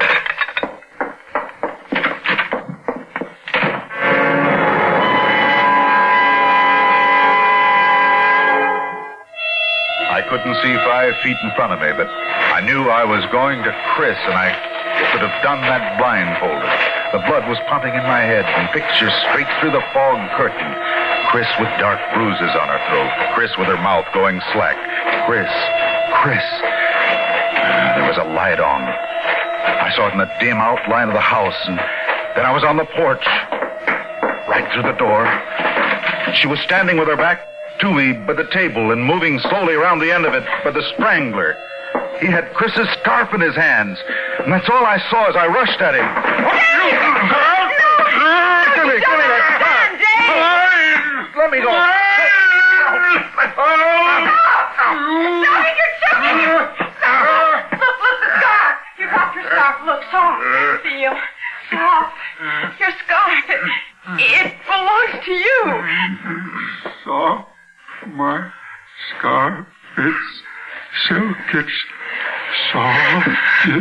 You okay? Yes. Yes. You're a nice lady. It's soft. Dave. Are you all right, baby? Oh, Dave.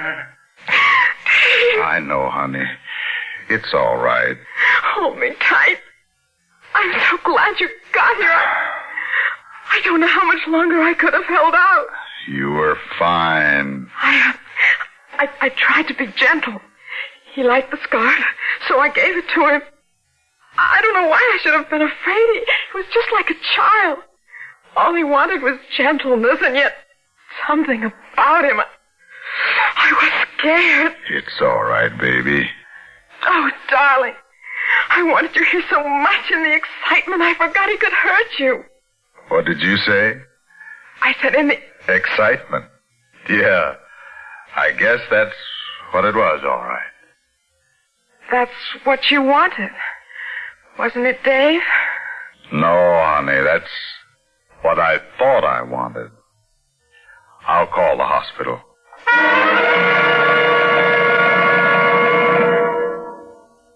Suspense. You've been listening to Run Faster, written especially for Suspense by Lois Landauer. Suspense is produced and directed by Fred Hendrickson. Heard in tonight's story were Jimmy Blaine, Jimsy Summers, Bill Lipton, Roger DeKoven, Bob Reddick, Ted Pavel, and Guy Rep. Music supervision by Ethel Huber. Sound patterns by Walter Otto. Technical direction by Fred Cusick. This is Stuart Metz speaking. Listen again next week when we return with The Silver Shoe, written by Robert Reddick. Another tale well calculated to keep you in suspense.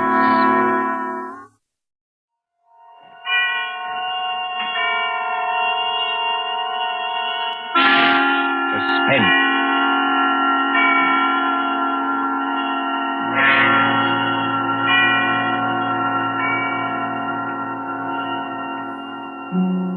This is the Man in Black, here again to introduce Columbia's program, Suspense. Our stars this evening are three. In the order of their appearance, they are Walter Hampton, one of the theater's proudest names for 2 generations, and Susan Hayward and Lee Bowman, 2 of Hollywood's brightest younger stars. The story called The Dead Sleep Lightly by John Dixon Carr is tonight's tale of suspense. If you've been with us on these Tuesday nights, you will know that suspense is compounded of mystery and suspicion and dangerous adventure. In this series are tales calculated to intrigue you, to stir your nerves, to offer you a precarious situation, and then withhold the solution until the last possible moment. And so with The Dead Sleep Lightly, and with the performances of Walter Hampden, Susan Hayward, and Lee Bowman, we again hope to keep you in suspense. Ashes to ashes, and dust to dust. Meadowvale Cemetery, not far from New York. Meadowvale Cemetery, on a dim gray morning in early April, when rain forms a mist across leafless trees and white gravestones. You see, over there, The group of silk-hatted gentlemen, each with his protecting umbrella, gathered around an open grave. You see the clay soil freshly dug. You can hear perhaps the creaking of support as the coffin is lowered into its everlasting house. And the droning voice of the clergyman. I am the resurrection and the life, saith the Lord. He that believeth on me, though he were dead, yet shall he live. Live? Quiet, Mr. Templeton, please. What's wrong with old Templeton? Please, sir, remember where you are. She's not alive, I tell you. She's not alive.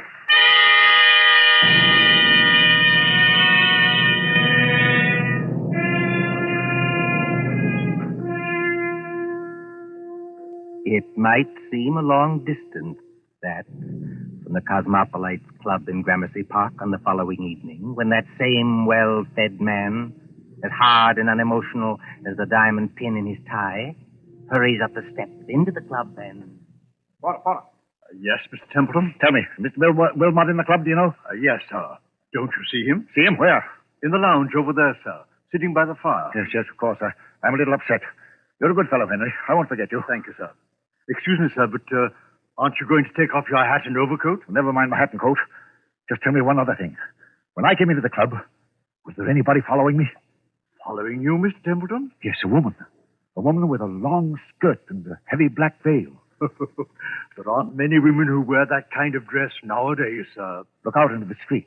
Do you see anybody? No, sir. There's just, What's that? Oh, that's only the old street musician, sir. He doesn't mean any harm. I won't have that tune played, you hear? I'm used to getting my orders obeyed, and I'm going to have this one obeyed. Here's some money. Go out and tell him to go away. Yes, sir, if you insist, but... Do as you're told and don't ask questions. If anybody wants me, I shall be with Mr. Wilmot. Very good, sir.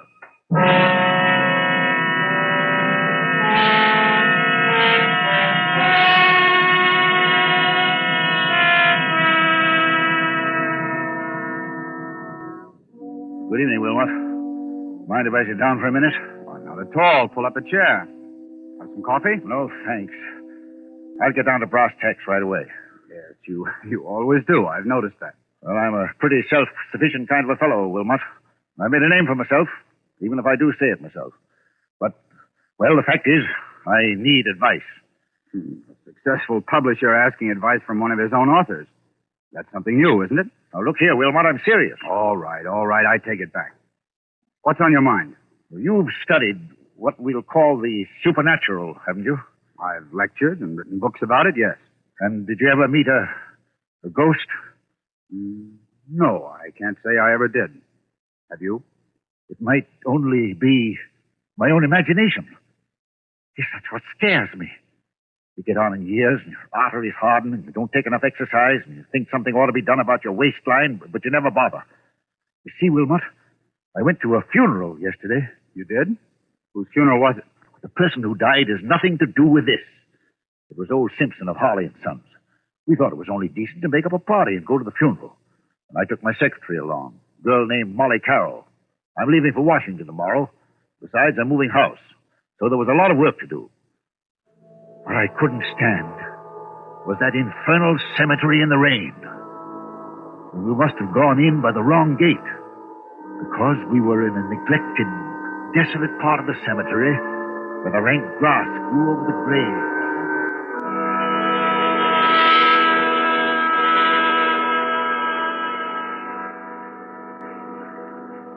You'll oblige me, Miss Carroll, if you first find out the proper directions of our places.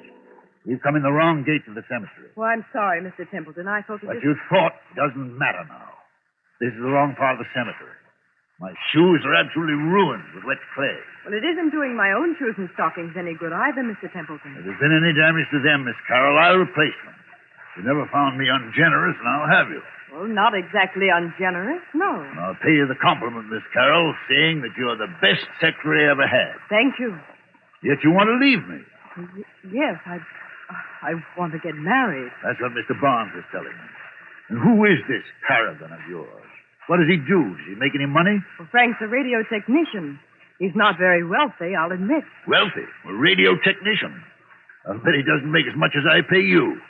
Yet you want to get married. Well, is there anything very strange about that? Yes, if it interferes with your career, if it... Good Lord. Look at that. Look at what, Mr. Templeton? Over there, where I'm pointing. You mean that? It's only an old gravestone covered with weeds and brambles. I haven't seen that grave in years. It looks rather neglected. It is neglected, isn't it? Will you go closer, please, and read the inscription? Mr. Templeton, Do as I tell you, please. it says, let's see if I can get some of these weeds aside. It says, sacred to the memory of Mary Ellen Cleaver, born September 5th, 1892, departed this life March 25th, 1919. Thou shouldst still be adored as this moment thou art. Let thy loveliness fade as it will. If you lower that umbrella, Mr. Templeton, you'll get soaking wet. Sentimental trash. But she always liked it. She always liked it? Mary Ellen Cleaver. Did you know her? Very well indeed. She was my wife. Your wife? But I never knew you were married. Neither does anybody else. Where's my flask of brandy? What have I done with it? It's in your hip pocket, Mr. Templeton, but do you think that's very wise? You've already had more than enough. Whatever I do is wise, Miss Carroll. Well, we were married very young. She was a nice little thing. I was fond of her, yes. But she couldn't have helped me. I'm not a snob, but she wasn't in my class. No style, you know, no manners, no education. Indeed. Could I have introduced her to the friends I was making? No. Wouldn't have been kind to her. She didn't even want to go to the places where I was invited. She'd sit at home and say, what was it like? Did you have a nice time? What was Mrs. So-and-so wearing? And she loved me. I'll put that to her credit. But... You left her? I thought it was the kindest thing to do, yes. She went away. Then I heard she'd had... Had what? Nothing. Doesn't matter. Well, there was a war on. I attended the peace conference in Europe. Never even knew she was dead until I heard some friends had buried her. I always promised to call her up. She said she'd come back to me if I did. You couldn't call her up now, Mr. Templeton, even if you wanted to. No, I suppose not.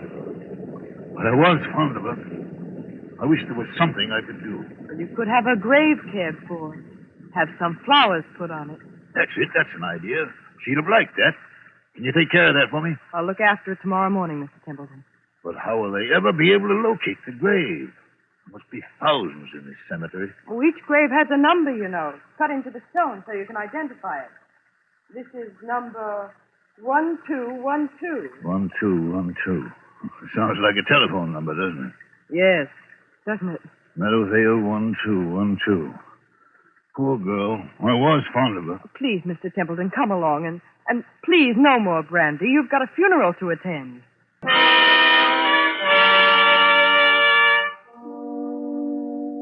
And then, Wilmot, the night came.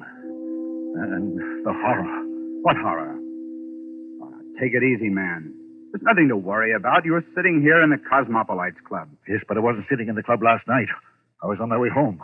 And why should that scare you? I don't know, but it did. I'd been jumpy all day.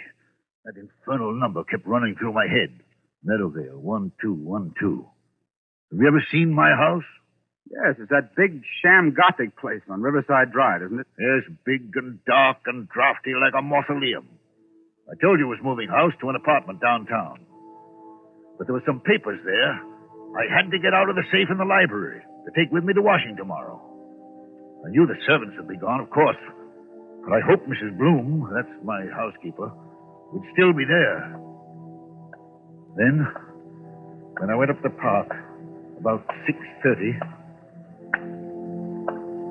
Meadowvale 1212. Meadowvale 1212. Meadowvale 1212. Meadowvale 1212.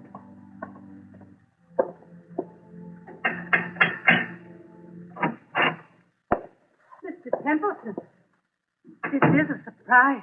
Sorry to trouble you, Mrs. Bloom. I seem to have mislaid my key. The other could have sworn I had it on the key ring this morning. It's no trouble, Mr. Templeton. Only, I hope you're not planning to spend the night here. No, I'm going to a hotel. Why do you ask? Because they've disconnected everything except the electricity and taken away most of the furniture. I haven't touched anything in the library. No, sir. I told them you said to leave that. But it does seem a pity in a way. What seems a pity? To break up a lovely home like this after all these years. Home? This big, ugly picture gallery? It's been a home to me, sir. Well, I've treated you generously, haven't I? Yes, sir. I'm sorry. I've got several hours' work to do, Mrs. Bloom. A whole safe full of papers to sort over. I'm going to the library and...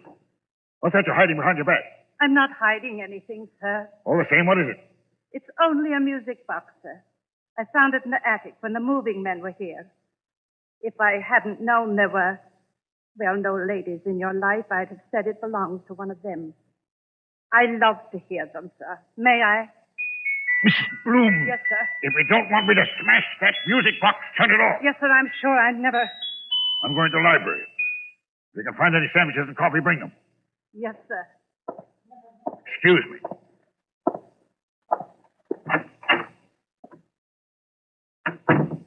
Same old library. Same old claw-footed desk. There's the Venetian mirror she bought for him. Look at yourself in the mirror, Templeton. Admit you can't face it. Admit you can't work here tonight. Admit you've got to have lights and music and... That's it. Go out for dinner. Telephone Wilmot. But they've left the phone. Oh, yes. Good. Here it is. Hello, hello. Yes, sir. Number, please. Number, please. I want, Meadowvale 1212. Meadowvale 1212. Wait, what the devil's name am I saying? Change that, I want... Hello, my darling. I knew you'd call me when you needed me. Who's that speaking? Who are you? It's Mary Ellen, dear. Don't you recognize my voice? You're not Mary Ellen. This is a trick. Mary Ellen is dead. Yes, dear. But the dead sleep lightly, and they can be lonely, too. And now that you do need me... I don't need you. I don't need anybody. I'm coming back to join you, dear. It's not easy, but I'll be there by the time the clock strikes 7. I'll wear a veil because I don't look very pretty. I won't have this. I won't listen to you. I won't... Goodbye, my dear. Remember, when the clock strikes 7... Mrs. Bloom, Mrs. Bloom! Mr. Templeton, what on earth is the matter? Who's been playing tricks on me? Tricks, sir, I don't understand. Who spoke to me on this phone? But, sir, nobody could have spoken to you on that phone. Nobody could have. What are you talking about? That phone's disconnected, sir. Disconnected? Yes, sir. The man came here this afternoon and took that little metal box off the wall and rolled all the wires up and put everything on the desk there. Said he'd be back tomorrow to take it away. Mrs. Bloom, that's impossible. Look for yourself, sir. You're standing in the middle of the room holding that phone, and the wires don't lead anywhere. That's true. So you couldn't very well have talked to anybody on the phone that wasn't connected? Now, could you? I tell you, I got the operator. I heard it ring. I talked to someone else. Oh? And what did that person say? She said she'd be here to visit me when...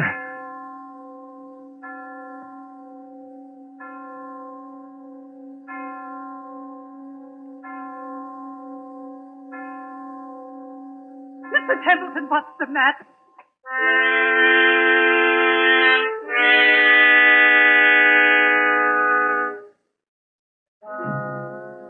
And so, Wilmot, that's what happened last night. The phone was disconnected. It was Mary Ellen's voice. There's no doubt about that. Am I out of my mind or what? Before I say anything about that, my friend. Well? Let's hear the end of your story. What did happen when the clock struck 7? I don't know. You don't know? No, I lost my head. Ran out of that house as though the devil were after me. Maybe he was. And since then? I spent the night at a hotel. Today, I've walked past that house 50 times, 100 times, trying to muster up enough nerve to go in. I couldn't do it, but I've got to go in there. Why? It's those papers I've got to take to Washington. Send somebody else to get them. I can't do that, Wilmot. It's confidential information for the government. I've thought of everything. I've even bought a revolver, see? For the love of heaven, man, put that gun away. Do you want the other club members to think you have gone insane? Then I thought of you. You know all the tricks of fake spiritualists. You've written about it and lectured about it. Which reminds me, by the way, that I'm lecturing before the Acropolis Club in about 20 minutes. You've got to break that engagement, Wilmot. Why? Because you're going with me to my house tonight, now. Oh, that's impossible, old man. Now sit quietly and listen to me. I'll go with you willingly tomorrow morning. That's too late. I'm taking an early plane to Washington. Well, then wait until I can get away from the lecture. Say, around midnight. I'll tell you what I'll do. I'll take a taxi and join you as soon as I can. That won't do. I've got to know the answer now. You understand? Aren't you being a little unreasonable about this? Unreasonable or not, I usually get my own way, and I mean to have it now. Well, then I'm afraid you'll have to go to the house alone. Besides... You know, Wilmot, you worry me. You sit there puffing at that pipe and looking at me out of those queer eyes of yours like a young Satan. I've often wondered what you were really thinking about. Since you flatter my intelligence so much, I was wondering whether you'd been quite frank with me. Frank with you how? About your late wife, Mary Ellen Kleber. What about her? Well, after she left you, something happened that, you don't like to talk about. Was there, by any chance, a child, a son, for instance? Or... Did you say a son? Yes. I don't know what you're talking about.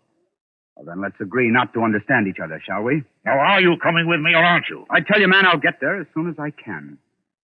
All I can think about is the wet red clay in that cemetery, and the dismal grave in the rain, and what her face might look like if she raised the veil, and what am I going to see in that house?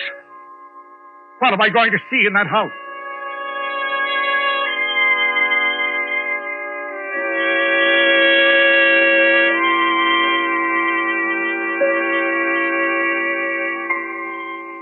So the clocks chime, the hours dwindle, and the traffic roar of the city sinks to a low growl behind twinkling lights.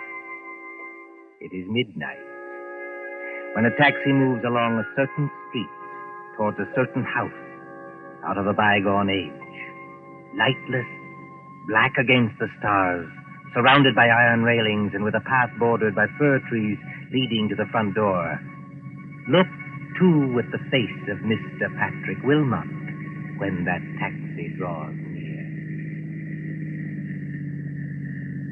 All right, driver. This is the place.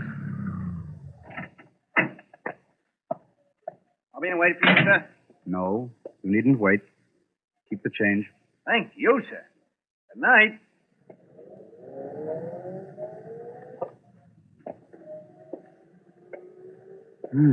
So the front gate is open. And he did go in. And... I beg your pardon. I didn't mean to bump into you. Mr. Wilmot. You know who I am. Oh, yes. I've seen you several times at our office. I'm Molly Carroll, Mr. Templeton's secretary. What are you doing here? Well, it's Mr. Templeton. What about him? Well, that's what I want to know. I was out with Frank, that's my fiancé, and when I got home, the girl I room with said that Mr. Templeton had been phoning all evening. She said he sounded drunk or something. He wanted somebody to go with him to this house. Evidently, I wasn't the only person he applied to. Shall we go in? Yes, but the whole house is dark. Suppose he isn't there. He's there, all right. You don't know men like Bert Templeton. But I'll push the gate wider.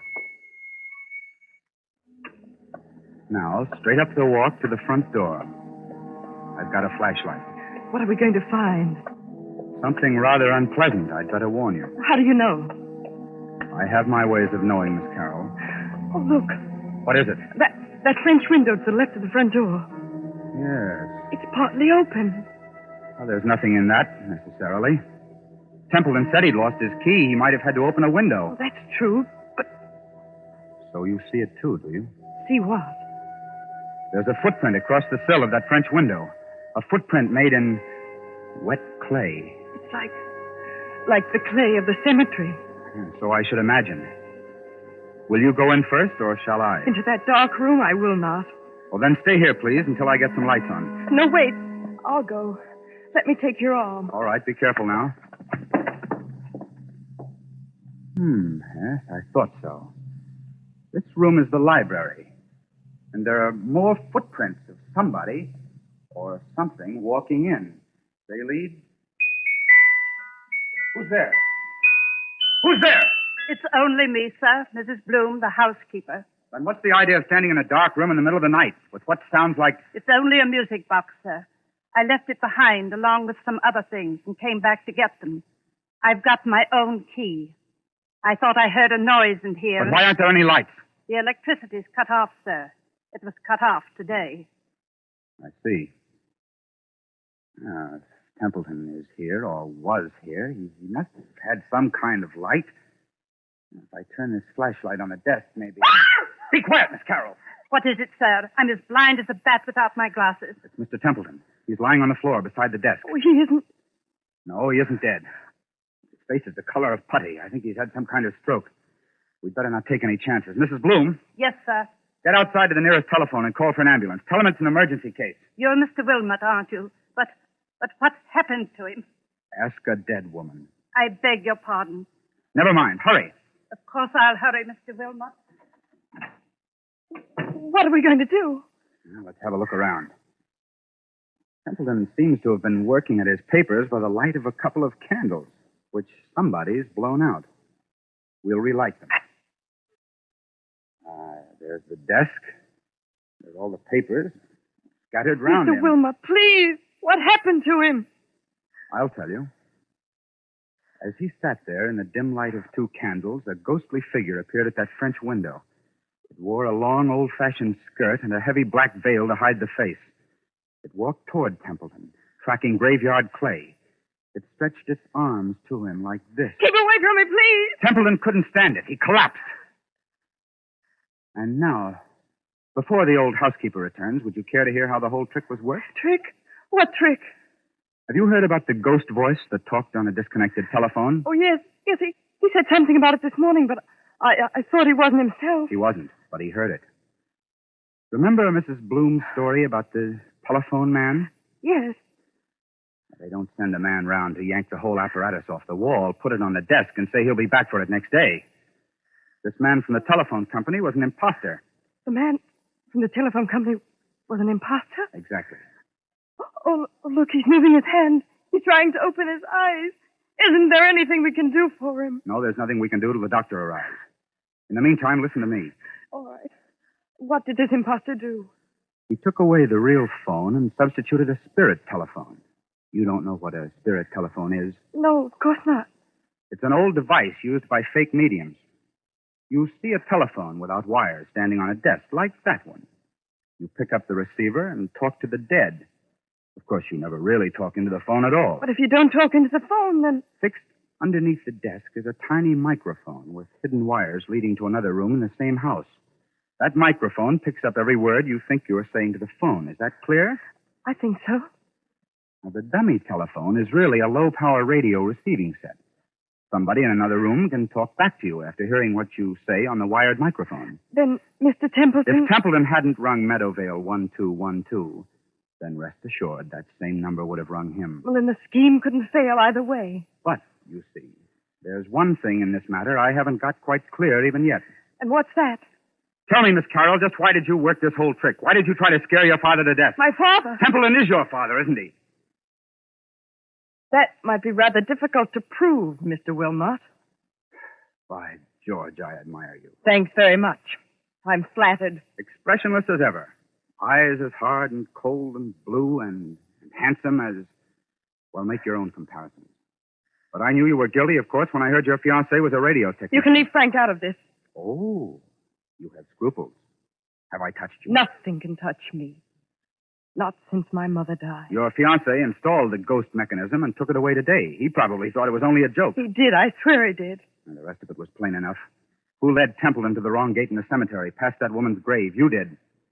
Who was the only one who could have stolen the key to this house off that key ring he took to the office? You were. You needed that key to come and go as you liked and impersonate the two voices on the phone. Is there any need to go on with this? He killed her, you know. You mean Templeton killed your mother? Oh, not with a knife or a bullet or poison. All he did was break her heart. And that's no offense in law. Steady now. Well, I've done what I wanted to do. I've torn his whole rotten life to pieces. And there he is, gasping for breath on the floor. And I'm glad. Oh, God, forgive me. He is my father. Does he know you're his daughter? No, of course not. When I went to work for him as a secretary, he hadn't even seen me since I was a child. But I got near him, I worked for years to get near him. No. I wish I hadn't. Now, look here, you've got to pull yourself together. Why? Who cares? That's the ambulance coming and maybe the police. What do I care? Tell the police what you like. My dear girl, you don't think I'll tell them anything. I'm merely an onlooker. An amateur Satan who doesn't believe in ghost voices. Mary Ellen. Mary Ellen. What's that? Templeton, his eyes are open. He's trying to get up. Mary Ellen. Mary Ellen. It's as though he could see something that we can't What's see. that he's got in his hand? It's a revolver. He had one at the club. He's putting it against his chest. I'll stop him. Look out! Look out! Oh, he did love her after all. And now he's tried to join her. Oh, don't let him die. He's all right, Molly. You grabbed the gun just in time. If he doesn't die, I'll make it up to him. I swear I'll make it up to him. I tell you now, he's not going to die. But Mary Ellen. Mary Ellen. What? Mary Ellen. But what? But what? Mary Ellen. I was just wondering, is there a ghost in this room tonight?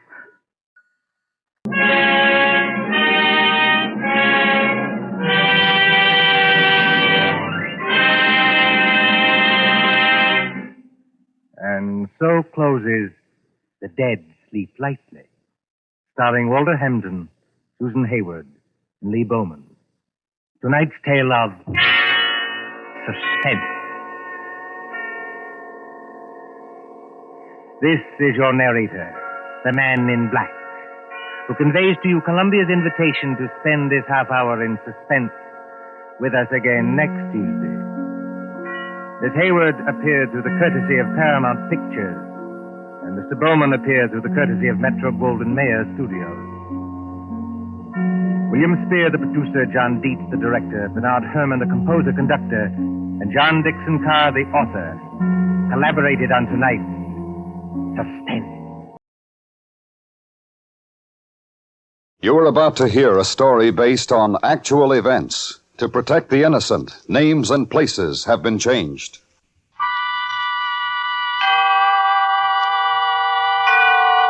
Autolite and its 96,000 dealers bring you Miss Agnes Moorehead in a story taken from life.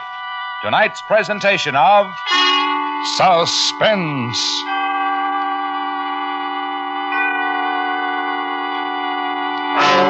Tonight, Autolite presents The Evil of Adelaide Winters, a story about the awful results of a woman's greed, starring Miss Agnes Moorehead.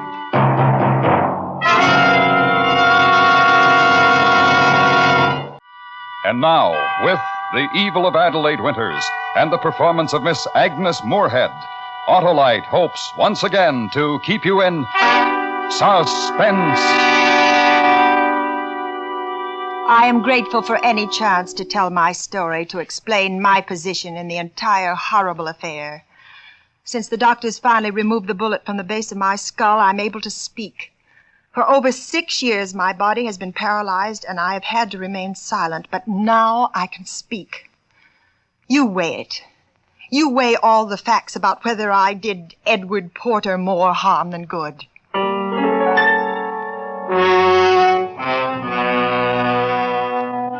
The war years had made the work of astral communicators, mediums. They'd made our work important and necessary. We believe it's as necessary as life itself to believe in life after death, especially during a war when people's loved ones are dying. It's important.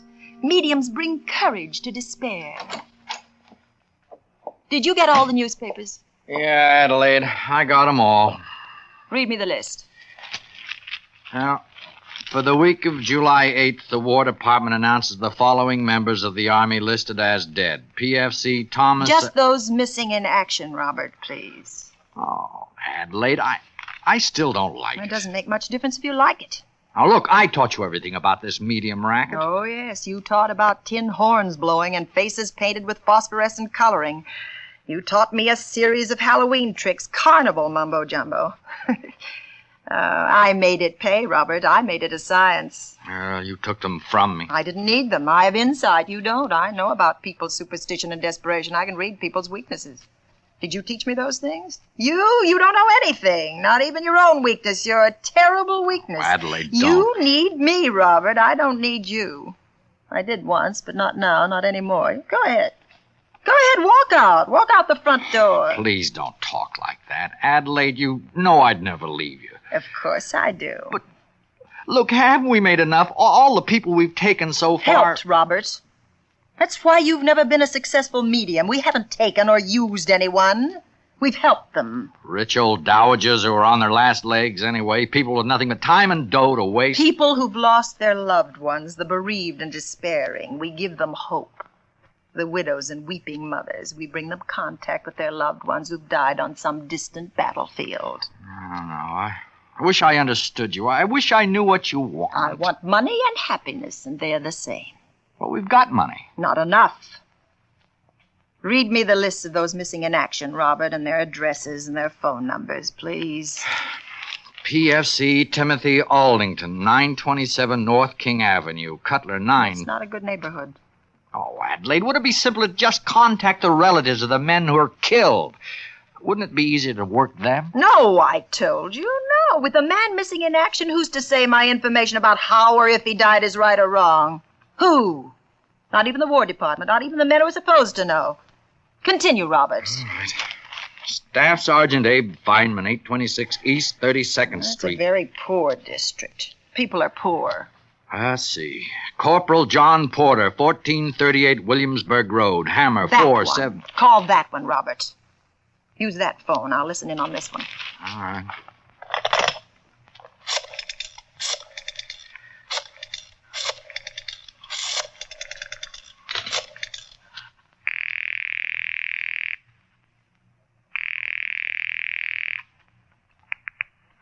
Hello? Is this Mr. Porter? Yes? Corporal John Porter's... Father. I'm his father. What is it? This is the War Department. You found him. I'd almost given up hope, but you found my son alive. Your son is dead, Mr. Porter.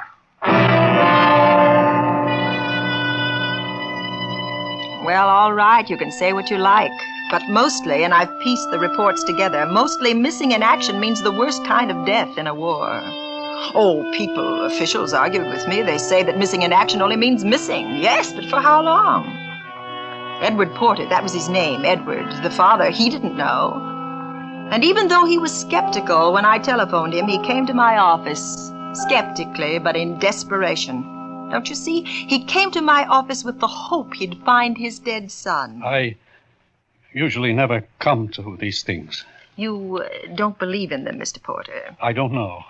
I knew once. I don't know now. Well, it's difficult to know anything for certain in moments like this. I've been a realist all my life. Yes, well, so have I. I'm a successful businessman. I've always dealt with facts. Facts and figures. Well, this is real, Mr. Porter. Maybe. I don't know. What you really mean is you hope so. You hope it's true. You hope it's real. Yes. Yes, that's it. I hope it's real. That it's not a racket. Rackets are only out for money. Well, I will want money, Mr. Porter. I must live, too. But I only want your money if I've helped you. Do you understand? Only if I've made the life of the astral world, of the life beyond this one, only if I've made it bring happiness to you. You're a good woman, Mrs. Winters. A good woman. We shall start, Mr. Porter, with the lights on, with all things visible to you. We shall start.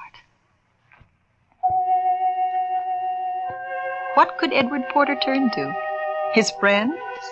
They all had their own problems, the same kind or different, but problems. Could he turn to his work?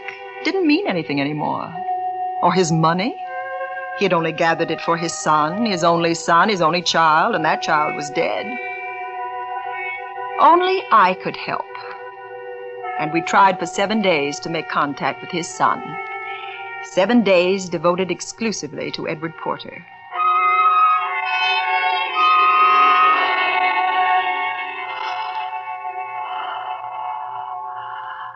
I hear the faint sounds of guns firing. Yes, it's very distant. Very distant.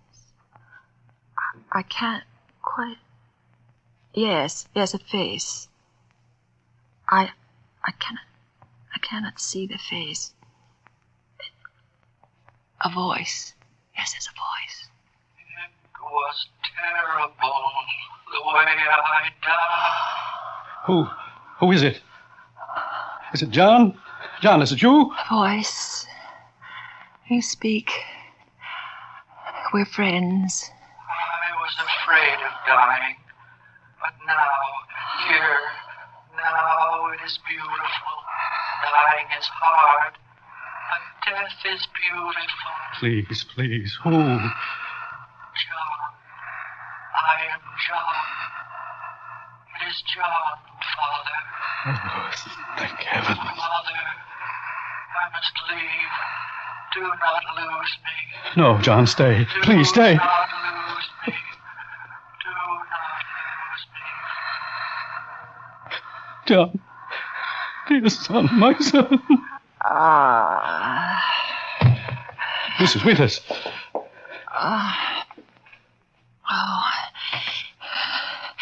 We've reached him, Mr. Porter.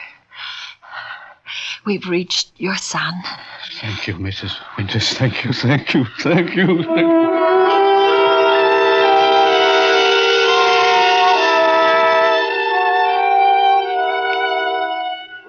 Some say I should have known. Some say I made him ill, that the shock, that it affected him. But I say it would have happened anyway because he had nothing to hold on to. Nothing. I gave him something. You may disagree with the astral science. You may, that's your right. But who else did Edward Porter any good when his son was killed in combat? Who else brought him any comfort for that horrible, horrible thing? I did. Only I. Maybe that's why he would sit for extra hours waiting. Not just for a seance, for me. I had brought him happiness.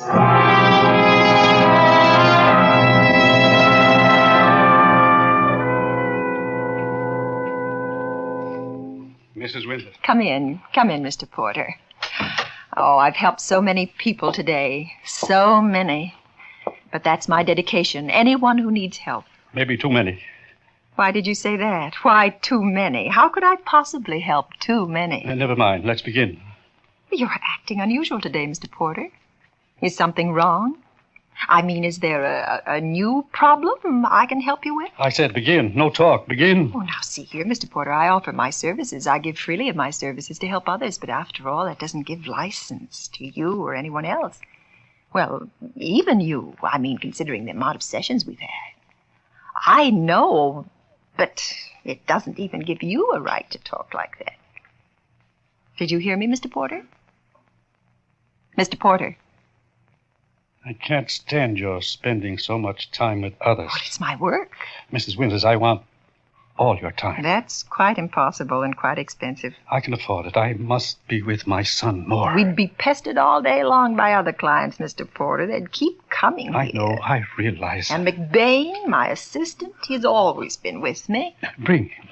Both of you. Live in my home. It's a huge house. Since my wife died years ago. But you know all that since she died. And yes, I know. Now, my son. I know. I need your help. You can bring my son to me. You must. You must. Well, I would be failing mankind if I didn't. I would be failing my duty. Of course, Edward. Of course.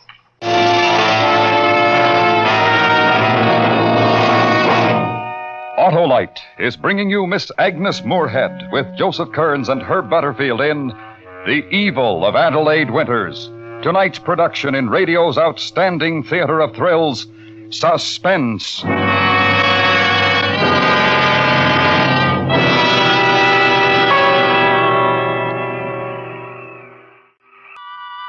And now, Autolite brings back to our Hollywood soundstage Miss Agnes Moorehead in Elliot Lewis's production of The Evil of Adelaide Winters, a dramatic report well calculated to keep you in suspense. Why should I think there was anything wrong in moving into Edward Porter's huge home? It was a beautiful new home for his son. But now his son was dead in the war, and I was bringing his son to him, making Edward Porter think the life his son had gone to was really a better life, a fuller life, a happier life. Maybe that should have been my warning. Maybe I should have known. But the money was so wonderful. The house was so beautiful. The money and house for a dead man's voice once a day. Only Robert McBain warned against it. I just picked up the mail. There's a letter for you. Me? A letter for me here? War Department. You opened it. You opened my mail. It's addressed to Porter, but it's for you. What was it? What did it say? Yeah, read it yourself. Seems the government doesn't like mediums posing as the War Department. Who could have told them about me? Well, they don't mention any names. But they say mediums have been contacting the parents of war casualties. I've done that. They must be me. Well, what difference does it make? We've taken Porter for enough. You shut up. I'm warning you, Adelaide. I can see it. You can't. I can see his eyes when you walk past him. It's time to lay off, to get out. Oh, no. Oh, no, Robert. You would like that. You'd like me to run, to leave all this. Well, I won't. Because I'm going to marry Edward Porter. Oh, you can't. You wouldn't. Adelaide, I've worked for you. I've loved you. I've hung around because I loved you. And you can still hang around, Robert. No, not now. Not now. I won't. Getting brave again, Robert? This is a comfortable life, just being a dead man's voice. Going to throw it over for love? I'm not marrying for love. Why should you throw all this away for love?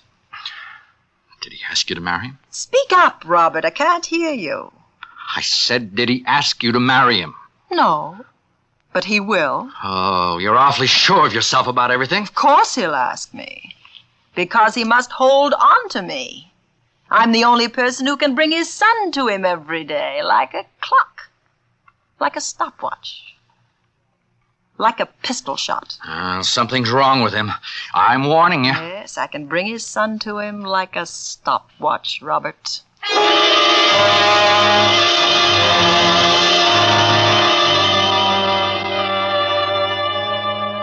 Even now, I say no one could have foreseen the events. I'm sure of that. As sure as I am that no one would have acted any differently than I did.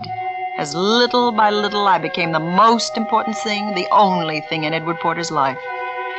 The only thing beside a voice he worshipped. Yes, worshipped. Could any woman refuse such adoration?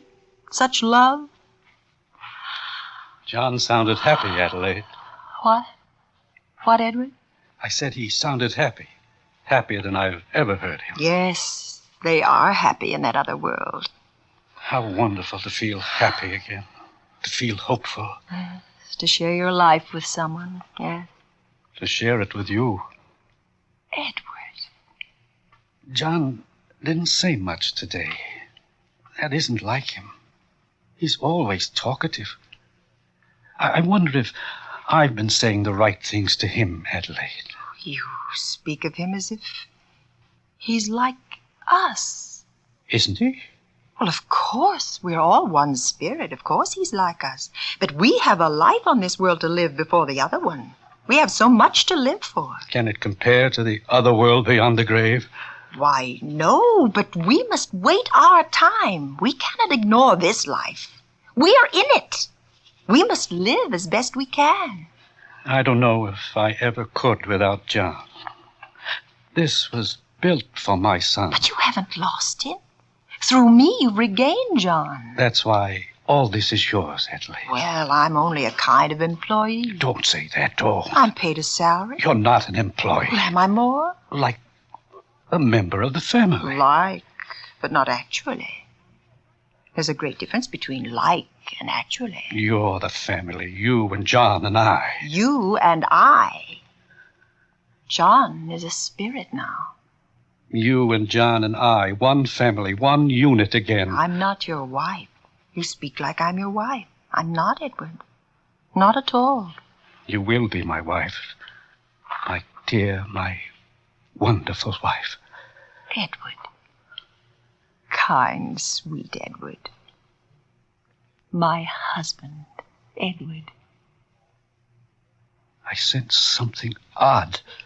Here, now, with us. No, Edward, no, darling. Like we were with John. For the first time. As if we were with John. No, Edward, it's not like that. He wanted us to share our happiness with him. Like he wanted us to be with him.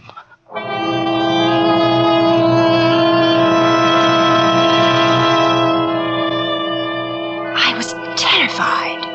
I'd never seen it before, a reaction like his. Well, once, a woman, she just disappeared one day. She'd lost her husband and 2 children in an automobile accident, and I calmed her down in seances, talking to her dead family, making them seem real. Then, one day, she just disappeared and left a note. She said she was going to join them. He's sick. He's dangerous, Adelaide. You're trying to intimidate me. He doesn't know what's real or not. You're jealous again. I'm trying to tell you how dangerous it is. How dangerous, Robert? I don't know exactly. Will he turn me over to the police? Well, there's more. Something more. Will he demand his money back? The money he's paid me? Oh, I don't know. The money means nothing to him. He's losing his reason. His... What? How? Don't generalize. Be specific. If you're as smart as you say you are, you ought to run. Not until I have all of this. You can walk out that front door. Now, with me. I have to stay and get what I worked for. It's mine. You're scared. I won't leave. Not for anything. Not until I'm married to him. You're really frightened. You're just putting on an act. Nothing can make me leave. Nothing. Nothing. Oh, you know I'm right. Please, please, Adelaide. You know. You're a coward. You're a coward. Adelaide.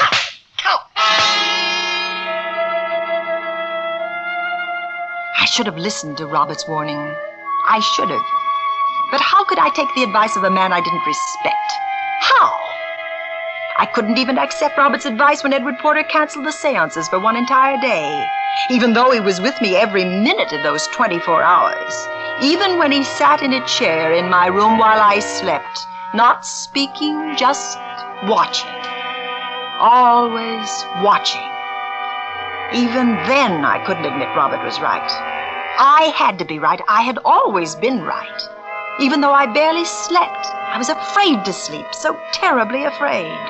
Even then, I couldn't admit Robert was right. That Edward Porter was past my control. Adelaide. Adelaide. I'm not asleep, Edward. I thought you were. I've been watching you for hours. And I've been watching you too, Edward. I couldn't sleep. So very strange. Have I? Like you didn't trust me. Oh, but I do, my dear. My dear Adelaide. I trust you more than I've ever trusted any human being I've known. Oh, what's wrong? What's bothering you? How much does this mean to you? Our marriage? This house? Nothing without you, Edward. And my money? Only something to share with you. Nothing more? Nothing. You're my life. And you're mine. You and John. Both of you. Why do you keep saying that? What? About John. John is dead, Edward. He's waiting, but he's not with us. Not really. What does John mean to you? A son. Your son and mine. You love him as I love him? I told you that.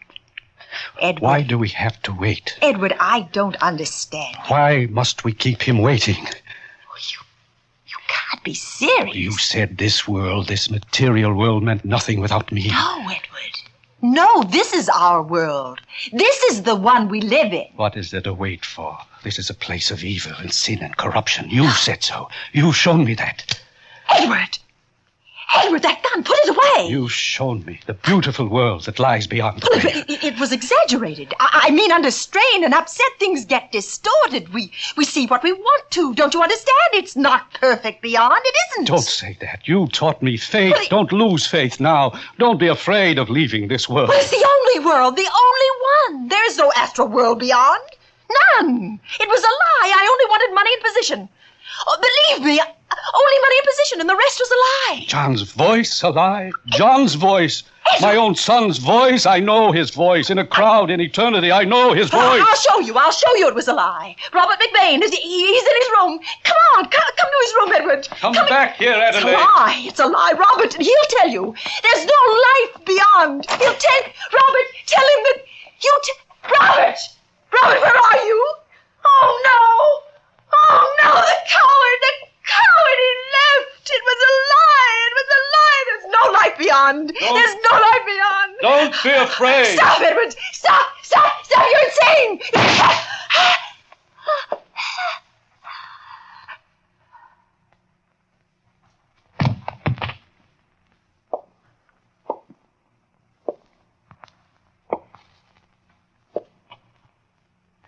John?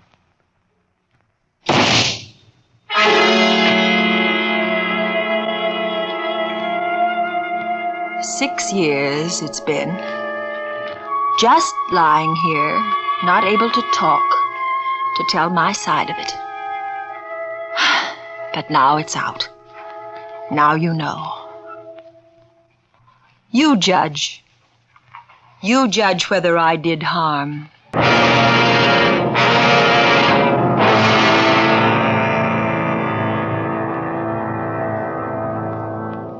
Suspense. Presented by Autolite. Tonight's star, Miss Agnes Moorehead. And here she is again, First Lady of Suspense, Miss Moorehead. Thank you, Harlow. First Lady of Suspense is a title I'll always cherish. Agnes, I believe this was your 20th appearance as star of Suspense. I guess you're right, Harlow. Right with Autolite. You see, I've been here so often I can do the commercials. But seriously, I thoroughly enjoy Suspense, and I'm looking forward to the next time. Well, it'll be soon, Agnes, because you're an important part of the big Autolite family. A friendly family extending from coast to coast. In 28 plants, Autolite makes over 400 products for cars, trucks, planes, and boats. Complete electrical systems used as original factory equipment on many leading makes of our finest cars, trucks, and tractors. Autolite batteries, including the famous Autolite Stay Full. Ignition-engineered Autolite standard and resistor-type spark plugs. All backed by constant Autolite research and precision built to assure top performance. So remember, from bumper to tail light, you're always right with Autolite.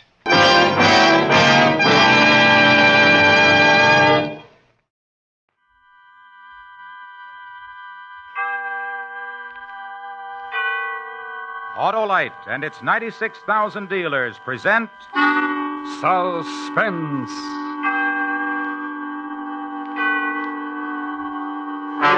Tonight, Autolite presents transcribed A Murderous Revision.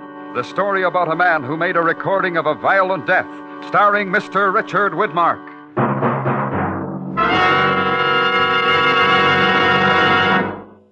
Hi, Hap. Meet the team. Where? Why, right under your car's hood, Hap. The Autolite electrical system, the family team of precision-made units, including the coil, distributor, starting motor, and the other parts that make up the complete Autolite electrical system. Used as original factory equipment on many leading makes of our finest cars, trucks, and tractors. Well, what does this team do, Harlow? Why, Hap, it goes to work for you every time you press the starting switch, sound your horn, or play your radio. The Autolite electrical system does all that, huh, Harlow? Right, Hap, because all its units are related like a family team by Autolite engineering, design, and manufacturing skill for the smoothest performance money can buy. So, friends, when your Autolite-equipped car needs replacement parts, insist on Autolite original factory parts, because from bumper to tail light, you're always right with Autolite. And now, with A Murderous Revision and the performance of Mr. Richard Widmark, Autolite hopes once again to keep you in suspense.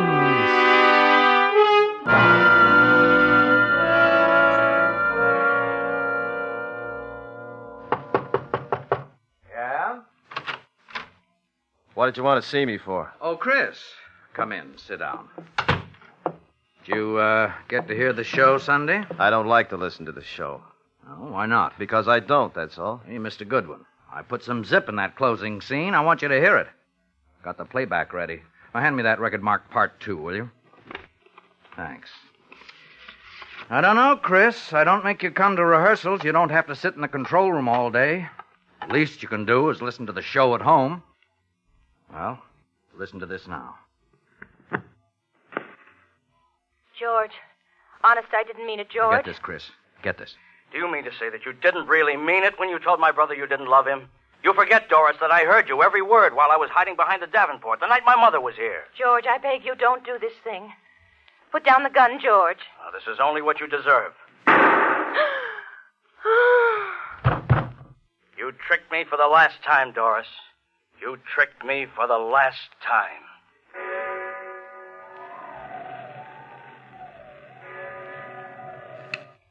What did you change it for? What was wrong with the ending the way it was? Why did you change it? Now, just take it easy, Chris. I'll tell you why I changed it. Because it was wordy and repetitious. It didn't tell the story. The boys upstairs. The boys upstairs. Yeah, that's just what I thought. The boys upstairs. They do everything but breathe for you. Did it ever occur to you that maybe people are wordy and repetitious? Chris, I'm trying to tell you the scene the way you wrote it just didn't play. Yeah, that's right. All the trade cliches. Drag 'em out. It didn't live. It didn't play. It didn't make the right goosebumps come out on your left elbow. How did you ever get into this business? Who ever let you into a radio studio? I'll tell you what's wrong with you. What you need's a good psychiatrist. Don't you tell me I need a psychiatrist. Let go of me. I said let go. Why, you're nuts. Now, you listen to me, you. For 2 years now, I've turned out a murder a week for you, week in and week out. A murder a week. I eat murder, I talk murder, I dream murder, and for what?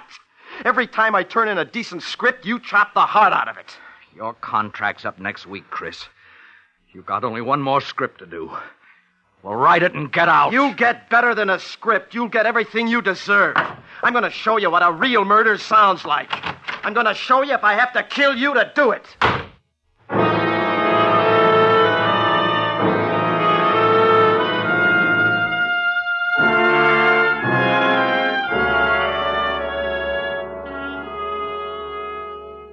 Good evening. This is a recording of an actual murder. The first, as far as I know. Not written, not rehearsed, but well planned. It is respectfully dedicated to Mr. Ken Avery, editor and producer of the radio program Murder Please. This is my last show, Mr. Avery. I'm delivering it to you in its entirety. Cast, music, everything. The events and persons are absolutely real.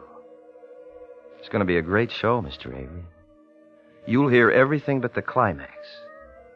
I'm speaking into a microphone concealed in my desk, concealed with the other recording equipment I've rented for the occasion.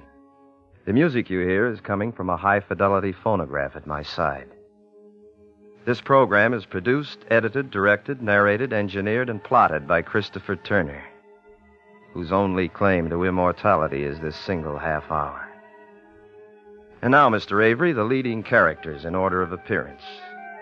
The murderer, Christopher Turner. The catalytic agent, your daughter Lois. The victim, yourself. And now, please to begin.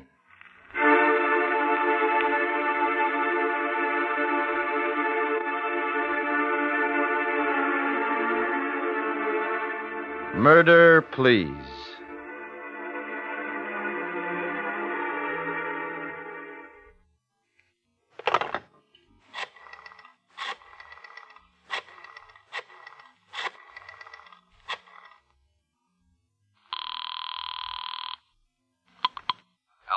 Hello, Ken. This is Chris. Oh, now listen, I hate to bother Chris. you at home, but I wanted to apologize for the way I acted. Could you drop over to my office right away? Sorry, Chris, no go. I put up with your little insanities for 2 years now. Temper tantrums, insults, coming in stewed to the gills. 2 years of that was plenty. I see. You won't change your mind? Not a chance. Maybe you can find somebody more patient than I am. Good luck. Thanks, Ken. Thanks a lot. Lovely opening scene, Mr. Avery. Thank you. You did exactly what I wanted you to do. You just threw away your last chance to save your life. Good work, an excellent performance. Well, if you won't come up to my office by invitation, which I suspected you wouldn't, there's still another way. The telephone book. Listen, Mr. Avery. The sound of the flipping pages. Your daughter's phone number. Here we are.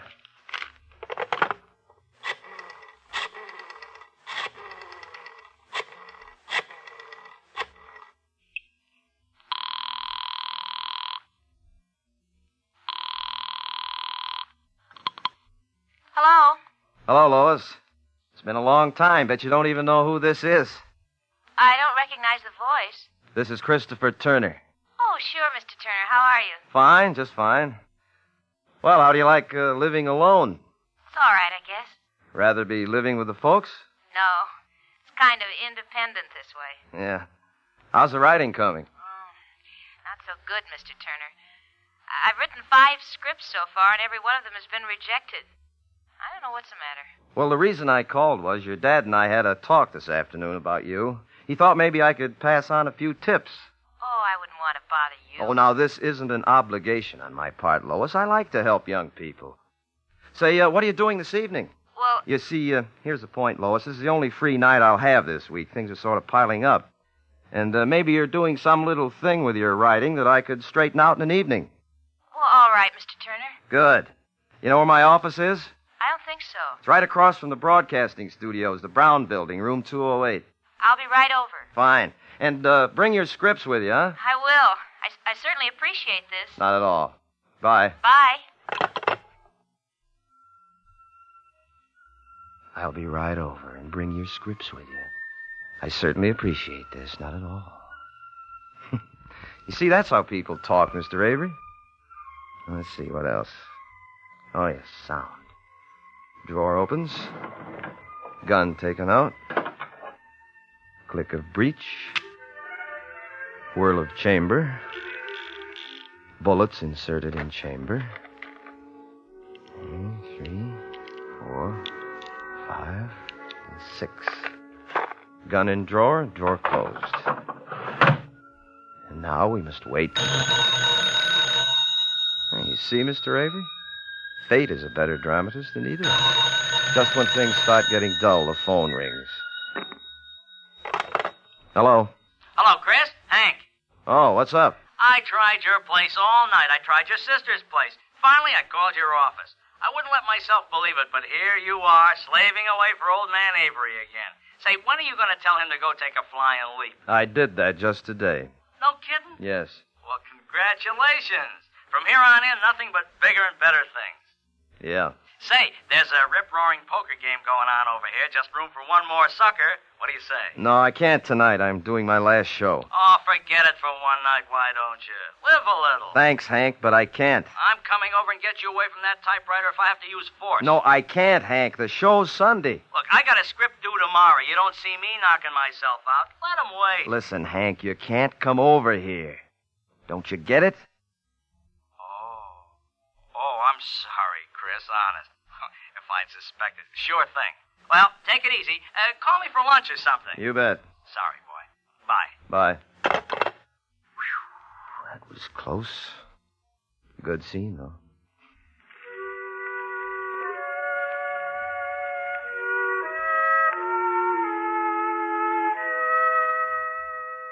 Lois Avery has just driven up in front of the building. She's getting out of the car, carrying her scripts. She wears a cardigan sweater, tweed skirt, flat shoes. She's young, she's very pretty. A girl with everything to live for. Now she's disappeared into the building. In a moment, she'll knock on my door. And then you'll see for yourself how youth resists the threat of death. And this, Mr. Avery, would be the proper dramatic moment to end Act 1.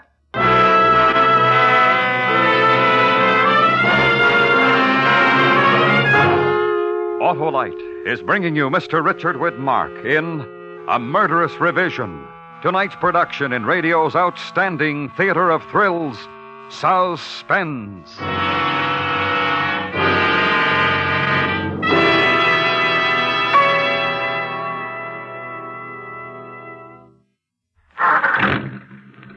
Hey, Hap, better turn on your lights.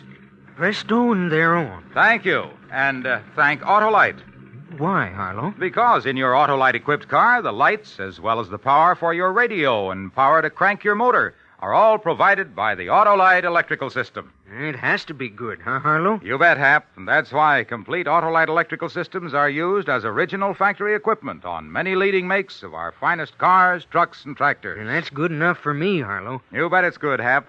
And that's why it pays to treat your car's electrical system to a periodic checkup at your authorized Autolite service station or the dealer who services your make of car. You can quickly locate your nearest authorized Autolite service station in the classified section of your telephone directory, or by calling Western Union by number and asking for Operator 25. And remember, from bumper to tail light, you're always right with Autolite. And now, Autolite brings back to our Hollywood soundstage Mr. Richard Widmark in Elliot Lewis's production of A Murderous Revision, a tale well calculated to keep you in suspense.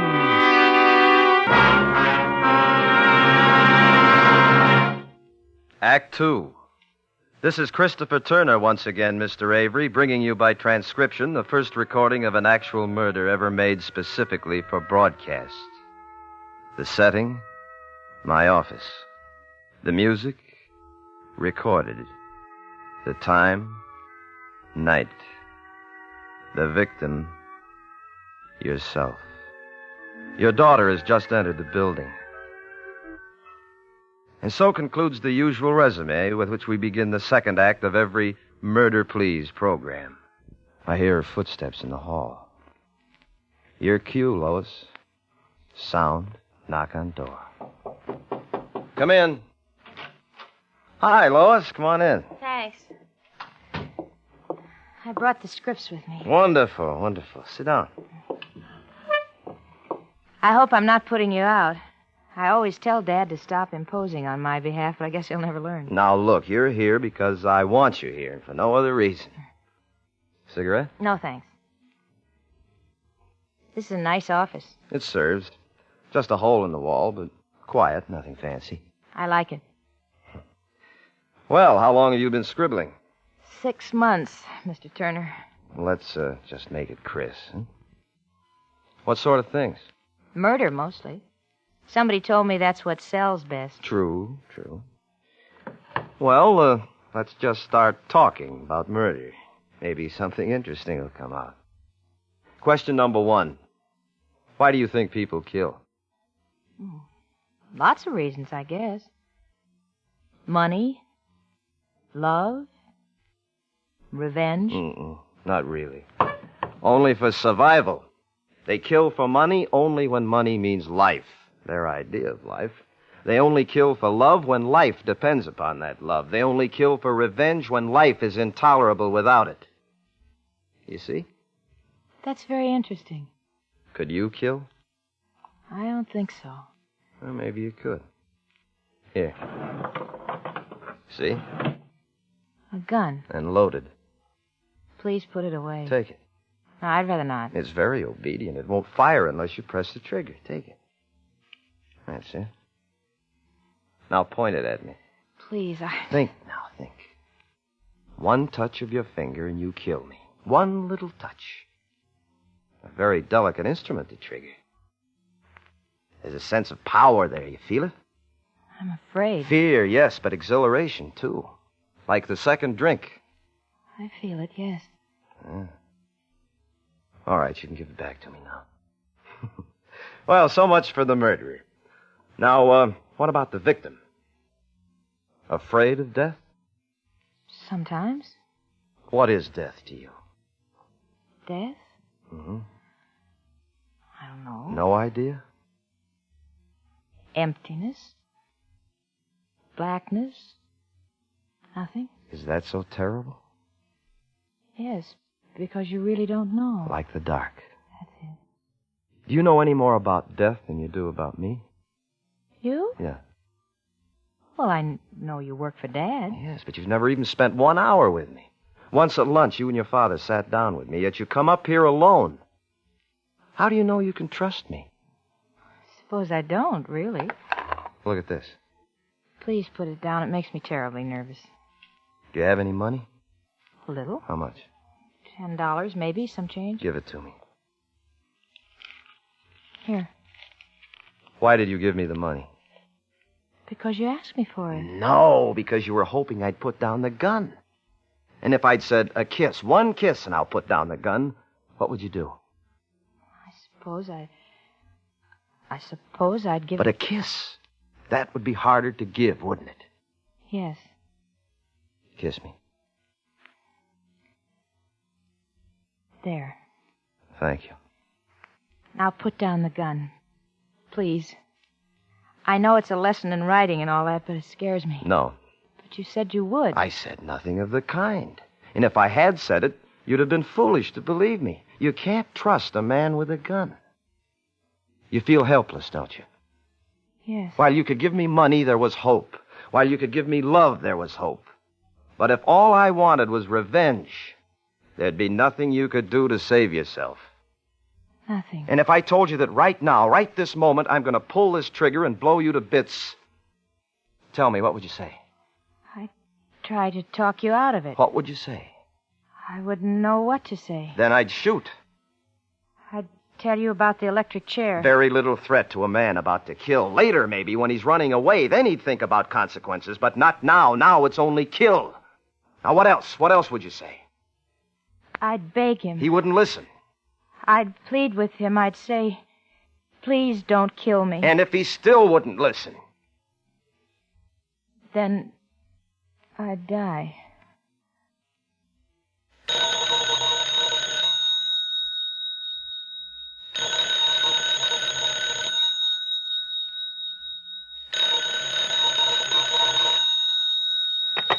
Hello. Bet you don't know who this is. I can't place the voice. Try. I haven't the slightest idea. Remember San Francisco and the Italian pizza and the cigarette holder? Vaguely. Who is this? I hate guessing games. Harriet. I know at least 18 Harriets. Harriet who? Crawford. Oh. I just came in. I thought maybe you could meet me for a drink. I don't know a single solitary soul in town. How did you happen to call here? Well, I shouldn't tell, I suppose, but Hank said you were working late at the office. Hank, huh? He gave me the number and said to be sure to call. Bless his heart. What was that? I said bless his heart. Yeah. Well, I'll call you tomorrow. Yeah, you do that. Well, bye. Guess I'd better get going. Why? We're not even started yet. Well, if you don't put down that gun, I'm going. I don't like it. Sit down. I want to tell you a story. Now listen. Please. Please sit down. Now, this is just a sample plot. You can have it if you want it. It's about a writer who had great novels in him, great plays. But he was broke. So, for the sake of a place to stay and a meal to eat, he started turning out radio mysteries. He turned them out until every drop of originality was squeezed out of him. And all the greatness he might have been ate into him because he'd leave nothing to the world, nothing but scripts to be swept up by studio janitors after the broadcast. Well, the writer made his decision one day. He'd do a last radio play, a radio play with an actual murder, the only chance he had for permanent survival. And he selected as his victim the man who had ground him into the dust. He selected his editor and producer, Ken Avery. Please. I like you. I like you very much. I wish this could be happening to almost anyone but you. Get to the phone. What? The telephone. What for? You're going to call your father. No. No, I won't do it. You'll call your father and you'll tell him to come up to my office. Now pick up the receiver. No, wait. I'll do it.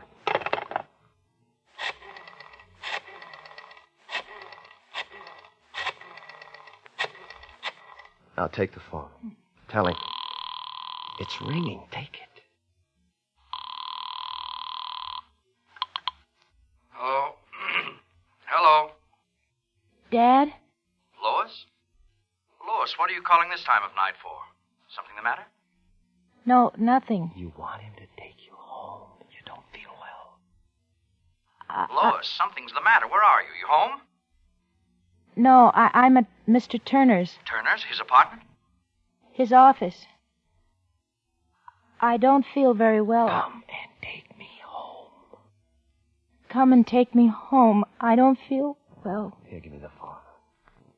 Hello, Ken. Yes, Chris? Yeah, Lois came up tonight to discuss some scripts she wrote, but she doesn't feel very well. You'd better come and get her. I'll be right over. Sit down. We haven't got very long to wait.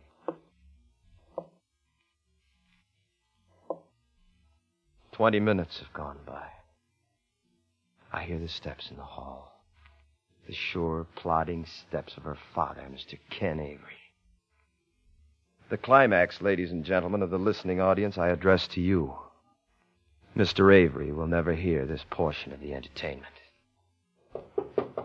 Come in. Lois, are you? What is this? Sit down. There's a chair reserved for you. Lois, what's been going on here? Tell him, Lois. He's going to kill you. He's going to kill both of us. Close the door. Oh, Chris, put that thing down. Somebody's liable to get hurt. What's the matter with you? Drinking again? Nothing to drink. Very sober. Sit down. Chris, are you crazy? Good line. Perfectly in character. The inane cliche from the mouth of the great producer. You see, Ken, everything is being recorded right now. Your voice, Lois's, mine. Sit down. Recorded for what? For posterity, for the show next week. You'll have the honor of appearing on your own program as the murder victim. Here, let me show you. Right here in the desk. You see, it's a recording machine. I've stopwatched every second. It's been running exactly 25 minutes. You always made it a rule to plan the climax for 26:30 so you could have room for a final commercial. Well, that's just what I'm doing. According to my timing, you have about 1 minute and 30 seconds to live. All right, Chris, that's enough of the phony dramatics. Now, give me that thing before somebody gets hurt. Stand back. I wouldn't want to mistime the climax of the show.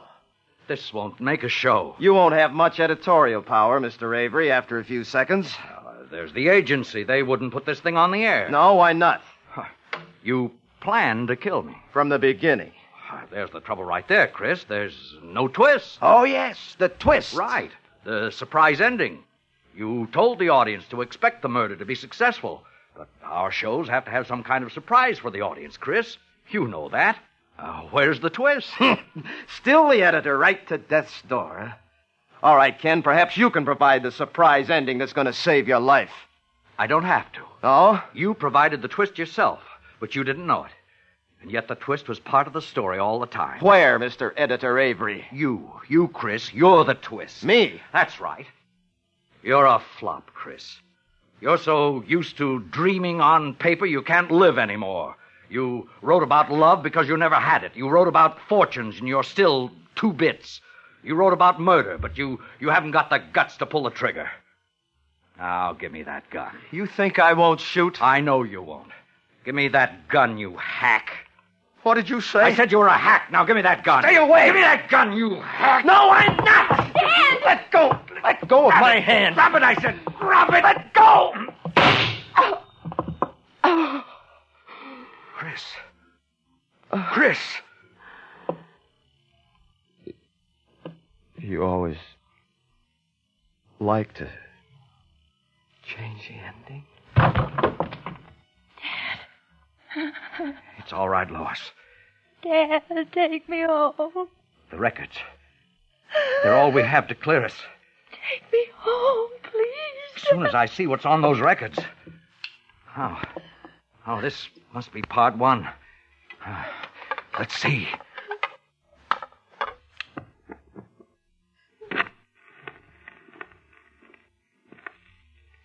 Good evening. This is a recording of an actual murder. The first, as far as I know. Not written, not rehearsed.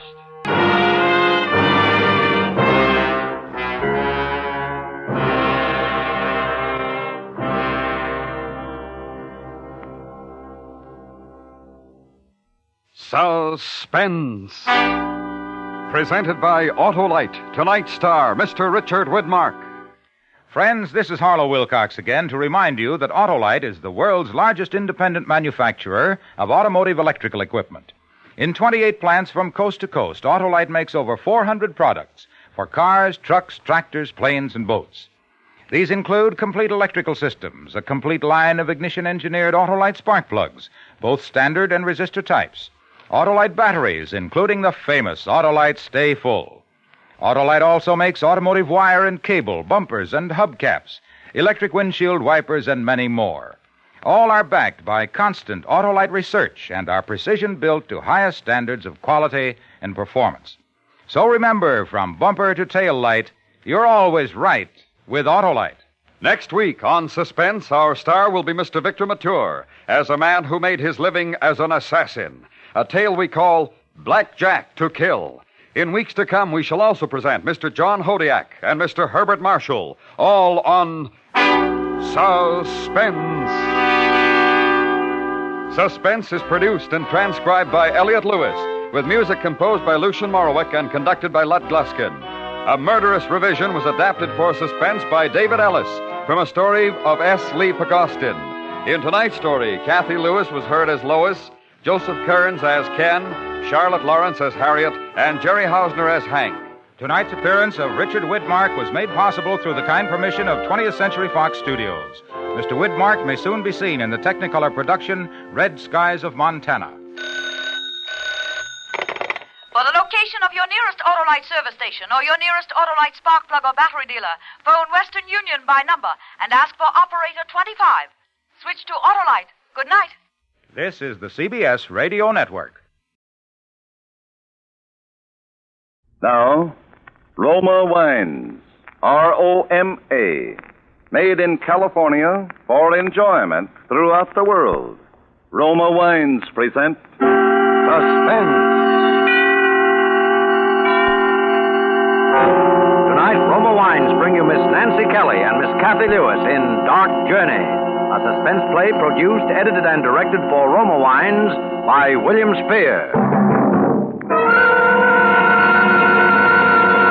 Suspense, radio's outstanding theater of thrills, is presented for your enjoyment by Roma Wines. That's R-O-M-A, Roma Wines. Those excellent California wines that can add so much pleasantness to the way you live, to your happiness in entertaining guests, to your enjoyment of everyday meals.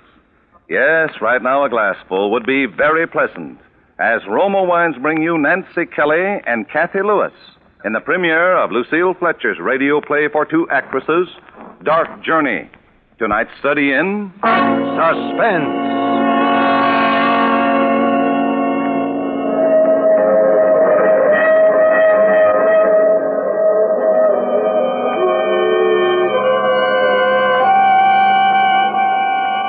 Today I am going on a journey. I am going to see Anne Brodie again after 15 years.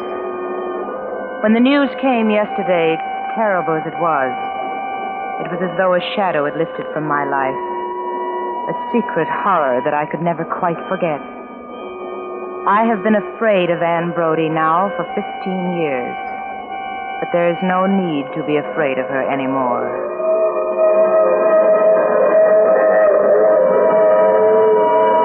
Anne's secret has been locked in my heart together with all shameful, horrible things. Yet I've never gone on a journey like this one, but what it comes back. There have been times when I couldn't bear the whistle of a train, flung out long and mournful over the lonely countryside. I couldn't bear the smell of a day coach, the feel of the plush seats, the rattle and bustle. Only because everything came back. Every detail of that long and terrible weekend we spent together 15 years ago.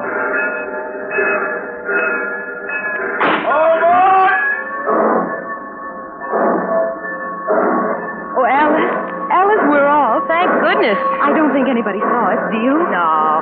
Only old Mr. Hodges, the station master, and he's no gossip. I wouldn't want anybody to know. Not that I care, but you know how the tongues wag in this town. Well, it's much better to be perfectly sure of your plans before you pass the word around. Then if you and Clyde don't settle things, well, nobody will be any the wiser. If we don't settle things, well, there's no if about it. But Clyde and I are practically engaged. Did you get his letter yet about us coming to New York? Uh-huh. Well, for goodness sake, why didn't you tell me? What'd he say? Oh, nothing much. He's no letter writer, just that he was glad and that he's been busy, and he's going to call us at the hotel. Oh? He can't meet us at the train? No. It seems it's his mother's birthday, and he'd promised to take her to lunch in town. We'll be getting in just around that time. He's terribly devoted to her, you know, has been ever since his father died. Oh, I see. You're very much in love with him, aren't you, Anne? Terribly. Yet you really see him so little. How long has it been now? 3 months? 3 months and 6 days. But it doesn't really matter. No. I know Clyde loves me and I love him. There's a bond between us, and nothing will ever break it. Well, as long as you feel that way, it's a wonderful way to feel. But I don't think you ought to let it drag on like this much longer, Anne. I really don't. Oh, don't worry. We'll settle it this time once and for all. You'll see. When we get on this train again, I'll be wearing his engagement ring on my finger.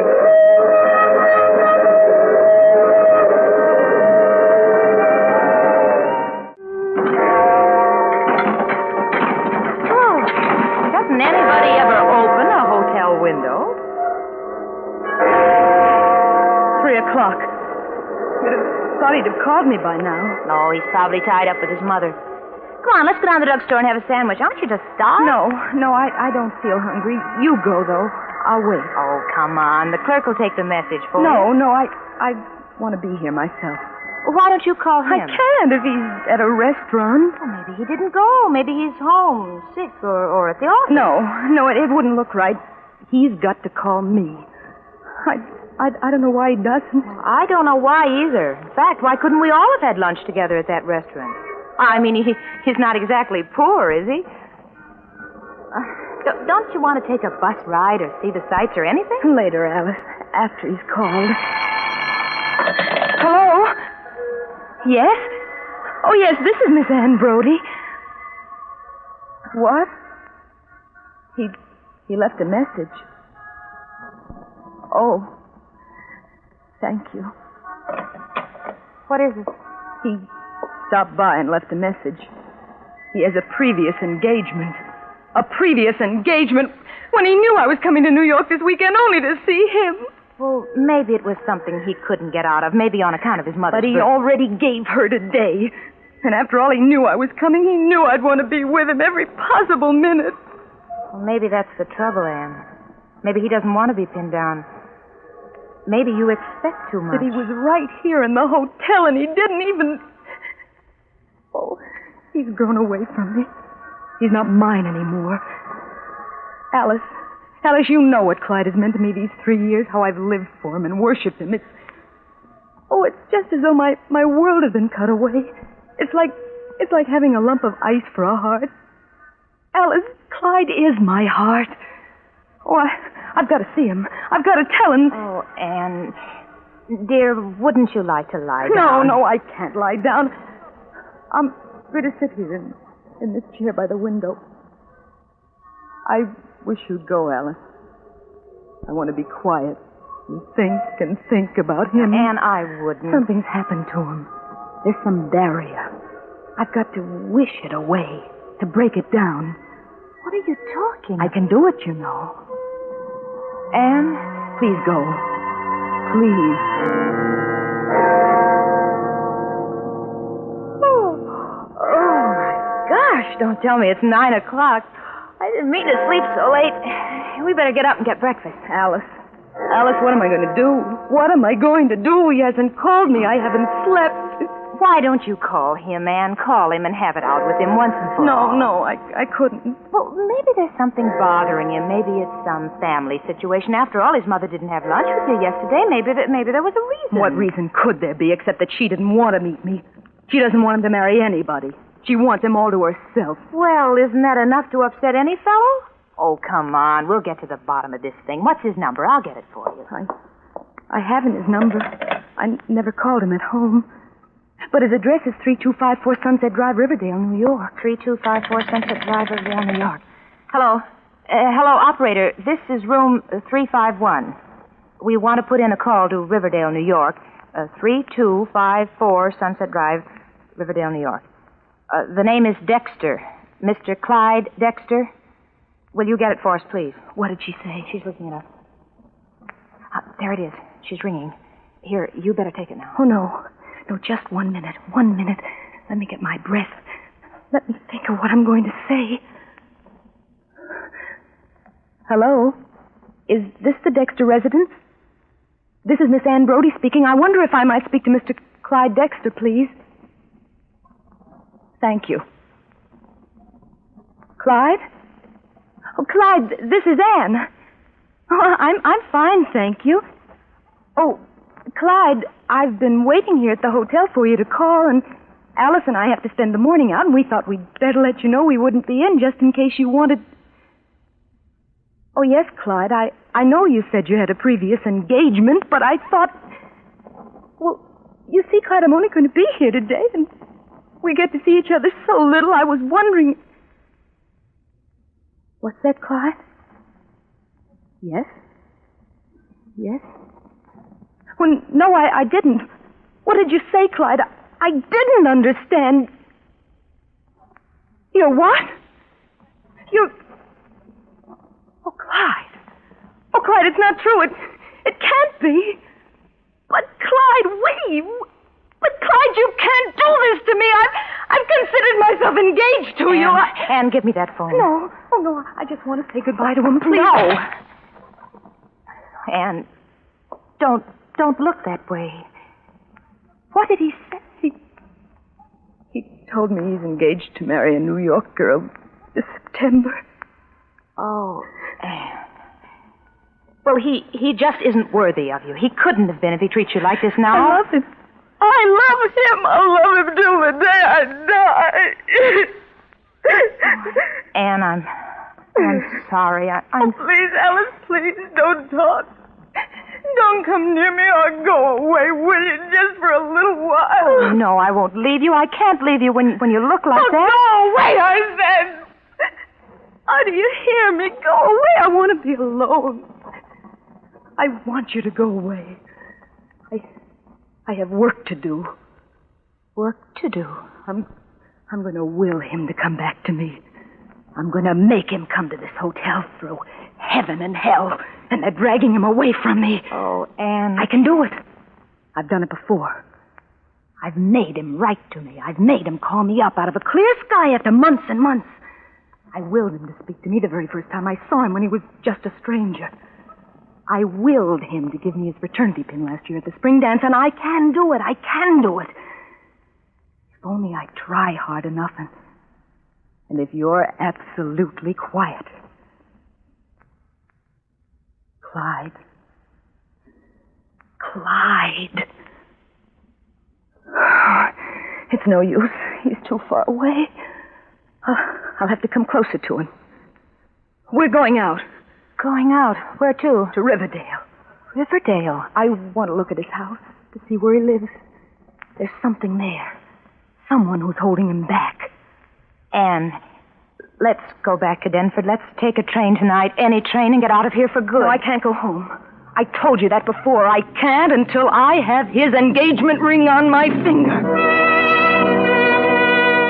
For Suspense, Roma Wines are bringing you Nancy Kelly and Kathy Lewis in Dark Journey by Lucille Fletcher. Roma Wines' presentation tonight in radio's outstanding theater of thrills, Suspense.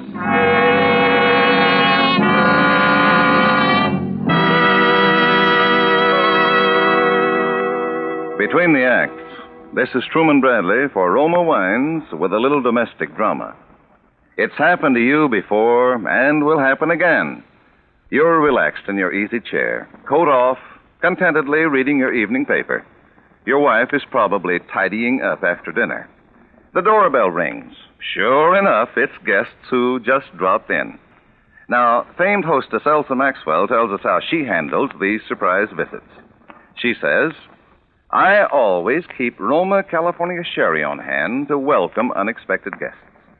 Serving Roma Sherry is so simple, you just pour and hospitality reigns. And because Roma is America's favorite wine, you know your guests will enjoy it. Yes, there's no easier way to gain a reputation for gracious hospitality than by keeping Roma Sherry ready for guests. And Roma, America's taste favorite, the wine more Americans prefer, costs no more than ordinary wines. So make a note to get mellow, golden amber Roma Sherry tomorrow. Once you try the tempting fragrance and intriguing nut-like taste of Roma Sherry, you'll always ask for Roma. That's R-O-M-A, Roma Wines. Remember, more Americans enjoy Roma than any other wine. And now, Roma Wines bring back to our Hollywood soundstage Kathy Lewis as Alice and Nancy Kelly as Anne in Dark Journey, a play well calculated to keep you in suspense. It's getting dark. I don't think we ought to be wandering around here like this. There might be strange men. Here's the street, Sunset Drive, and there's the house. I've seen pictures of it. I'd know it anywhere. Anywhere. Oh, Anne, please. This is doing you no good. Oh, hush. I've dreamed about that house, dreamed of myself and him living in it together. I've dreamed of our children playing on that lawn and the sound of music inside and our car standing outside. But it wouldn't mean a thing to you, Anne, if Clyde didn't love you. I've dreamed of the years we'd spend together. Why, I even named the children. Clyde Jr. and Peter and Charlotte. That's his mother's name. I never liked it, but I was going to call one child that just to please him. And now, what have I got? Nothing. Nothing. It's gone. Come on with me, Anne. Oh, there's a light going on upstairs. Do you suppose it's his room? I wonder if he's home. Clyde. Think of me. Come back to me. Oh, love me, Clyde. Love me. Love me. Don't, Anne, don't. Somebody might hear you. There's a shadow at the window. Oh, it's Clyde. Oh, no. No, it's someone else. It's a woman. A gray-haired woman. Oh, it's his mother, Alice. Clyde's mother. I don't think he's home, Anne. Let's go back to the hotel. No, I want to see her. I've heard so much about her. She always turned her nose up at me. He never admitted it, but I knew. He was the only son, and she thought there wasn't anybody good enough, and he was always under her influence, just believed everything she said. I could tell the way he talked. It was always Mother says this and Mother says that. I bet it was she who turned him against me, who picked out that New York girl. Oh, Anne, please, come on. You're just tearing your heart out. She's up in his room now. She's straightening his things. She's happy up there. She doesn't care that she's made me miserable. Oh, I can feel it now, Alice. I can feel the barrier in my heart. Shh, somebody's coming. Let's go. We're doing no harm. We can stare, can't we, if we wish? Come on, we'll walk past the house. We'll defy her. We'll go up and ring the bell, and then when she comes down to answer it, we'll ask, is Mrs. Clyde Dexter at home?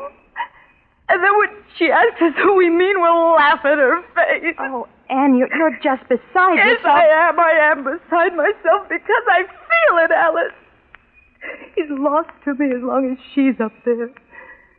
Oh, I can stand out here under the trees, trying to reach him with every bit of soul I possess, but as long as she's there, as long as she's alive, he'll never be mine again.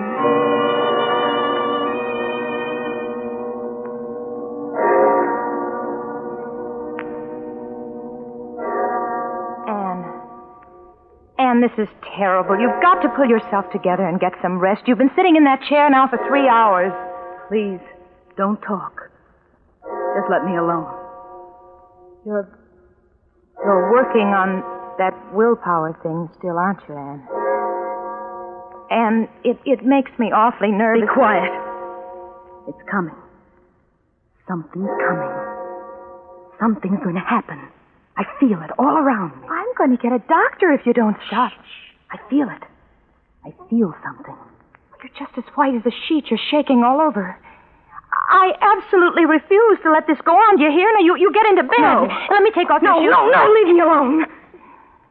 It's as though there were a big lump being moved off my heart. As though the ice inside me were going. As though I could cry at last. Oh, it's happened. Oh, thank you, God. Thank you. All right. I'll lie down now. I'll go to sleep. If you could sleep, you'd feel better. If you just relax. I've done it, Alice. You'll see. He'll be here in the morning. You lie down now. There he is. Didn't I tell you? There's Clyde now. Hello? Yes. Yes, this is room 351. Yes, this is Ann Brody speaking. Yes. It's Riverdale calling. Riverdale. Clyde? She didn't say. Oh. Hello? Yes? Yes, I'm Ann Brody. Why, yes, I'm a friend of Mr. Clyde Dexter. Who did you say this is, please? The police. The police? Oh, something hasn't happened to Mr. Dexter, has it? Oh. What? Yes. Yes, my friend and I were out to the house late this afternoon, around 6 o'clock. Well, yes, I did wear a white hat and a green dress, and she... Oh, but we took the subway, the White Plains Express, on the Interborough line from our hotel. We came back around 7. We just walked past the house 2 or 3 times, but... Well, what's the matter? Why are you asking me these questions? No, I haven't seen them. What? Give me the phone and let me speak to them. You're in no condition Keep away. You know what they're saying, do you? That Clyde's mother has been murdered. What? Oh, no. No, I haven't. Yes? No, we didn't. We just came right home. We didn't even ring the bell. Is Mr. Dexter there with you? I see. Well, I'd like to speak to him, please, when he gets through. Will you ask him to call me? Yes, we'll stay here in the room. Oh, Anne. It was a hammer. At 8 o'clock tonight. She was struck from behind by an unknown assailant. Oh, how awful. Well, why did the police call us? What have we got to do with it? Clyde was home when we walked by the house. He saw us standing there. I'm going to tell him, Alice. I'm going to tell him the truth. Truth? What truth? There's always been that power inside me. I've known I had it, and sometimes it frightened me. Things have happened. I've been afraid sometimes to use it, afraid it would turn against me. And tonight it did turn against me. Anne, what do you mean? By an unknown assailant. Murdered by an unknown assailant. You know who that assailant was? It was me. Anne, are you crazy? You were up here in the room every minute. I was up here in the room, but I was wishing she were dead. I was willing him to come to me. I was trying to destroy the barrier. Surely you can't believe that, Anne. It was only a coincidence, a terrible coincidence. I was trying to bring him back, to touch his heart, but the power didn't touch his heart. His heart's like steel against me. It struck his heart and glanced off and struck her dead. Anne, please, you're talking like a But lunatic. you don't understand. People like you can understand. People like you... But there's violence to will. To store it up takes years. To send it out of yourself is like sending a powerful hand with fingers. Will can't kill somebody, Anne. Not pure will. The body is one thing, the mind's another. Mrs. Dexter is physically dead. Her heart stopped beating. There was a blow. Somebody real, somebody human did that. She was struck from behind. She was alone in the house. They said the doors were locked. She had no enemies. It came out of nothing, and it went away again. Oh, I never dreamed. I didn't want it to happen that way, but it's getting beyond me. It's assuming forms and accomplishing ends I don't plan. It's turning against me, Alice. Turning against me. Do you think a police court will believe you? You'll only confuse the testimony. You'll only hurt Clyde. Oh, Will, you talk about the power of your will. Did you have any real power these last 2 days? Did it bring Clyde to this hotel? Did it make him love you or even call you up? Yes. Don't you touch him. I won't let you speak to him. Get away from that phone, Alice. Do you want to get us in trouble? Do you want us to go to jail and spend weeks in court? He'd put you there. He wouldn't care. Get away from that phone, Alice. I don't believe you, do you hear? I think you're mad. You're mad as a hatter. Get away from that phone. No! Anne, you'll ruin your life. You'll fall into suspicion, and people will always think you had something really to do with it. You'll end up in an asylum. The whole world will know he jilted you. What are you going to say to him? He must be half beside himself as it is. He'll never believe you. What? All right. Thank you, Alice. You see? It is there, isn't it? I made you do what I wanted. And I can make anyone. Hello? Hello, Clyde. Oh, Clyde, darling, I just heard the terrible news. How terrible for you. I'm so sorry. Yes, Alice and I were out there this afternoon. We came by to say hello, but we got cold feet and came home. Oh, no, Clyde, no, we didn't, not a soul. Oh, yes, my darling, I understand how terribly broken up, and my heart goes out to you. Oh, I will, Clyde, dearest, I will. I'll be right over. I'll help you in any way I know. Goodbye, Clyde. Anne, you didn't tell him. You're not going to tell him at all. No. Why should I? He's mine now.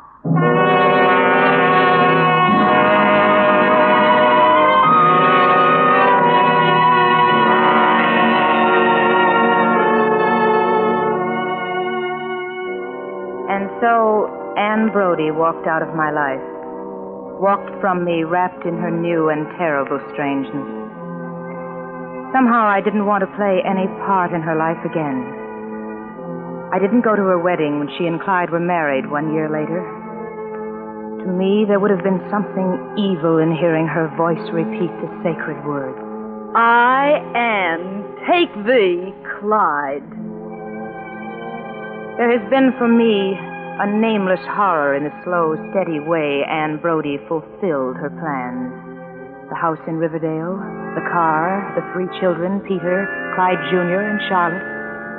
Her happiness, her triumphant motherhood have somehow been hideous to me. I've never heard a train whistle crying through the dawn but what I've thought of her and shuddered. I have been afraid of Anne Brodie now for 15 years.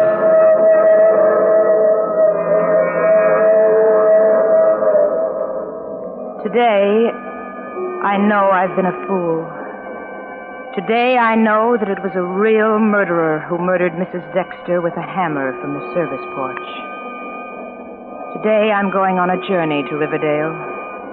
I am going to see Anne Brodie again, lying will-less and struck down in her coffin, lying innocent and pathetic, lying murdered. Not will, nor nameless monsters of the mind could save her from the truth at last. Yesterday afternoon, the weak, long-brooding creature who could not brook domination from mother or wife flung pent-up death against the mistress of his will. Yesterday afternoon, Clyde Dexter struck again.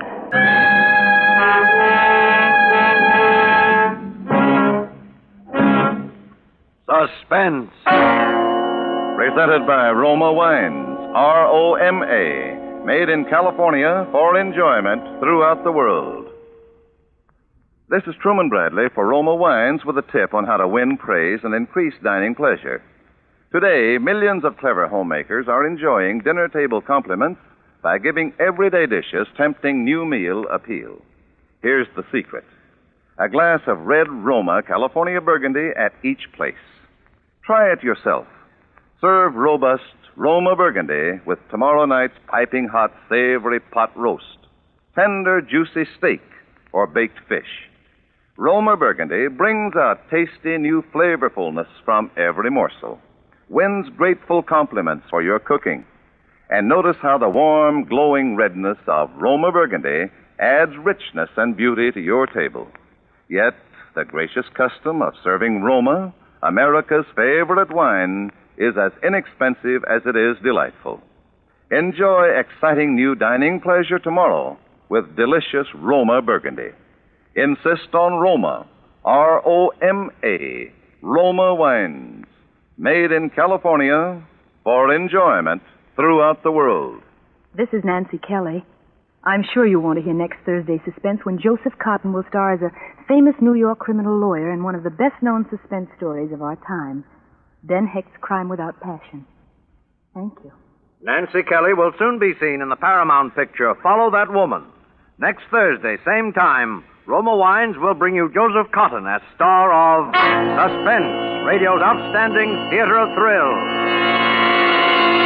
Produced by William Spear for the Roma Wine Company of Fresno, California. Next week, part of the country goes on daylight saving time. If your area remains on standard time, tune in Suspense 1 hour earlier. This is CBS, the Columbia Broadcasting System. Those were some truly great suspense shows. If you agree with me, or even if you don't, let me know in the comments what you thought of them so far. And we have more coming up, such as our next one, The Pit and the Pendulum, which was the first adaptation on radio of Edgar Allan Poe's classic tale of the Spanish Inquisition, and the first appearance on Suspense of the Man in Black as the signature voice, played by Ted Osborne in this one. This one starred Henry Hull, Barry Kroger, and Mercedes McCambridge, and it is a really well-done adaptation. The Black Pit is a truly terrifying experience here, and you will feel the thrills and the chills. It aired January 12, 1943. Next is Ghost Hunt, starring the game show host Ralph Edwards, as well as Franklin Parker, Roland Winters, and Herb Butterfield. Edwards plays a radio disc jockey looking to boost his ratings, so he joins up with a paranormal investigator to stay in a supposedly haunted house where 4 people committed suicide. He starts out as a skeptic, but by the end, he has become quite the believer. A really good ghost story with a nice blend of humor, suspense, and thrills. This one aired June 23, 1949. And then we have No Escape, starring the great James Cagney in his second suspense appearance as a bus driver who receives an award for safe driving, only to cause a fatal accident on his way to the awards ceremony. To make matters worse, he tries to cover it up, and this only causes things to spiral out of control. Will he finally admit his guilt? This one also starred Jeanette Nolan, Sidney Miller, Hal Dawson, and Tom Holland. It aired December 16, 1948. And then next up we have Murder on Mike, which is the same story used earlier on A Murderous Revision. That one aired February 3, 1951. This one aired July 28, 1957. And this one stars Raymond Burr, Norma Jean Nelson, Ann Diamond, and Alan Reed. Let me know in the comments if you prefer this one or you prefer the earlier one. Myself, I'm a bit torn. I think they're both very well done, although I think I'm leaning towards the earlier version, A Murderous Revision. Okay, time for us to enjoy these suspense stories. I will be back.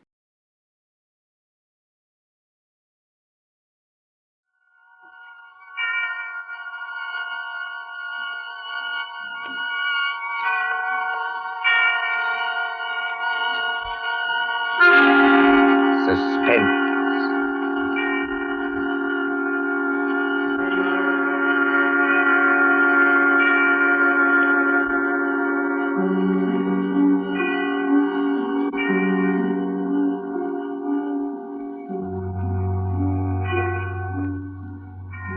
This is your narrator, the Man in Black, again about to introduce tonight's Columbia program, Suspense.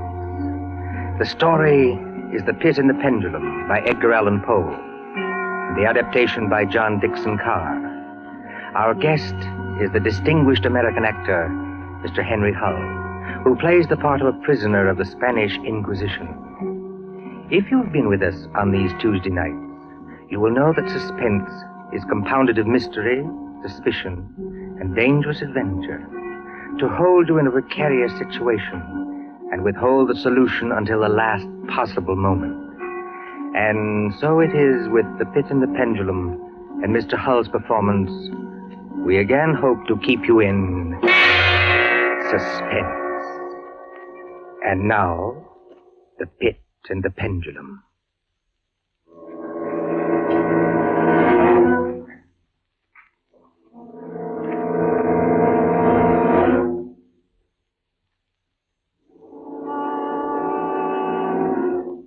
I was sick unto death with that long agony. And when at length they unbound me and I was permitted to sit, I felt that my senses were leaving me. The sound of the inquisitorial voices seemed merged in one dreamy, indeterminate hum. Yet, for a while, I saw, but with how terrible an exaggeration, I saw the soft and nearly imperceptible waving of the sable draperies on the walls of the room. I saw the flames of the 7 tall candles which burned on the table. I saw the lips of the black hooded judges, and these lips appeared to me white as paper, white as horror. I saw them writhe with a deadly locution. I saw them fashion the syllables of my name. Jean Delbray, Captain Jean Delbray. Good fathers, gentlemen. We hear you, my son. I am very weak and infirm. I've been confined for many months in a dungeon. I've been tormented by nightmares. Conscience, one trusts. Pray silence, Fra Antonio. Even now, I have no knowledge of where I am or to whom I may be speaking. You are speaking to me, my son. I am Fra Pedro de Espela, prior of the Dominicans of Segovia and Grand Inquisitor of all Spain. Is this the court of the Inquisition? It is. Oh, then God help me. He will help you, my son, if you trust him. But I am a French officer. That is true. A soldier and creature of the arch-fiend Napoleon Bonaparte. But a French officer nonetheless. A prisoner of war. By what right do you try me in this court? Let the clerk read the charges against this prisoner. Pray silence while the clerk reads the charges. The charges against the prisoner are as follows. Imprimis, that he is one Jean d'Albret, a captain of artillery in the army of Bonaparte, so-called Emperor of the French. This means nothing, as the prisoner says. It is no crime. Proceed. Item, that on the 4th day of September in the year of our Lord 1808, that said Jean d'Albret did wed, espouse, and marry the most noble lady, the Doña Beatriz Valdez, niece of and ward of the illustrious... One moment. Your Excellency spoke. Fra Antonio, was any cheat employed to trap this girl into marriage against her will? No, we have no actual evidence of any cheat. Was the girl of age? I believe so. Then wherefore is the prisoner here? This marriage was a deplorable thing, if you like. Bonaparte himself is almost at the gates of Madrid. His general, La Salle, menaces our city of Toledo itself. But lawful marriage, however regrettable, is no sin or crime. There are other matters in the indictment, I think. Then continue, but give us nothing that is not material. Item, that on the 12th of October, 1808, the said Jean d'Albret, being in command of a 5-gun battery of light artillery, did direct the fire of his guns against the holy church of St. Martha the Innocent. What? And thereby of his wicked malice destroyed that church utterly. Captain d'Albret, is this charge true? It is, yes. You admit it? Good father, hear what I have to say. The church blew up, I think. Will you boast of your sin, young man? It blew up because it was stored with kegs of gunpowder for your army. I had every right to fire on it. And that is all the defense you have to make? I tell you, I had every right to fire on it. By military law, there was... Is military law above God's law? I don't know. I did my duty, that's all. Long live the Emperor! Captain d'Albret, mark what I say. No man, however great his heresy, is ever condemned to be burnt in the fire. Fire? Fire. If he first recant and acknowledge the error of his ways. But for you, Jean d'Albret, there can be no mercy, no pity, no atonement. The only sentence of this court can be death. Death? Yes. The secular or government arm to which we must release you has devised 2 ways of punishment in cases such as yours. You hear the tolling of the bell? I hear them. It is the procession of the condemned going to the auto da fe. Soon the yellow light of the flames will stream through the windows and flicker on floor and ceiling. Nunc et in hora mortis intuis manibus Domine. Most of those condemned out of mercy will be strangled before they are burned. It cannot be so with you, Jean d'Albret. You must die in one of 2 ways. Either with the direst of physical agony. A slow fire of green wood, iced bandages about the head and the heart, so that the fire does not approach too quickly. Or else, Jean d'Albret, you must die in a certain other way. Have done with this! Pass your sentence and let me go! The law does not permit me to tell you now what this other way is. sentence of this court, therefore. I had swooned. Yet still, I would not say that all of consciousness was lost. In the deepest slumber, no. In delirium, no. In a swoon, no. In death, no. Even in the grave, all is not lost. There are shadows of memory which tell us indistinctly of tall figures that lifted me and bore me in silence down, down, still down, until a hideous dizziness oppressed me at that descent into the earth. Then, as consciousness swam back to my wits, darkness, stone floor, and darkness. Oh, Beatrice. Beatrice, my wife, Beatrice. Did you call me, Jean?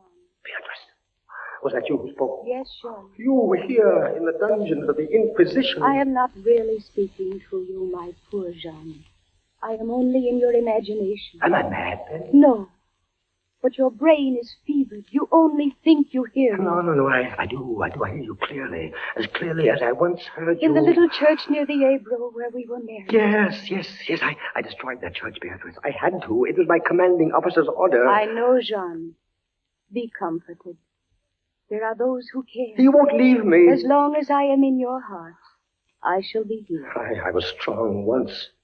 Now I am weak. Once I was reckless. Now I'm afraid. What am I, Beatrice?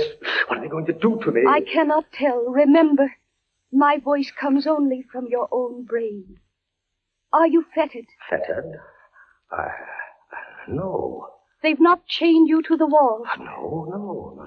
They've taken away my uniform. They've given me sandals and a robe of what feels like coarse serge, but I'm still free. Free. Take courage, Jean. Free. And in the grasp of the Inquisition. Beatrice. Yes, Jean. It's completely dark. There's hardly any air. I dread to get up. I dread to stretch out my hand. Suppose they've buried me alive. Courage. Can you stand up? I think so, yes. Then walk. Walk as far as you can. Measure the limit of the cell. If this is not a tomb... You're right, Beatrice, as always. I'll try. Are you on your feet? Yes, now pray. Pray for a poor devil who always meant well. 1 pace, 2 paces, 3, 4. You are very weak, Jean. Rest a moment. Where are you now, Beatrice? In the flesh, I mean. You know that, Jean. In the old house by the olive grove. Scorned of my people. Yes, I know it. Each morning I climb to the hilltop and watch. Go on. Sometimes I think I hear gun wheels rumble in the hills. Yes. And long moving columns with the red dust rising above Go them. on! First come the heavy cavalry in plume-crested helmets. Yes. On their flanks wheeling like hawks, light hussars in blue and scarlet. And behind them, in a glitter of bayonets as vast as light points on the sea. Yes.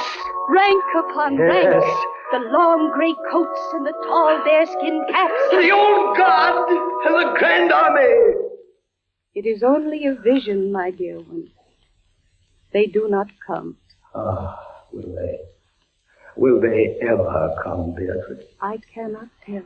Then I must face what has been prepared for me. Walk again, Jean. Try. Keep your hand in front of you. This rope, it impedes me, and the floor is treacherous with slime. But I'll try. 4 paces. 5, 6, 7. It can't be a tomb. 8, 9. Look out! I'm all right. I fell to my knees. The rope tripped me. My hand is in front of me. It's lower than my face, but I feel nothing. Nothing, Jean. It's a pit. A circular pit. And I fell on the very edge of it. Oh, they would have made you walk into it. Yes. Oh, There's a loose fragment of rock just inside the edge. Now, if I can dislodge it. Listen.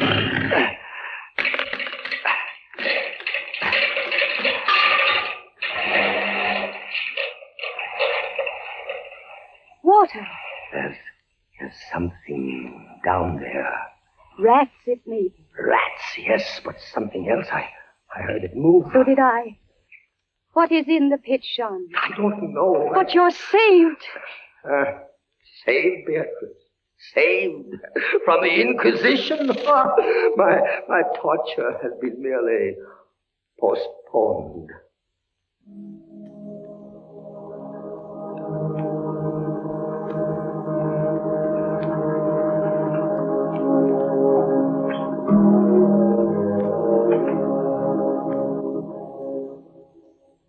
Last, a deep sleep fell upon me. Sleep like that of death. How long it lasted, I know not.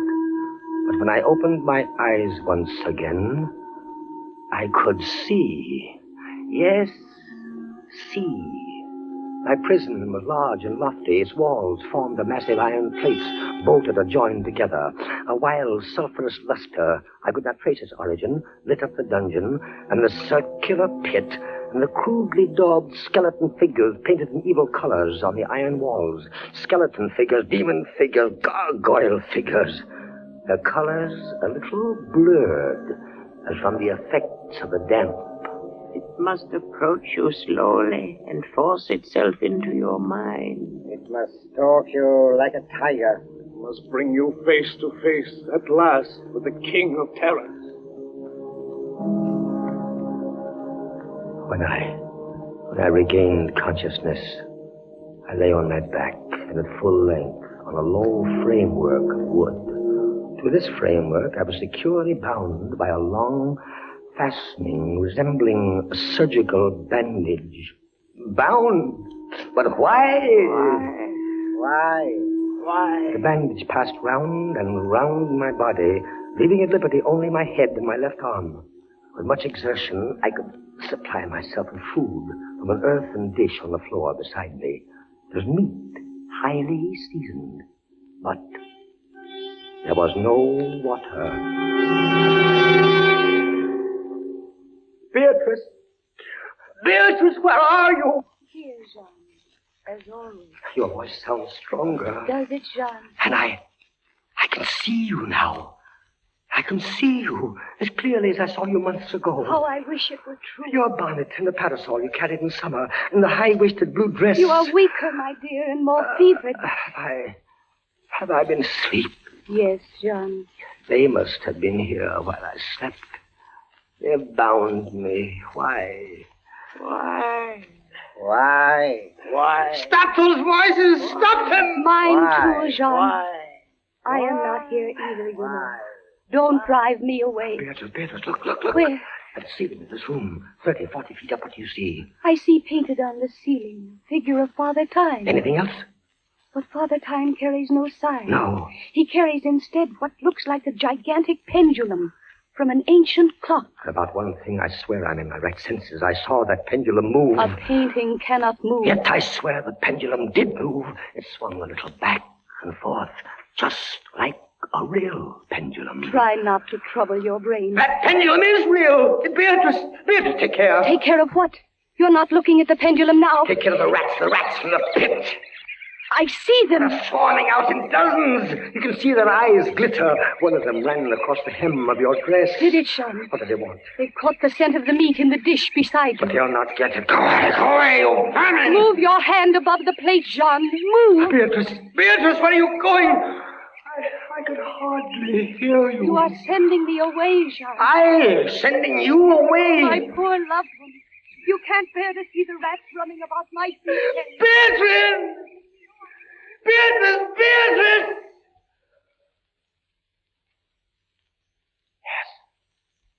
Yes, it's true. In a cell swarming with vermin. There are others I had rather see here. I'd rather see. Did you call me, Captain Dalbray? Then in spirit I am here. Who are you? You and your recognize me? No, I do not.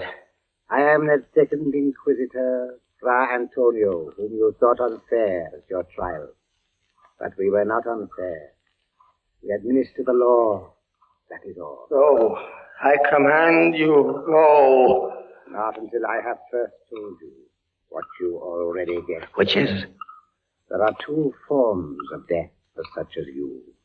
One, death with its direst physical torture. The other, death with its direst mental torture. And I have been condemned to the second? Your guess is good. Listen. Do you hear anything? Yes, I do. I hear something. Turn your eyes upwards. Look at the ceiling. Pendulum. Aye, the pendulum. It's descended. Only a foot or so, as yet. As you notice, it is not really a pendulum. Its underside is a crescent, formed of razor-sharp steel. You mean? A ponderous weight, Captain Dalbray. Its movement is slow now, but soon it will take on momentum. It will swing wider and wider, 30 feet perhaps. Presently, as it swings, you will hear it hiss, and with each broad movement, it will creep a trifle lower. The steel is directly above me. Yes, above the region of your heart. Lie still and look up at it. How long before? You need have no immediate fear. It will not be too soon. But how soon? Who can tell? In the name of pity, give me some answer. Hours, perhaps days. It's beginning to swing wider. I can't take my eyes from it. Its glitter fascinates you, eh? See how it shines in that wild light. And this is your utmost refinement in cruelty. The law, Captain Dalbray, is never cruel. And now, still in spirit, I leave you to your meditations. It will not be too soon. Minutes, hours, days.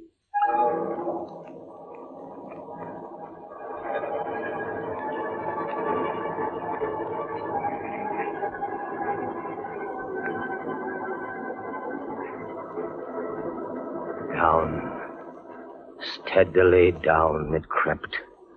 Days passed. It might have been many days before it swept so closely as to fan me with its morbid breath. Minutes, hours, days. The odor of the sharp steel forced itself into my nostrils. To the right, to the left, far and wide.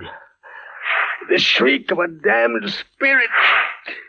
To my heart, with the stealthy pace of a tiger. Down, certainly, relentlessly down. I prayed. I wearied heaven with my prayer for its more speedy descent. I grew frantically mad and struggled to force myself up against that swinging, glittering death. No avail. Down, still unceasingly, still inevitably down, the sharp steel flashed past within 3 inches of my chest. Beatrice! John? Beatrice, Beatrice, where are you? I heard you calling, John. I am here.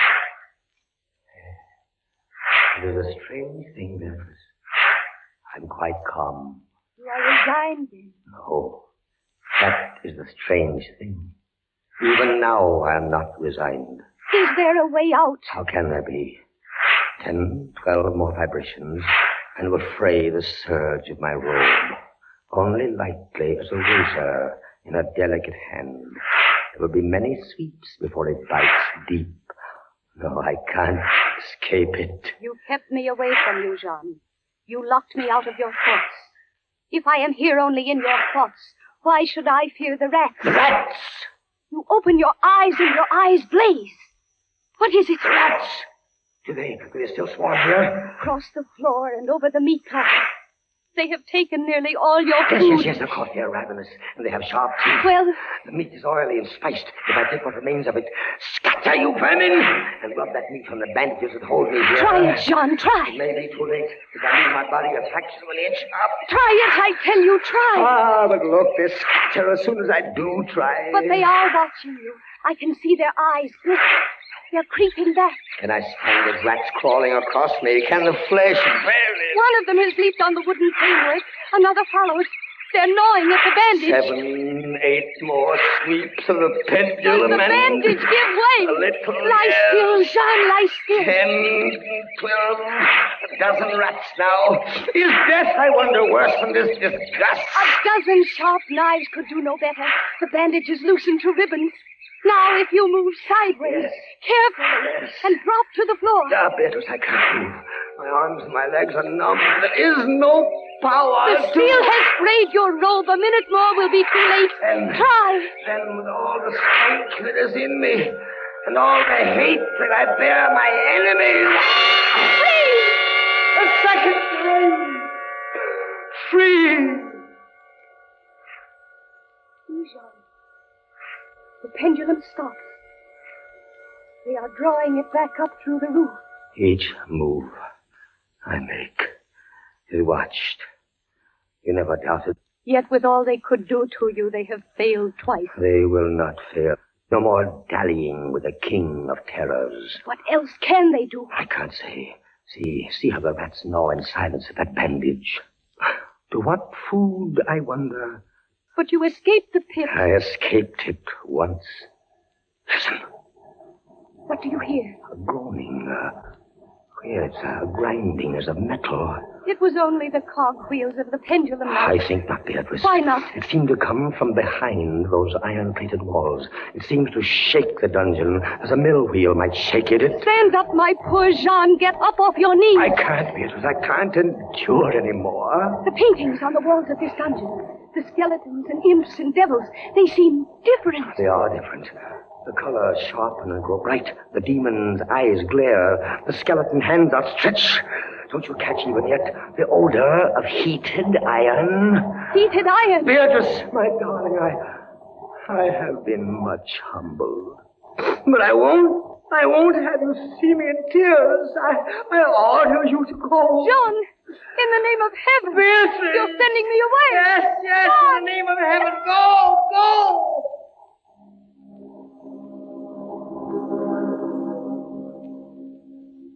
A suffocating heat pervaded the prison.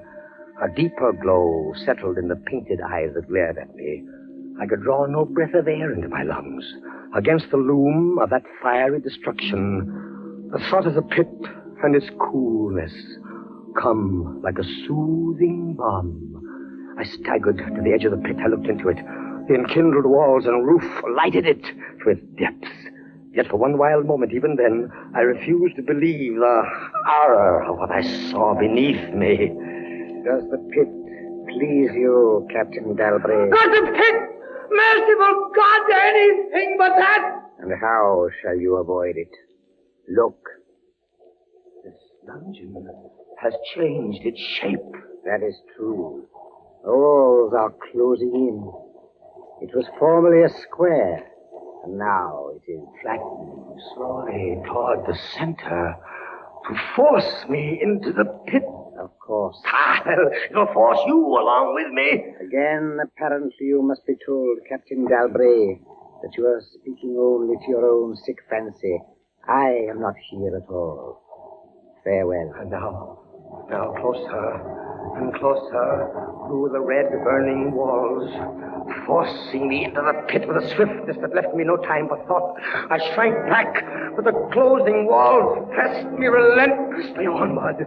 At length, for my seared and writhing body, there was no longer an inch of foothold. I screamed once. I tottered on the edge of the pit.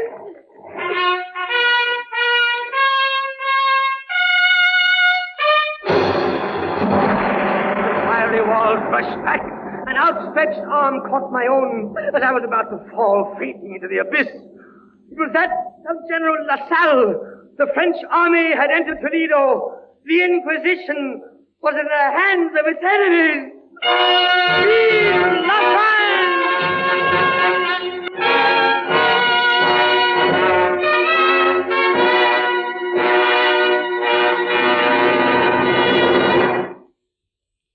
And so closes Poe's celebrated story, The Pit and the Pendulum, starring Henry Hull.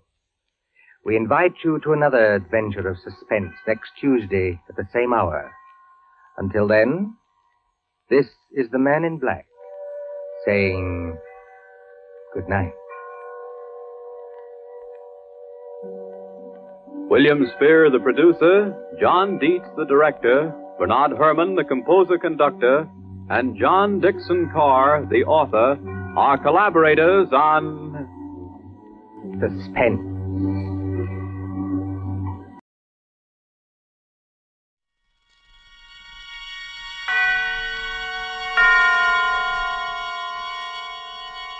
Now, Autolite and its 60,000 dealers and service stations present Suspense.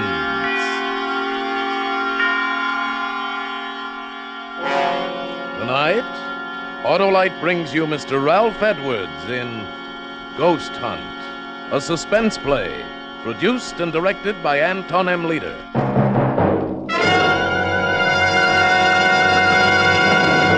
Friends, replace worn-out narrow-gap spark plugs with a set of those new wide-gap Autolite resistor spark plugs. Your motor will idle smoother, give better performance on leaner gas mixtures, actually save gas. These winning benefits are all made possible by a newly developed Autolite 10,000-ohm resistor, built right into every Autolite resistor spark plug, making practical a wider spark gap setting, and that's what does the trick. What's more, Autolite resistor spark plugs with this exclusive Autolite resistor have greatly increased electrode life and cut down on radio and television interference. So, folks, see your Autolite dealer and have him replace old, worn-out, narrow-gap spark plugs with a set of the new Autolite resistor spark plugs. Remember, you're always right with Autolite. And also remember, the Autolite Suspense show is now on television. Every Tuesday night in many parts of the country. And now, Autolite presents Ralph Edwards in a tale well calculated to keep you in suspense.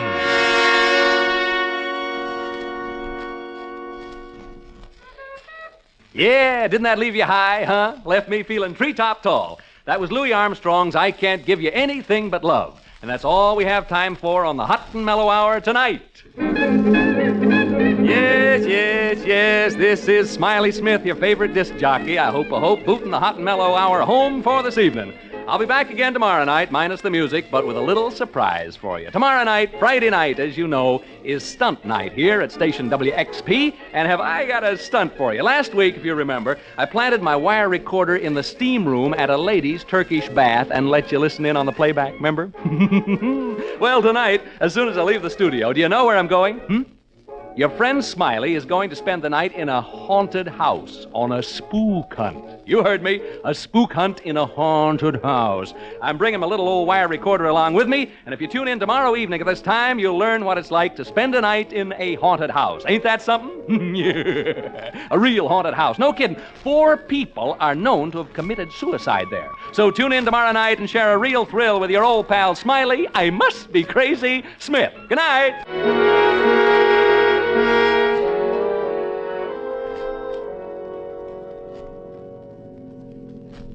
Care for a cigar, Mr. Thorpe? I got some cigars in the dash there. No. Well, no reason for you to carry a chip on your shoulder, Mr. Thorpe. Oh, really? Well, I don't like this fool stunt. Well, I don't see it as a fool stunt at all. I really don't. I think it's the only way you're going to unload this house. Ordinary selling methods won't work in a case like this. Now, don't forget the reputation saddling this house. 4 suicides since 1939. You know what people call it, the death trap. Yes. It's a lot of nonsense. Sure, but try to convince people of that.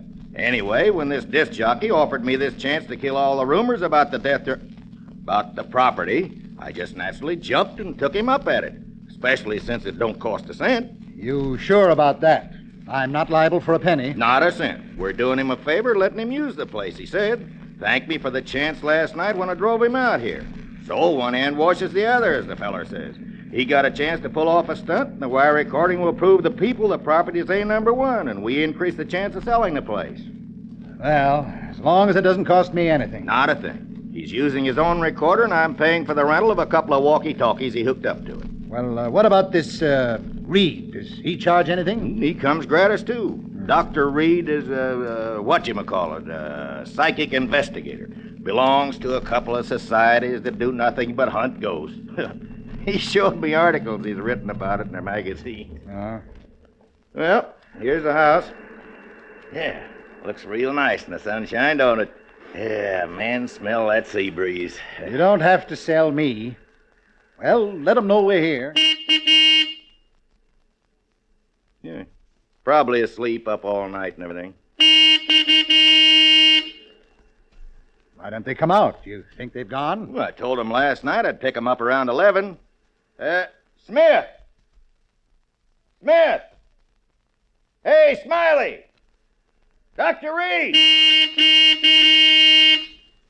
Yeah, fast asleep, I guess. We better go in and wake him up.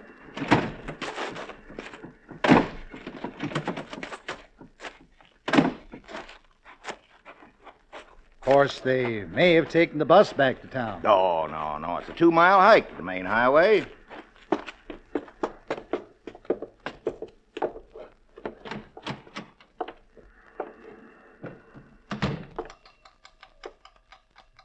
Smith! Hey, Smiley. Where are you? Wake up. You don't suppose, do you? Oh, no. Smith. Dr. Reed. What's that clicking noise from in there? Well, it's his wire recorder. He left it running. These machines cost a lot of money. Doesn't he care if he uses up his batteries? Well, where is he, and where's this Reed? Maybe they're upstairs. Smith! Hey, anybody home? They must have walked to the highway and taken the bus. Well, he wouldn't have left these machines. Well, where are they, then? Where are they? Oh, now, don't get excited, Mr. Thorpe. Don't tell me not to get excited. If something's happened to them in my house, I'm liable. Well, you try this side. I'll try that one. All right. Smith. Hey, Smiley. Smith. Oh. McDonald, come here. Oh, what? What it?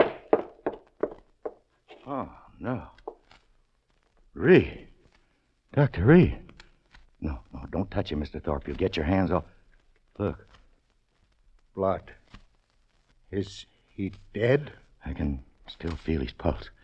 We better get him to a hospital fast.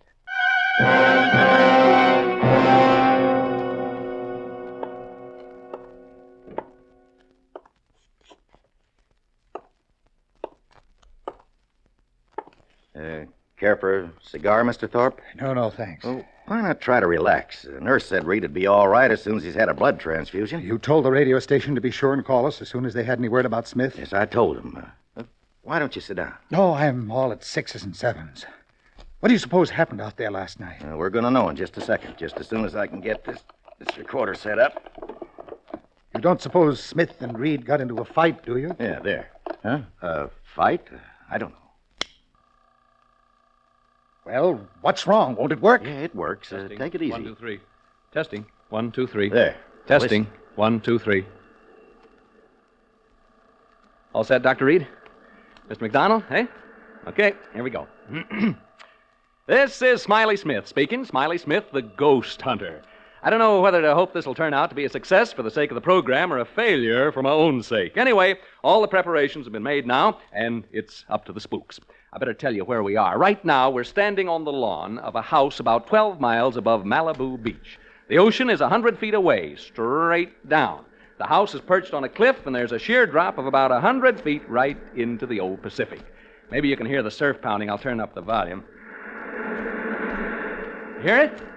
Now, I'm going to have you meet two gentlemen who are here with me. Incidentally, we're the only people around for miles and miles. First, I'd like you to meet Dr. Clarence Reed of the British and American Psychical Research Guilds. Dr. Reed is a famous investigator of psychic phenomena, and I'm very honored to be associated with him on this ghost hunt. He's smiling in an embarrassed sort of way. You're much too kind, Mr. Smith. Dr. Reed has conducted experiments in this field with such great believers in spiritualism as Oliver Lodge and Arthur Conan Doyle.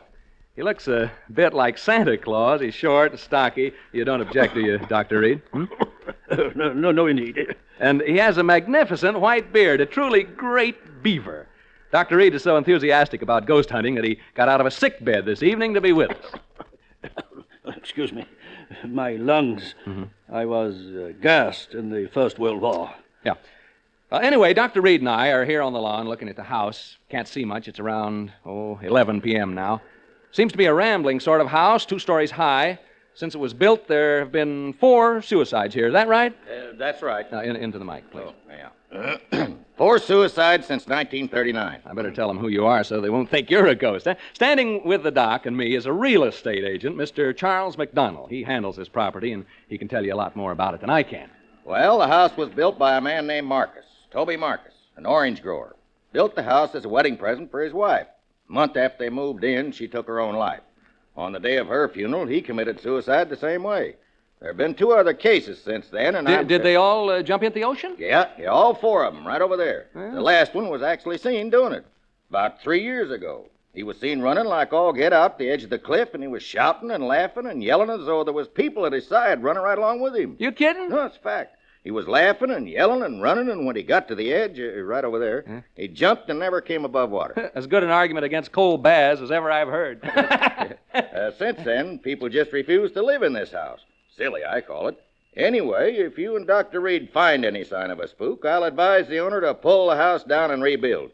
But if you don't find anything, I'm hoping this will convince folks that here's a real buy. Yeah, okay, Mr. Smith, you and the doctor are on your own. I'll be by in the morning to pick you up around 11. Goodbye, Mr. McDonald. I hope there's something left for you to pick up in the morning.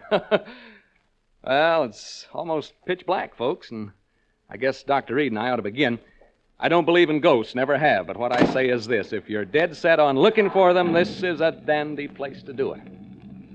So long! Mr. McDonald just checked out. And then there were 2. Well... 3. Oh, my dog, yeah. Folks, I have my dog, Jeff, with me. He's a wire-haired terrier, 3 years of age, and he can talk. Yeah, say hello, Jeff. Come on, Jeff, say hello. Come on. Well, anyway, he's a wire-haired terrier, and he's 3 years old. Shall we go inside now, Dr. Reed? I was about to suggest it.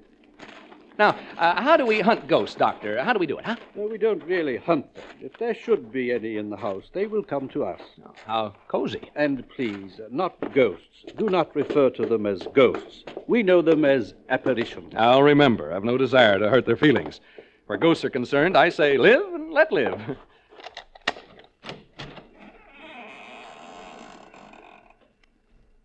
Well, we've opened the front door now. Maybe you heard the hinge squeak a little. Now we're standing here looking in. Can't see much. Smells sort of musty and damp. What's the matter, Jeff? What's the matter, boy? Jeff! Oh, come on now, come on. My dog seems to object to entering this house. He has all 4 feet braced, and he's straining against the leash. Perhaps he senses something we don't. Like apparitions, maybe? Perhaps. It's not unusual. Animals lack the veneer of sophistication we humans possess, and are more sensitive to such emanations. Yeah, come on, Jeff. Now, stop this nonsense. He probably smells a mouse or a rat or something. Come on, Jeff. We're going in whether you like it or not. Well, there's a short entrance hall, and over there at the end of it is a flight of stairs leading to the 2nd floor. Jeff! And over here at the left is what seems to be a large reception room. We're entering this large room now. There are windows over there, French windows, and through them I can see the ocean. The electricity hasn't been turned on, so all I have to see by is a flashlight. Not a very powerful one at that. Dr. Reed is now adjusting his walkie-talkie. It's hooked up to my recorder so that he can cut in while he's hunting and tell us what he's found. Here's a few words from Doc before he sets forth on his investigation through the house. Ladies and gentlemen, excuse me. Mr. Smith has introduced me as a ghost hunter. He spoke, I think, in a spirit of skepticism and levity. I'd like to assure you all that my purposes here are serious. I have spent my entire life seeking reliable proof of the appearances of apparitions.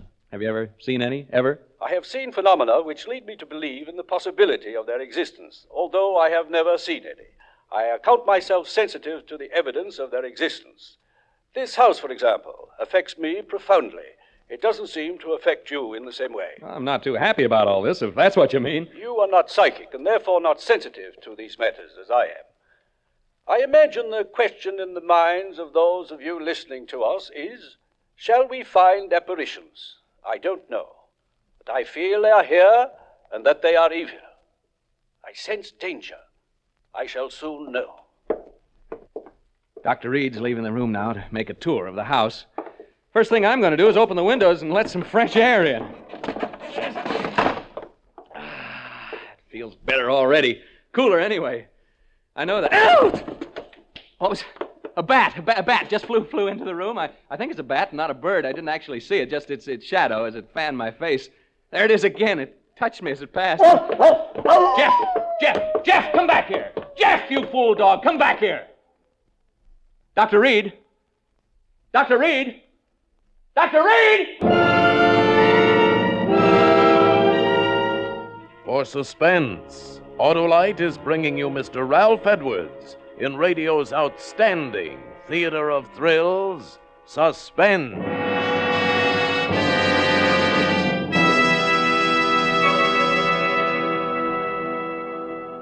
Hey, Harlow, snap out of it. Huh?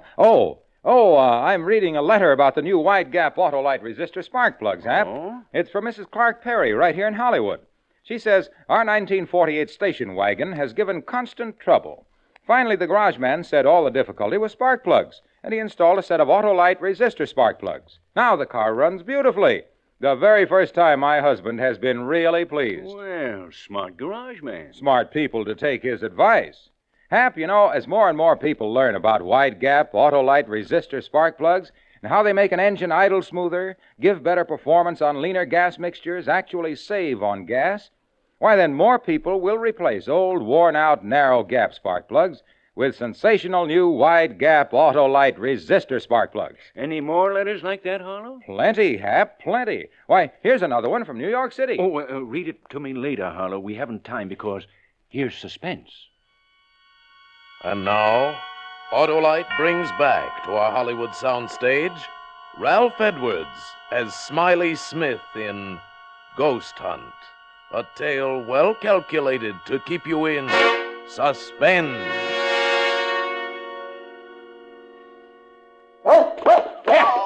Jeff, come back here. Jeff, you fool dog, come back here. Dr. Reed. Dr. Reed. Dr. Reed! Reed speaking. What is it, Smith? Jeff has run off. My dog, he jumped through the window and ran off. Oh, so? I told you he sensed something about this house, didn't I? Yeah, you want to come and see if you can determine what it was exactly that set him off? Soon. I am making my way slowly up the stairs toward the second floor now. I'm halfway up. I'll be down with you soon. Folks, my dog's run away. You probably heard him howling. He jumped through the window and took off. Never did anything like that before. Frightened by the bat, I guess. Personally, alone here in this big room, I can understand how he must have felt. This isn't a cheerful spot by any means. I may not be psychic, but I sure have a feeling this house doesn't want us here. Read again. Excuse me. I have something of great interest to report. I'm now standing in an alcove on the second floor trying to recover my breath. As I reached the head of the stairs, I felt what I think is a definite psychic manifestation. I felt suddenly as though I had been punched in the solar plexus. That's the only way I can describe it. At the same time, I began to perspire. My head is still swimming slightly, and I have difficulty in swallowing. My pulse rate is around 110 in a minute. The sense of evil is very strong. I feel very, what shall I say, profoundly depressed. Do you want me up there? No, I prefer to remain up here alone. The presence of a disbeliever such as you might interfere with my investigation. Folks, I'd like you to get a picture of what it's like here. It's very quiet, for one thing. I've never been in such a quiet place, and it's pretty dark. No light except my flashlight. Tell you what, you go now and douse all the lights you have on. Go ahead, put out the lights, and that'll give you a clearer feeling of how it is here with me. Go ahead, put out the lights. Hey, did you hear that? The real estate agent told me I'd probably hear rats and mice in the walls. Well, I can certainly hear them now. Even you can hear them, I think. It's as though... Dr. Reed speaking. I've been working my way toward the front room, the one directly above the one in which Mr. Smith is now. The vibrations have become stronger and more pronounced as I approach it. I think I am on the verge of an important discovery. important discovery. Did you get that? Now I can hear Dr. Reed moving about in the room above. I don't suppose you can. Have a try anyway, huh? Hear him? I hope he finishes his investigation soon, because, quite frankly, I'd like to get out of here. I can well imagine people becoming unhinged in this place. Right now, I find myself pretty jumpy. Not being very brave, am I? It's being alone in this room down here that does it. This darned old house. It's a very, I mean, you know, the atmosphere, it's so very... I wish only to make this hurried report before continuing with the investigation in this room. I have carefully sounded out all the parts in this room, and the emanations are most strong from what appears to be a closet, before which I am now standing. As soon as I open the door to this closet, I will have, I think, a thing of great interest to communicate. I find no key to the lock, and so I will attempt to remove the hinges with my penknife, and I will tell you what I find when I open it. I'll tell you what it would cost to get me to open that door. In the basement at Fort... There's that bat again. It seems to like me, the way it keeps... Each time it passes, it touches my face or my neck with its wings. They're smelly things, bats. I don't suppose they bathe very often, if at all. I wonder how... Get away, you bat! That bat'll be the death of me. Yeah, it's like a jingle, isn't it? Bat'll be the death of me, the death of me, the death of me, bat'll be the death of me. It isn't far from London. No, that isn't the way it goes. It's come down to Q in lilac time, in lilac time, in lilac time. Come down to Q in lilac time. It isn't far. I haven't thought of that since I was a kid in grammar school. Gee, I had a lonely childhood when you come right down to it. I mean, well, that's my affair, isn't it? Yes, it is. It most certainly is. I have succeeded in removing the hinges to the door, and I find inside it is not a closet, but much larger. It is, I think, a dressing room. I have not yet been inside, but I am about to enter. What was I talking about? Oh, yeah, bats. Well, the bat flying back and forth in this room is... Did you hear that? Did you hear it? Dr. Reed must have knocked something over in the dressing room. A chair, yeah, a heavy chair by the sound of it. The chair, or whatever it was, must have fallen right over my head. That's the way it sounded. I can see a small stain forming right on the ceiling, right over my head. Something ran across my foot just then. A rat, I think it was. I've always hated rats. Most people do, of course. That stain up there bothers me. It's gotten so big so soon. I think I'll take a chance and bother Reed and ask him what it is. Dr. Reed. Reed, can you hear me?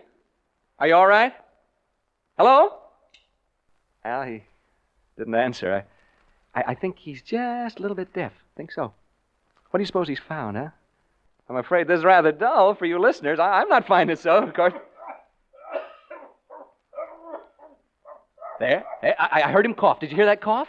Hope he's all right. He got out of a sick bed to come here this evening, you know. He was gassed in the First World War, and this place is beginning to get on my nerves a wee bit. Just a teensy-weensy bit. Reed, speaking, Hello? He's switched off.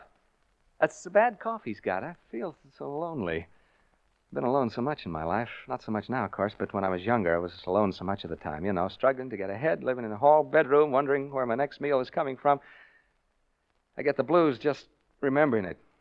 Seem sad, young people having to spend so much time alone. Sad for old people, too, of course. I'm saying of course a lot. Of course I am. Hey, that stain on the ceiling, it's grown amazingly. It's actually beginning to drip. I mean, form bubbles. They'll start dropping soon. Colored bubbles, they seem to be. Odd-shaped stain, like a body lying on its back with its arms stretched out. It's cheerful. Oh. I'll certainly advise Mr. McDonald to have this place pulled down. I'll go upstairs in a minute or two to see how Dr. Reed's making out. You know, listeners, I really believe I'd go completely crazy if I had to stay here much longer. Wears you down. That's exactly what it does. It wears you down. It's so close and musty in here. I feel sort of trapped. Don't know why I said that. That's what they call this place, you know, the death trap. There, what did I tell you? That stain started to drip drops. Drip drops. Drip drops. Drip drops. Drip. I'll catch the next one in my hand and let you... Reed? Dr. Reed! I'm going upstairs now, listeners. I'm afraid something has happened to Dr. Reed. I'm not kidding now. I mean, this is on the level. Which room could it be now? Right? Left? No, right. This is it, I think. Oh, evening, gentlemen. And madam? I'm so glad to see you.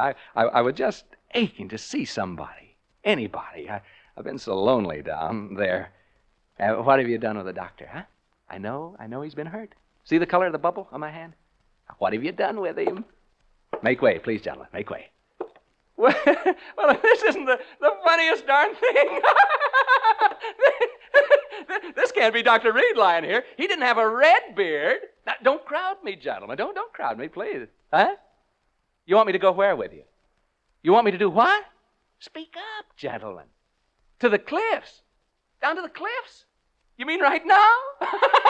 Well, all right, if you'll come with me. I don't want to be alone anymore. You will come with me? All of you? All four of you? You too, ma'am? Oh, good. Come on, then. To the cliffs. To the cliffs. To the cliffs. To the...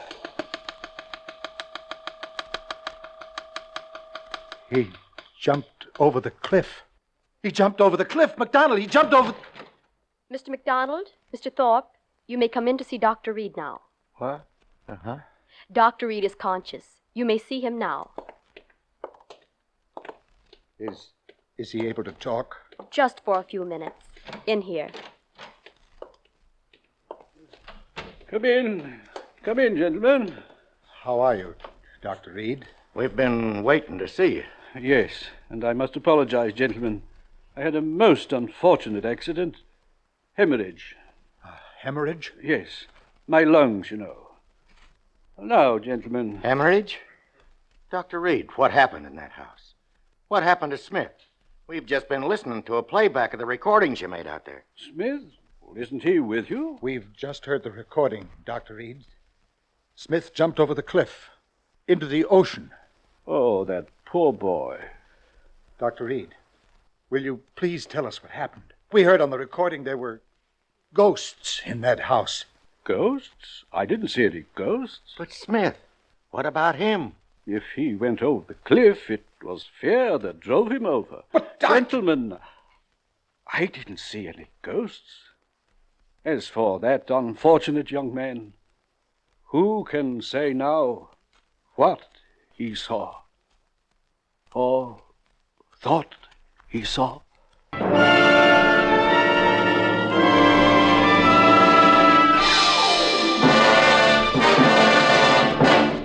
Thank you, Ralph Edwards, for displaying your versatility by appearing as guest star on Suspense. Say, Harlow, that Edwards does everything. Hap. No does. Don't use that word on our Autolite show. Oh, come now, Harlow. I can make you use that word, as you call it. How? Now, don't you say that Autolite resistor spark plugs make your car engine idle smoother? Yes, but... And your car gives better performance on leaner gas mixtures. Saves gas. Sure does. Does. Aren't we devils? Ralph, you tricked me. Well, anyhow, it does my heart good to tell people that Autolite resistor spark plugs are ignition engineered by Autolite, which makes more than 400 products for cars, trucks, airplanes, and boats in 28 plants from coast to coast. Autolite also makes complete electrical systems for many makes of America's finest cars. Batteries, spark plugs, generators, starting motors, spark plug wire, battery cable, coils, distributors. All ignition engineered to fit together perfectly, work together perfectly because they're a perfect team. The lifeline of your car. So, folks, don't accept electrical parts that are supposed to be as good. Remember, you're right with Autolite. And now here again is Ralph Edwards. I want to thank Tony Leader and his great cast of actors for helping to make my appearance on Suspense a very pleasant consequence.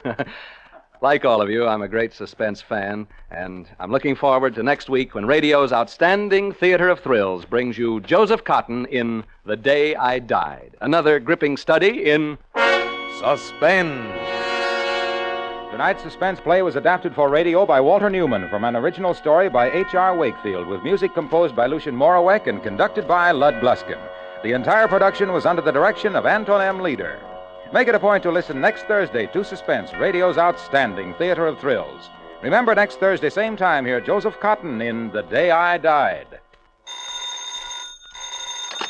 You can buy Autolite resistor spark plugs, Autolite Stay Full batteries, Autolite electrical parts at your neighborhood Autolite dealers. Switch to Autolite.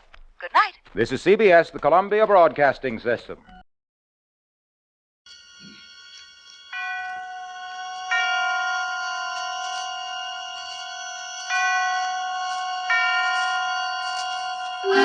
Suspense. Autolite and its 60,000 dealers and service stations bring you radio's outstanding theater of thrills. Starring tonight, Mr. James Cagney in Anton Leader's production of No Escape, a tale well calculated to keep you in suspense. The only thing I can do now is tell you how it happened, without any bunk. I don't care what you've heard or read about me. I'm not a devil or a mad dog. I don't know what people think happens to a fella. Do they think all of a sudden I turned into stone? I'm no different than anybody else. If I don't eat, I get hungry. If I cut myself shaving, I bleed. I'm just like the next guy, and that's the whole idea. It happened to me, sure, but it would have happened to anybody. It could have happened to you.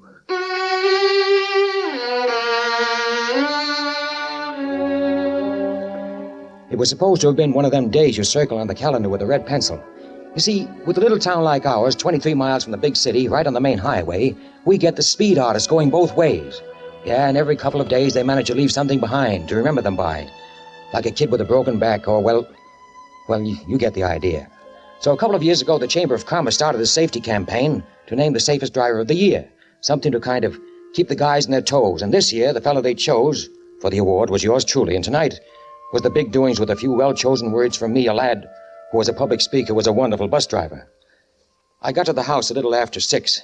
Teddy, my kid brother, was just leaving. Hiya, big shot. Hello. Ladies and gentlemen, in this corner, the world's champion driver. That's me, all right. Hey, that's a swell picture of you in the paper. You don't look so bad for an older man. Right, or I'll beat your ears in. Say, Eve called to say you should wear your blue suit and try to look human. That I would like to see. Me too. Sorry, I can't wait, though. I'm late for a date. I'll see you in the morning, and you can tell me how you slayed. All right, Ted. So long. I gave myself the works. Shower, shave, the blue suit, like the lady said. Eve looked after me like I was at least 5 years old. Well, I didn't mind a bit. Ever since Ma died in 42, I'd kept the house going for Teddy, because a kid needs something like that. But he was getting out of school in June, and then maybe Eve and I... Well, it was nice thinking about it. So nice that I guess I forgot all about the time that was passing. Yeah? Look, slow motion, you should be halfway over here by now. Okay, Eve, honey. You got the speech ready? Yes, but if you don't get moving, you'll be making that speech to a bunch of empty chairs and dirty plates. Yes, Mama. Be right over.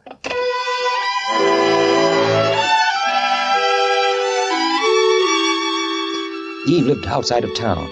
I'd really have to step on it to pick her up and spend some time rehearsing the speech, and then get to the high school auditorium by 8. I got into the car, and I decided to take the canyon road through the hills where there wasn't any traffic. I could make better time that way. Now, wait just a second. Let me get my thoughts together. I gotta get this part exactly right. You gotta see it just like it happened, or else it's all a waste of time. All right. I was on the canyon road that wound up through the steep hills, the wall of the mountain on one side of the road, and the deep canyon on the other, about 10 to 7, but already dark. Nobody on the road but me, so I stuck pretty close to the middle. And at every turn, the scream of the tires. But I wasn't worried about that. 4 brand new tires, hardly a week old, and good brakes. I never take chances with things like that. Going about 50 miles an hour, maybe a little bit better. But I was all alone on the road, so what difference did it make? I was maybe 2/3 of the way up to the top, right where the road makes a wide curve. I remember I put a cigarette in my mouth, and I pushed the dashboard lighter in. I heard the lighter click, and I started reaching for it. And then a pair of headlights blazing out of nowhere. And then a screeching horn, a car coming the other way. I felt my inside double up like a fist. I slammed my foot on the brake, swung the steering wheel to the right. I didn't feel anything hit, and I thought, oh, God, it's going to be okay. I jammed on the emergency. I jerked the door open. Now look back. The road was empty. I still heard the horn, though, but far away, and another sound, too, like a bunch of empty crates toppling over and over. And at first, it didn't register with me. For maybe half a second, I just stood there wondering what happened. Then I saw the reflection of the flame lighting up the whole canyon. I went to the side of the road and looked down. The car was about 500 feet below, burning. And the horn still blasting away, like the driver's body had fallen against it. I started down the canyon. was almost straight down. I fell and I rolled and I came to my feet again. Why didn't that horn stop? Why didn't it stop? And then it did stop. And I realized that I had stopped too. What was I waiting for? Oh, to get my wind, that's all. I went down another few feet. And I stopped again, holding myself against the tree. Come on, Harry. Get going. No. What good would it do to go down there? I couldn't help whoever was in that car. It was too late. Nobody could help. Then far down the road, I saw another pair of headlights starting the long climb. I went back to my car. I told myself I was going for help. I drove on to the top of the hill. There was a little gas station up there. They'd have a phone. I was almost there. An old fellow in white overalls was puttering around the pumps. I started slowing down. My whole life was about to be smashed. I'd have to tell them the truth, and what good would it do? What about Eve? What about my kid brother Teddy? What's more important than a man's own family? I'd reached the gravel driveway to the gas station. The old guy heard me coming and started straightening up. No. I swung back onto the highway and pushed the accelerators to the floor.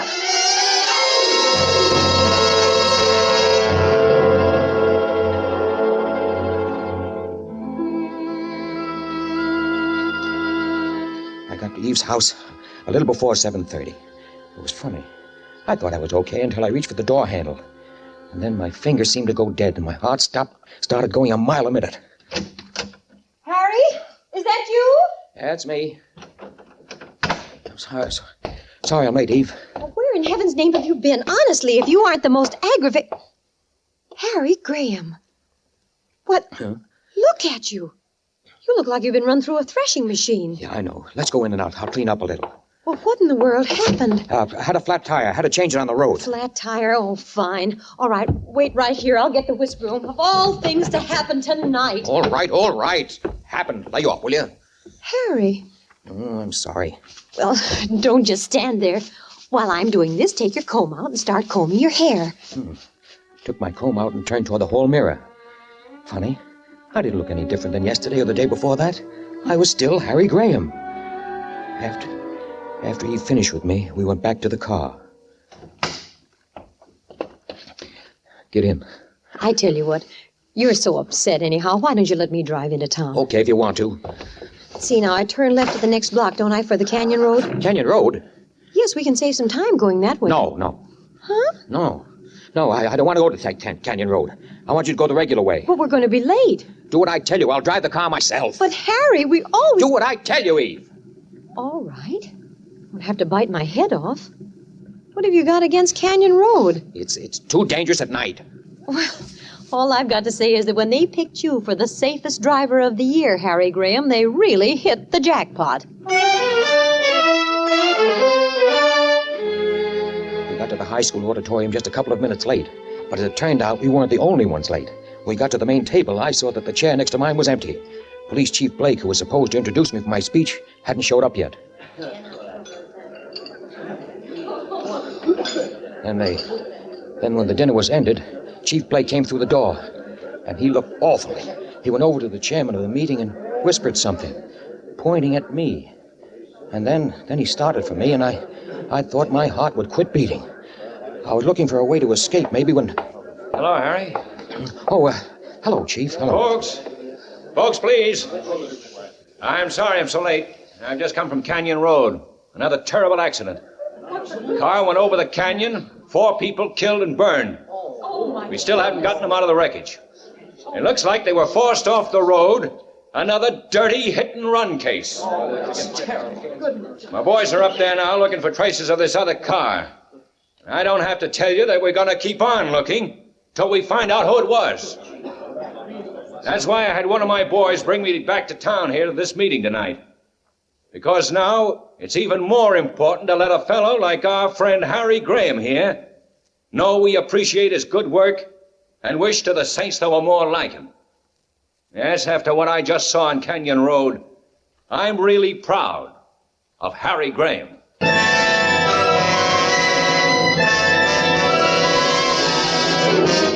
For Suspense, Autolite is bringing you Mr. James Cagney in radio's outstanding theater of thrills, Suspense.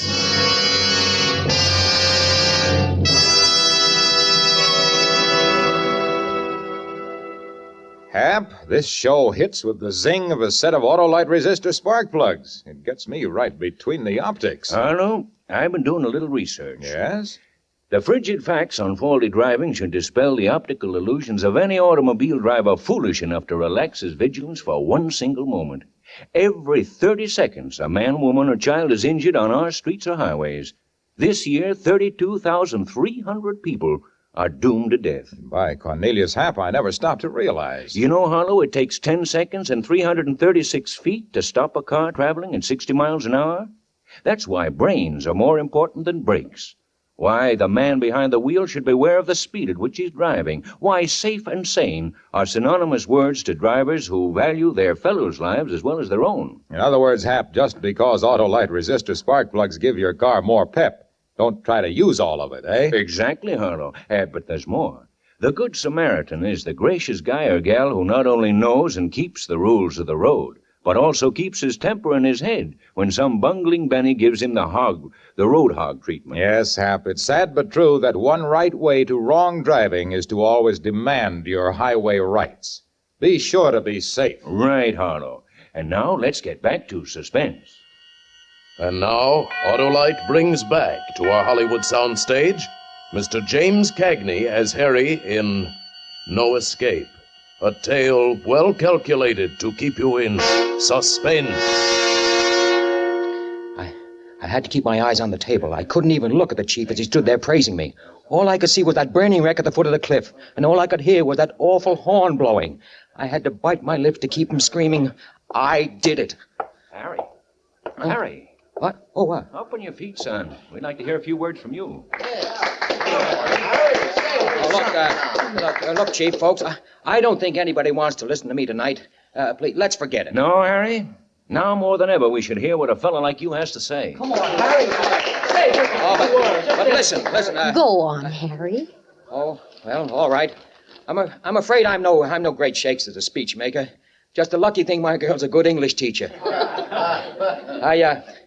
I don't believe we should honor a man for safe driving any more than we should honor him because he's never killed anyone with a gun.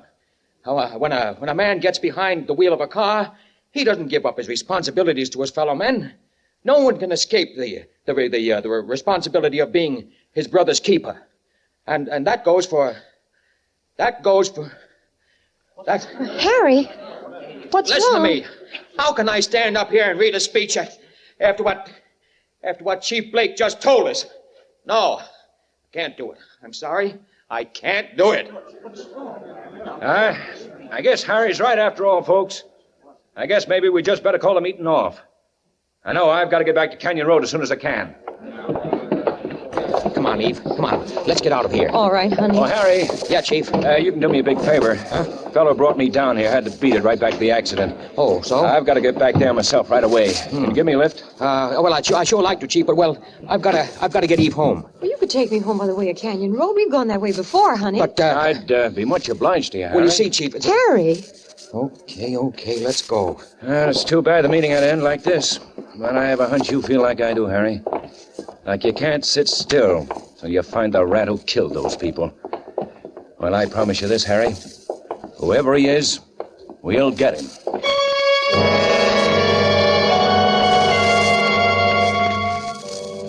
Yeah, wasn't that one for the book? Less than 2 hours after my accident with the other car going over into the canyon, I was back on Canyon Road. Only this time with Eve sitting behind me and the chief of police in back. Harry, you don't mind, could you step on it a little bit? I promise you I won't give you a ticket. Okay, Chief. Honey, push the lighter in, will you? Lighter? For my cigarette. Oh, sure. This speed better, Chief? Fine. Harry hates this road. I wanted him to take it earlier tonight. It's all right if you got good tires. Oh, you don't have to worry about that. Had 4 brand new ones put on just last week. Oh, here's your light, Eve. Eve. Huh? Oh. Thanks. Her voice didn't sound right. And then I remembered. When I picked her up tonight, I told her the reason I was so messed up was that I'd had to change a tire. She was thinking about that now. I knew she was, trying to figure out why I'd lied to her. Nobody said anything after that. When we reached the part of the road just before it made the big bend, I started slowing down. I hope I got you here quick enough, Chief. Yeah, you did fine. Is this where it was? Yeah, just around this bend. Yeah, that's right. But how did... Huh? Nothing.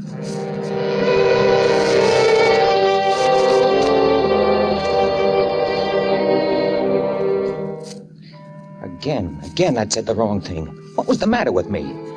How was I supposed to know that accident was around the bend? I was cutting my own throat, but now I'd made the turn and there was the red flares burning on the road and a big crash truck at the edge of the canyon and police cars blocking the highway.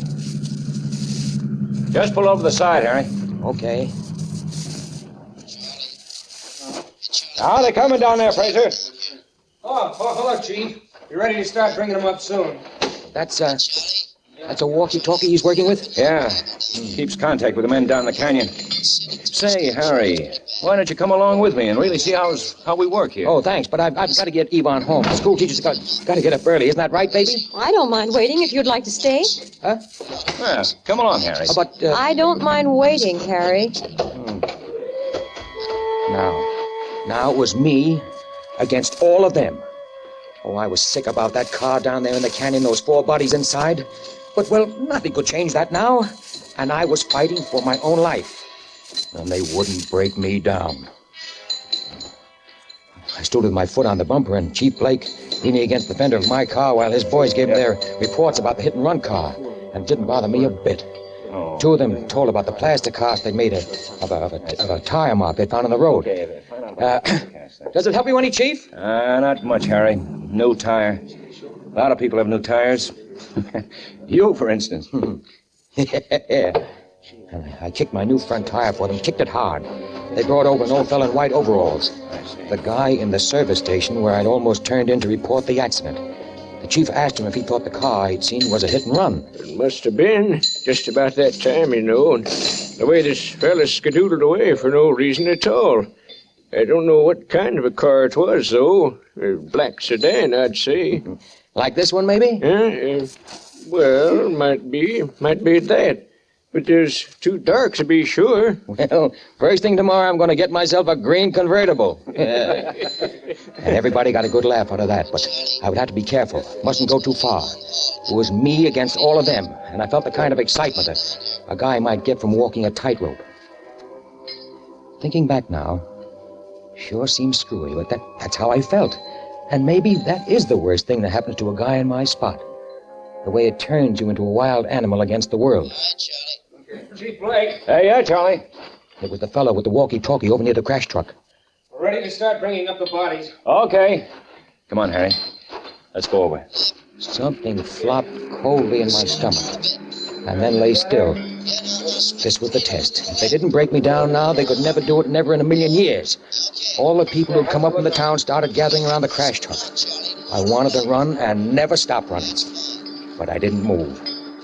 And just then, the first body swung into view.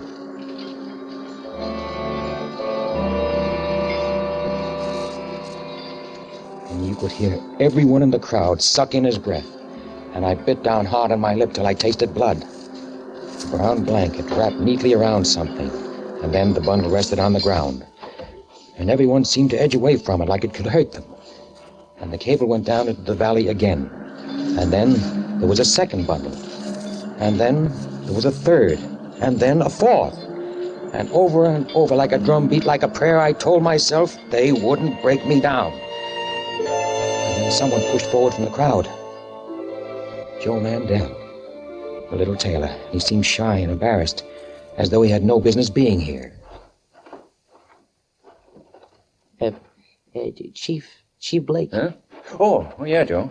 Well, my boy, Philip, he didn't come home for supper tonight, and You want to look? Well, you know how a woman is.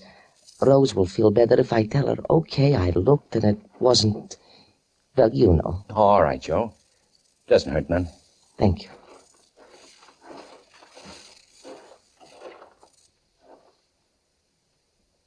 No. No.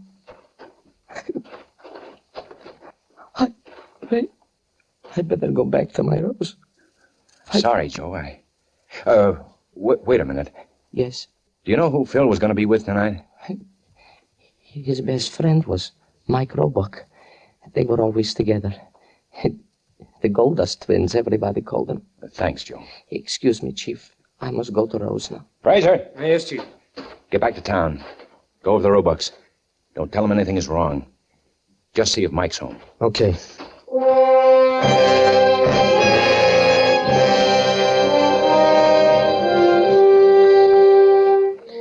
I couldn't take any more. I started back for the car. My legs felt like they weighed a ton. I heard a sudden movement in the crowd behind me. Oh, no! Oh, my baby! My They wouldn't break me down. They wouldn't break me down. I opened the car door. And Eve was there. I'd almost forgotten her. And I was sure she knew the truth. They brought up all four? Yeah. Harry. I don't want to hear anything now. I'm taking you home. Wait, Harry. Listen, I'm telling you. Kiss me, Harry. What? Hold me and kiss me. I'm such a stupid fool. Hold me. Hold me. All right. Now stop it.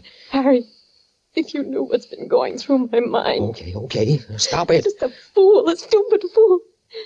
And then when I saw you come back to the car, the look on your face. Oh, Harry, how could I have ever thought... All right. Now, we'll talk about it later. I'll never talk about it again. Never, Harry.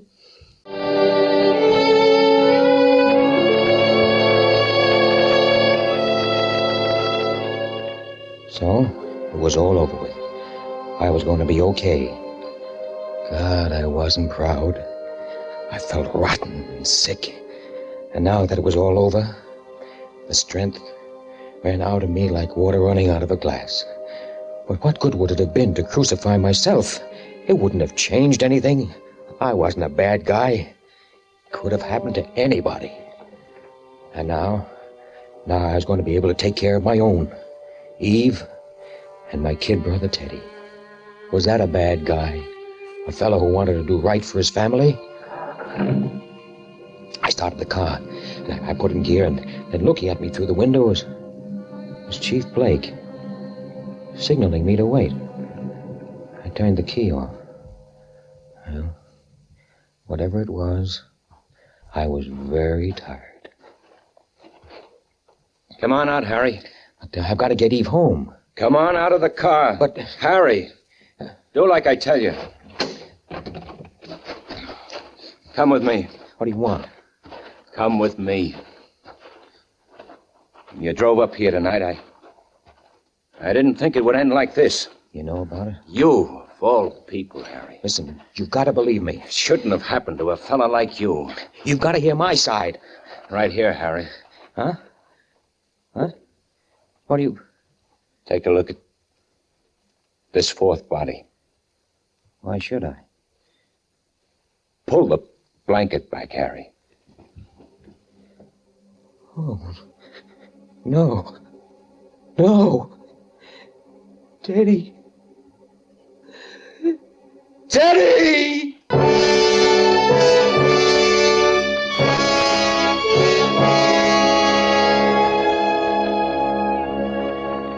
So, that's it. The whole works. I don't care what you heard or read in the papers. That's the story, just like it happened. No bunk. And thinking back, I guess I kind of hit the nail on the head in that speech that I made that night. You know, that part about no man can ever escape the responsibility of being his brother's keeper.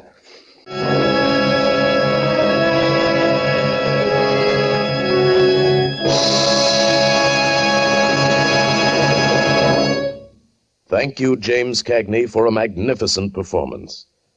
Mr. Cagney will return in just a moment.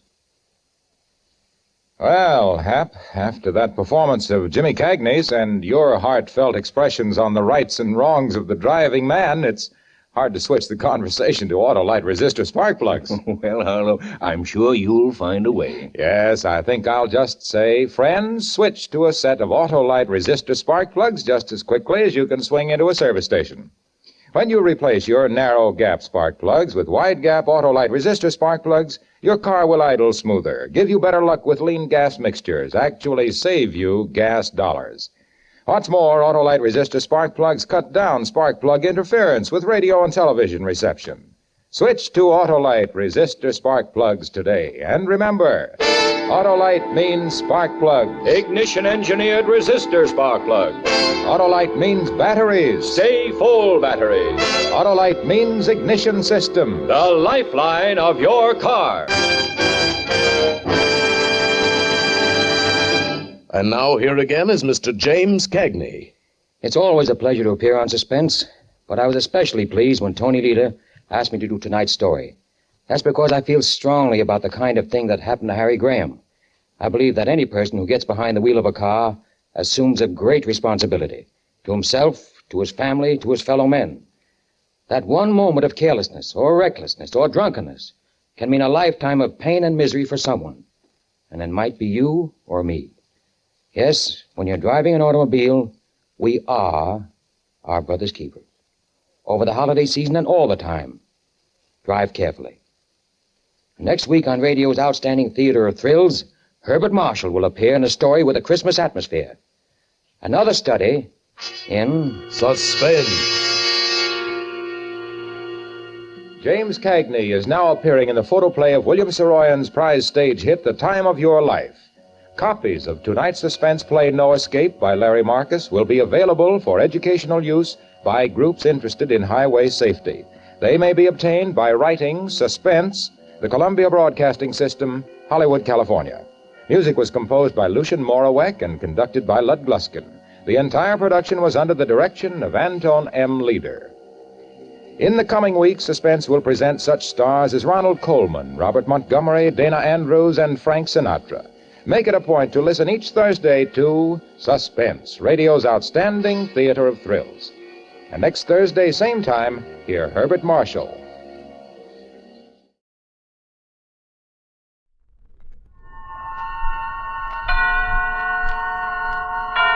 Suspense. And the producer of radio's outstanding theater of thrills, the master of mystery and adventure, William N. Robeson. Directors of radio plays share a common fantasy, an unattainable goal, the dream of producing a broadcast in which murder is actually committed on mic. But since they are by and large sane, responsible citizens, their dream is in vain. Not so the hero of the upcoming story. He sets out with lethal intent to make his dream come true. Listen then as Mr. Raymond Burr stars in Murder on Mic, which begins in exactly 1 minute. Every man has a right to envision his country as he would like it to be. Dreams foster reality. There are many legends describing the broad reaches of our land, like the one they tell about a Kentuckian who was once asked what he considered the boundaries of the United States. Why, sir, on the north we are bounded by the aurora borealis. On the east we are bounded by the rising sun. On the south, we are bounded by the procession of the equinoxes, and on the west by the day of judgment. Folklore belongs to every nation's legendary past, and I guess we Americans have our share of some tall ones. Like the one about... Oh, but we'll have to save that one for the next time we travel your way. See you then. And now, Mr. Raymond Burr in Murder on Mic, a tale well calculated to keep you in suspense.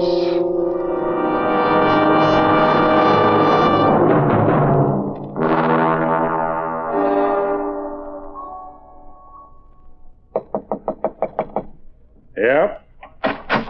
Want to see me, boss man? Oh, yeah, Chris. Come in. Sit down. You hear the show Sunday? No. Well, you should have. After I got through rewriting that closing scene, it really played. I'll bet. I don't get it, Chris. I don't make you come to rehearsals. You don't have to sit in the control room all day. The least you can do is listen to the show at home. Nothing in my contract says I have to. Well, listen to this playback. George, honest, I didn't mean it, George. Hey, get this, Chris. Get it. Do you mean to say that you didn't really mean it when you told my brother that you didn't love him? No. You forget, Doris, that I heard you, every word, while I was hiding behind the Davenport the night my mother was here. George, I beg you don't do this thing.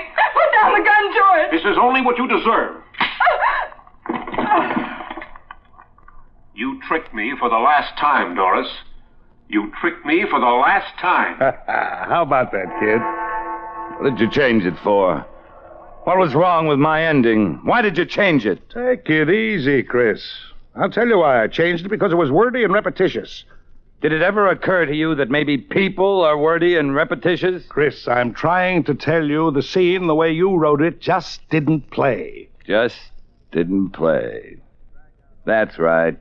Drag out all the trade cliches. It didn't live, it didn't play. You ran it up the flagpole and no one saluted it. How did you ever get into this business? Whoever let you into a radio station? Chris, I think you need help. Help? Yes. Now, I know a good man, Freudian but liberal. Don't you tell me I need a psychiatrist. Let go of me. I said let go. You are nuts. You listen to me, boss man. For 2 years now, I've ground out a murder a week for you, week in and week out. A murder a week. I eat murder, talk murder, dream murder. And what happens? Every time I turn in a decent script, you chop the heart out of it. Your contract is up next week, Chris. You've only got one more script to do. Write it and get out. You'll get better than a script. You'll get everything you deserve. I'm going to show you what a real murder sounds like. I'm going to show you even if I have to kill you to do it.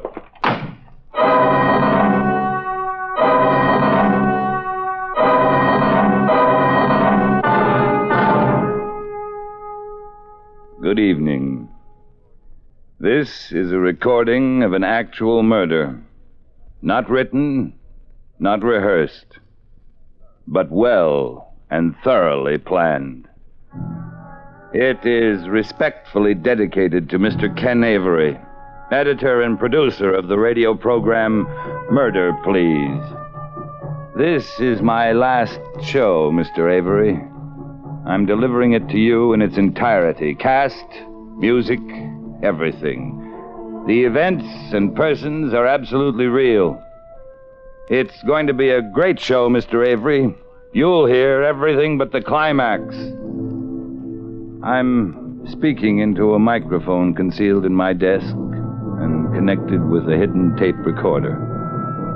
A special microphone is attached to my telephone to enable the listener to hear both ends of any conversation. The music you hear is coming from a high-fidelity phonograph at my side. This program is produced, edited, directed, narrated, engineered, and plotted by Christopher Turner, whose only claim to immortality is this final half hour. And now, Mr. Avery, the leading characters in order of appearance. The murderer, myself. The catalytic agent, your daughter Lois. The victim, you. Listen. Listen then, Mr. Avery, to the last show you'll ever hear.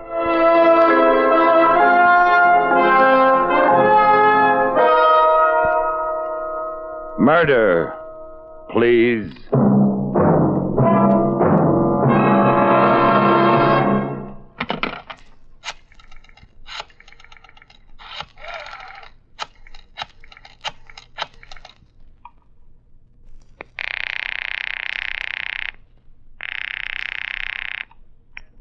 Hello?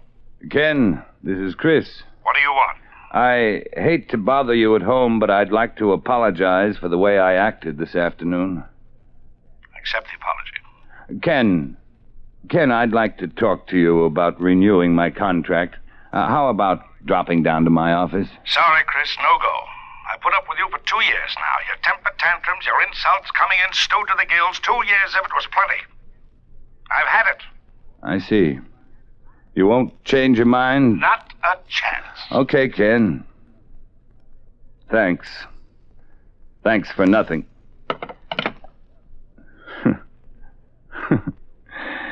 Lovely opening scene, Mr. Avery. Thank you. You played it exactly the way I wanted you to. You just threw away your last chance to save your life. An excellent performance, Mr. Avery. I shall kill you in the name of the parasitical breed you represent.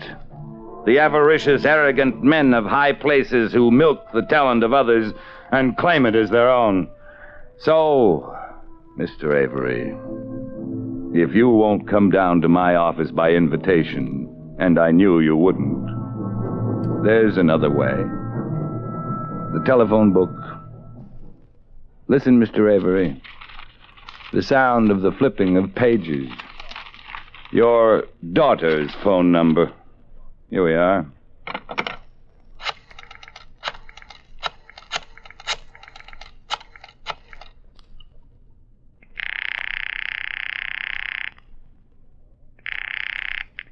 Hello?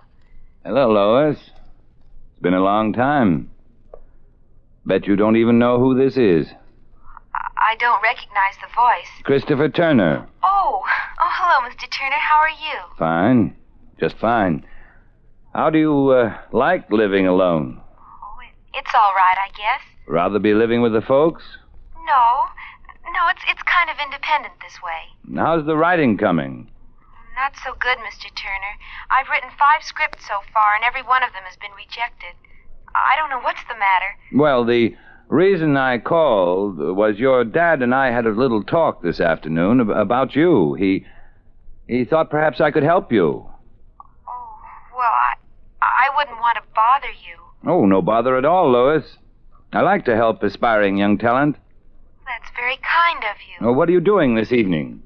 I was going to wash my hair. Why don't you wash your hair tomorrow evening and come down to my office right now? We'll get started. Well, I told a girlfriend I'd be home tonight.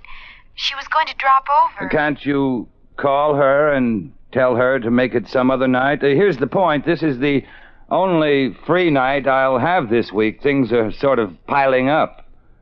I'd like to see you get squared away with your writing, and I did promise your dad. Well, all right, Mr. Turner. You know where my office is? No, I don't think so. It's right across from the studios in the annex, room 208. I'll be right over. Fine. And I certainly appreciate this, I'm sure. Not at all, Lois. Goodbye. Goodbye. I'll be right over. I certainly appreciate this, I'm sure. Not at all. You see, Mr. Avery, that's how people talk. Now, let's see, what else? Oh, yes, sound. Drawer opens. Gun taken out. Click of breech. Whirl of chamber. Bullets inserted in chamber. 3, 4, 5, and 6. Gun in drawer. Drawer closed. Now we must wait until the... You see, Mr. Avery? Fate is a better dramatist than either of us. Just when things start getting dull, the phone rings. Hello? Hello, Chris. Hank. Oh, hi, Hank. What is this? Old man Avery got you slaving on a round-the-clock basis now? When are you going to tell him to go take a flying leap? I just did that today. No kidding. Well, congratulations. From here, you can't go any place but up. Yeah. Say, Chris, we got a pretty active poker game going on over here. Just room for one more sucker. What do you say? I can't tonight. I'm doing my last show. Oh, forget it for one night, why don't you? Live a little. Thanks, Hank, but I can't. I'm coming over and get you away from that typewriter if I have to use force. I can't do it, Hank. The show's next Sunday. Well, I got a script due tomorrow. You don't see me knocking myself out. Let them wait. I'll be right over. Now, listen, Hank, you can't come over here. Don't you get it? Oh. Oh, I'm sorry, Chris. Sure thing. Give her my regards. Anybody I know? Story conference, that's right. Yeah. Well, take it easy, boy. How about lunch tomorrow? Sure thing. Okay, Chris. Goodbye. Bye. That was close. Good scene, though, don't you think, Mr. Avery?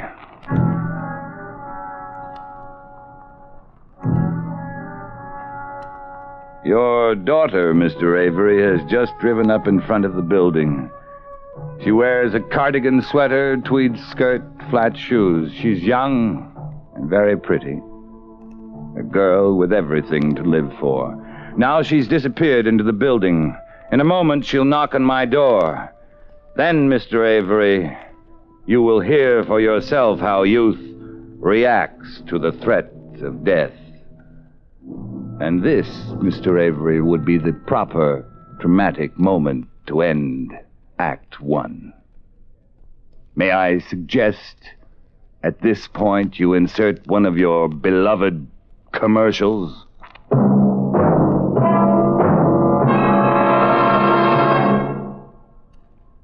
In just a moment, we continue with Suspense. And now, we continue with the second act of Murder on Mike, starring Mr. Raymond Burr. A tale well calculated to keep you in suspense.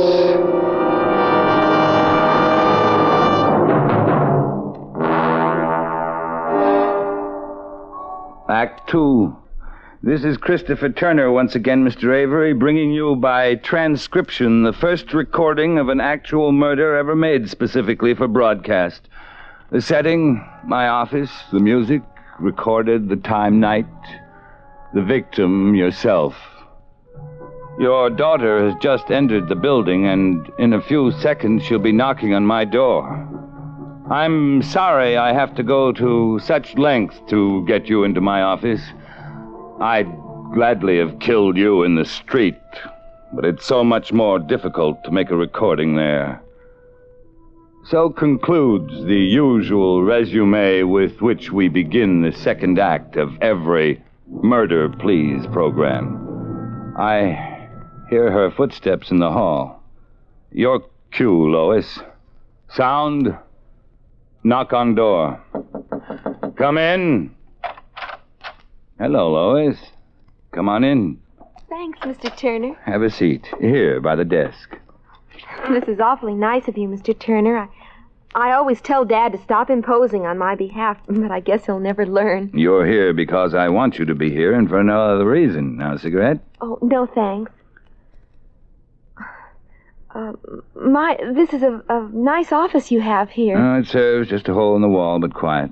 Nothing fancy. Why, I like it. How long have you been writing, Lois? Oh, all of my life, but, well, seriously, about 6 months. Oh, what sort of things? Murder, mostly. I hear that's what sells best. True. True, you can usually make more money writing about murder than committing it. So, suppose we just start talking about murder. Maybe something interesting will come out. Now, tell me, why do you think people kill? Well, lots of reasons, I guess. Could you kill? I don't think so. Maybe you could. Here. Here's a loaded gun. Take it. Oh, please put it away. Take it in your hand. No, I'd rather not. Oh, it's very obedient. Won't fire unless you press the trigger. Now, take it. That's it. Now, point it at me. Oh, please, Think now, think. One touch of your finger, and you kill me. One little touch. Very delicate instrument, the trigger. There's a sense of power there. Feel it? I'm afraid. Fear? Yes, but exhilaration, too, like the second drink. Yes, I guess I feel it. You can give it back to me now. Oh, I never held a gun before. Are you afraid of death? Well, sometimes when I think about it. What is death to you? Death? I don't know. No idea? Emptiness, blackness, nothing. Is that so terrible? Yes, because you really don't know. Like the dark. That's it. You don't know any more about death than you do about me. You? Yes? Well, I know you work for Dad. But you've never even spent 1 hour with me. Once at lunch, your father introduced us, yet you came up here alone. Now, how do you know you can trust me? I suppose I don't, really. Look at this gun. Please put it down. It makes me terribly nervous. Do you have any money? A little. How much? $5 maybe and some change. Give it to me. Here. Now, why did you give me the money? Because you asked me for it. Because you were hoping I'd put down the gun? And if I had said, a kiss, one kiss, and I'll put down the gun, what would you do? I suppose... I suppose I'd give you... But a kiss, that would be harder to give, wouldn't it? Yes. Kiss me. There. Thank you. Now put down the gun, please. I know it's a lesson in writing and all that, but it scares me. No. But you said you would. I said nothing of the kind. And if I had said it, you would have been foolish enough to believe me. You can't trust a man with a gun. You feel helpless, don't you? Yes. While you could give me money, there was hope. While you could give me love, there was hope. But if all I wanted was revenge, there would be nothing you could do to save yourself. Nothing. And if I told you that right now, this moment, I'm going to pull this trigger and blow you to bits, tell me, what would you say? Well, I'd try to talk you out of it. What would you say? I wouldn't know what to say. Then I'd shoot. I'd tell you about the electric chair. Very little threat to a man about to kill. Later, perhaps, when he's running away, then he'll think about consequences, but not now. Now it's only kill. Now, what else? What else would you say? I'd beg him. He wouldn't listen. I'd plead with him. I'd say, please don't kill me. And if he still wouldn't listen? Then I'd die. Yes, you'd die. Mr. Turner, I think I'd better be going. No. We're not even started yet. Well, if you don't put down that gun, I'm going. I don't like it. Sit down. I want to tell you a story. Please, Mr. Turner. Sit down! This is just a sample plot. You can have it if you want to. It's about a writer who had great novels in him, great plays, but he was broke. For the sake of a roof over his head and 3 meals a day, he started turning out radio mysteries. He turned them out until every drop of originality was squeezed out of him. Finally, he realized that he had nothing to leave to the world. Nothing but scripts to be swept up by a studio janitor after the broadcast. Well, the writer made a decision one day. He would do a last radio play. A radio play with an actual murder. The only chance he had for immortality. And he selected as his victim the man who had squeezed his talent dry. He selected his editor and producer, Ken Avery. Dad. I like you very much, Lois. I wish this could be happening to almost anyone but you. Get to the phone. What? The telephone. What for? To call your father. No, I won't do it. You'll call your father and you'll tell him to come down here. Now pick up the receiver. No, wait. I'll do it. Oh, please, Mr. Turner. Be quiet. Please.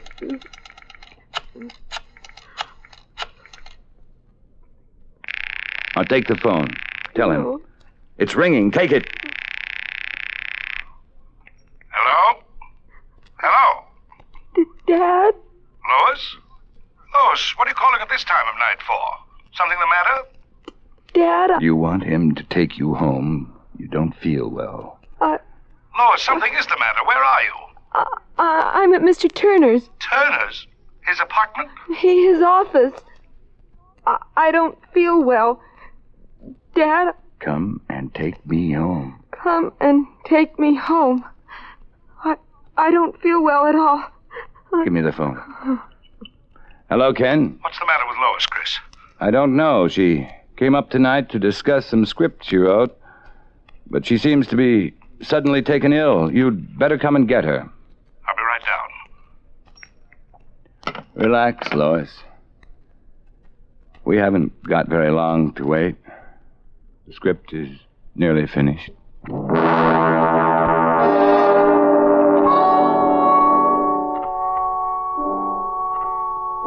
20 minutes have gone by, and now I Hear steps in the hall, steps of Mr. Ken Avery. The climax, ladies and gentlemen of the listening audience, I produced for you. Mr. Avery will never live to hear it. Lois, are you... Sit down, Ken. What is this? Lois, what's been going on here? Tell him, Lois. He's going to kill you. He's going to kill both of us. Close the door. Chris, put that thing down. Somebody's liable to get hurt. Good line. Perfectly in character. The inane cliche from the mouth of the great producer. You see, Ken, everything's being recorded. Your voice, Lois's, mine. Sit down. Recorded for what? Posterity. For the show next week. You'll have the honor of appearing on your own program as the murder victim. Here, let me show you here in the desk. You see? Tape recorder. I've stopwatched every second. It's been running exactly 25 minutes. You always made it a rule to plan the climax for 26:30 so you could have room for a final commercial. Well, that's just what I'm doing. According to my timing, you have about 1 minute and 30 seconds to live. All right, Chris. All right. That's enough of the phony dramatics. Give me that gun before somebody gets hurt. Stand back. I wouldn't want to mistime the climax of the show. This won't make a show. You won't be around to change it, Mr. Avery. The agency wouldn't put this thing on the air. Why not? You telegraphed the ending. Oh. There's no twist. No surprise ending. You told the audience to expect the murder to be successful. But our shows have to have some kind of surprise for the audience, Chris. You know that. Where's the twist? Still the editor right to death's door. All right, Ken, perhaps you can provide the surprise ending that's going to save your life. I don't have to. Oh? You provided the twist yourself, Chris, but you didn't know it. And yet the twist was part of the story all the time. Where, Editor Avery? You, Chris. You're the twist. Me? That's right. You're a flop, Chris. You're so used to dreaming on paper you can't live anymore. You wrote about love because you never had it. You wrote about fortunes and you haven't got 2 bits. You wrote about murder, but you haven't got the guts to pull the trigger. Now give me that gun. You think I won't shoot? I know you won't. Give me that gun, you hack. What did you say? I said you were a hack. Give me the gun. No. No, I'm not a hack. I'm not. Give me that gun. Let go. Let go of my hand. Drop it. Drop it, I said. Let go!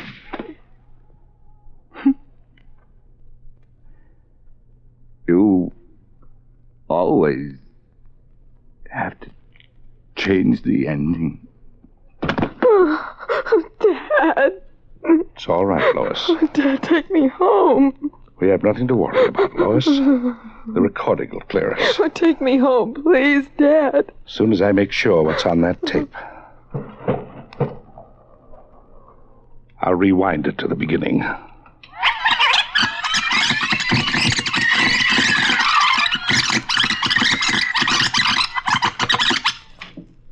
Here we go. Good evening. This is a recording of an actual murder. Not written, not rehearsed, but well and thoroughly planned. It is respectfully dedicated to Mr. Ken Avery, editor and producer of the radio program Murder.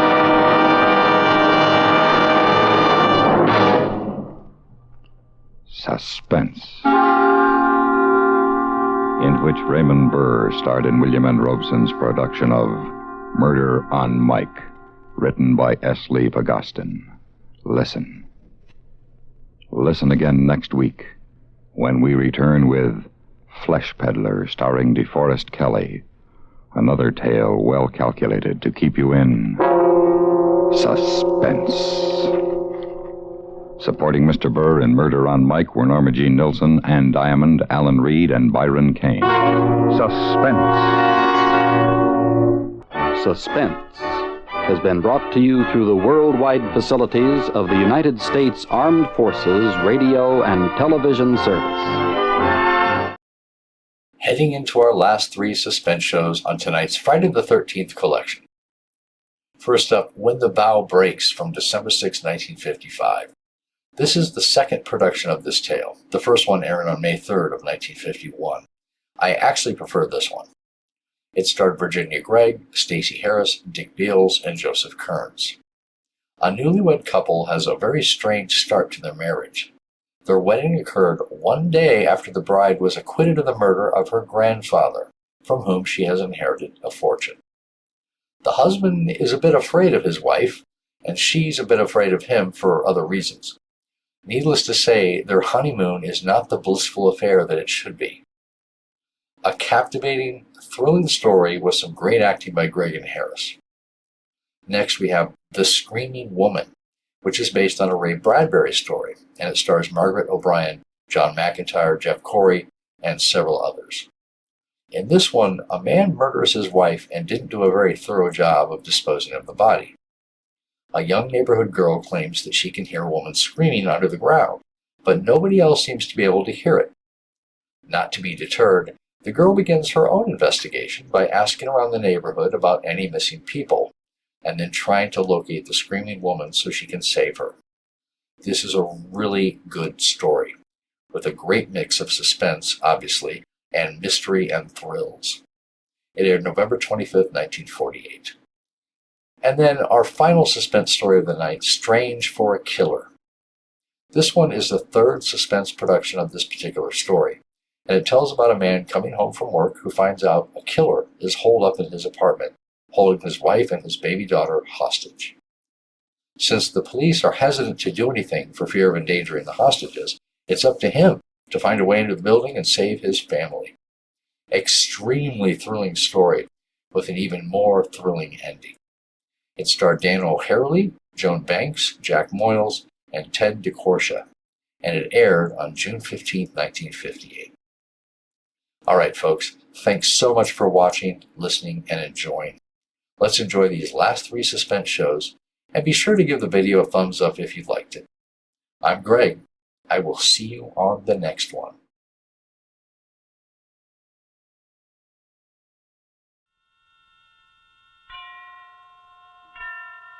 And now, tonight's presentation of radio's outstanding theater of thrills, Suspense.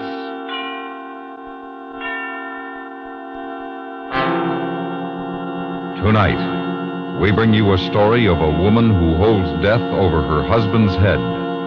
We call it When the Bough Breaks. So now, starring Virginia Gregg with Stacey Harris, here is tonight's suspense play, When the Bough Breaks.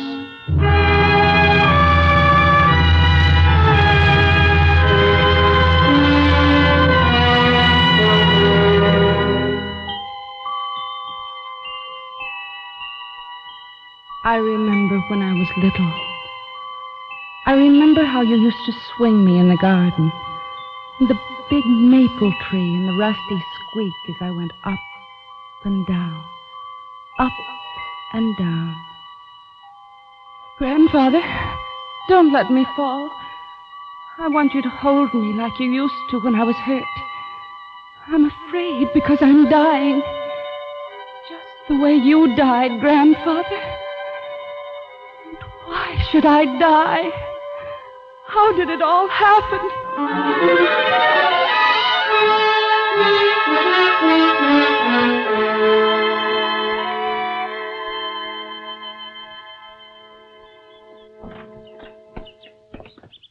This is it, baby.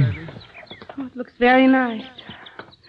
Gary, please be careful of my coat. You're dragging it. Oh, sorry. Sorry. Here, you hold it while I get the key out, will you? I'll get the suitcases later.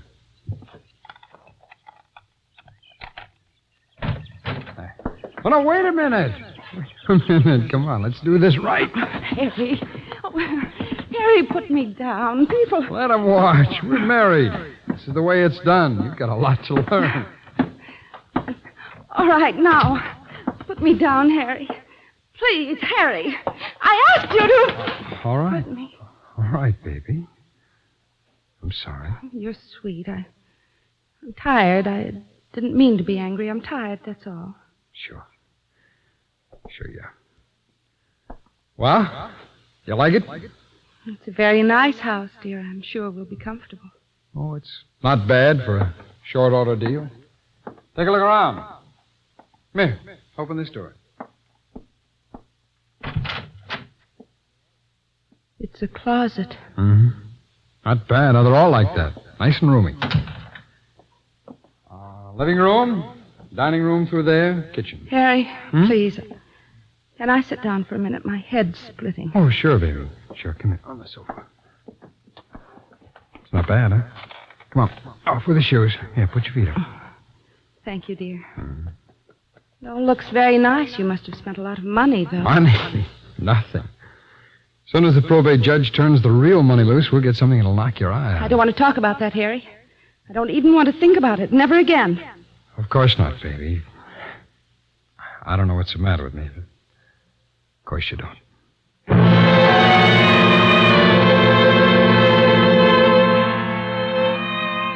I don't want to think about it, Grandfather. But I have to talk about it. To you. There'll be lawyers to pay and the inheritance tax. I never realized how very much you were worth. But you never spoke much about money.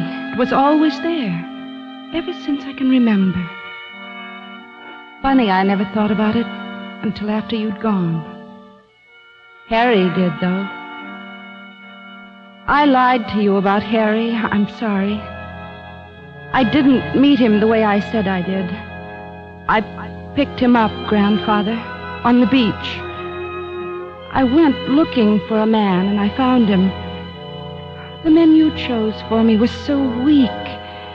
I wanted someone like you. Like Harry. It wasn't respectable for a woman in her late 30s to do that, was it? I'm sorry.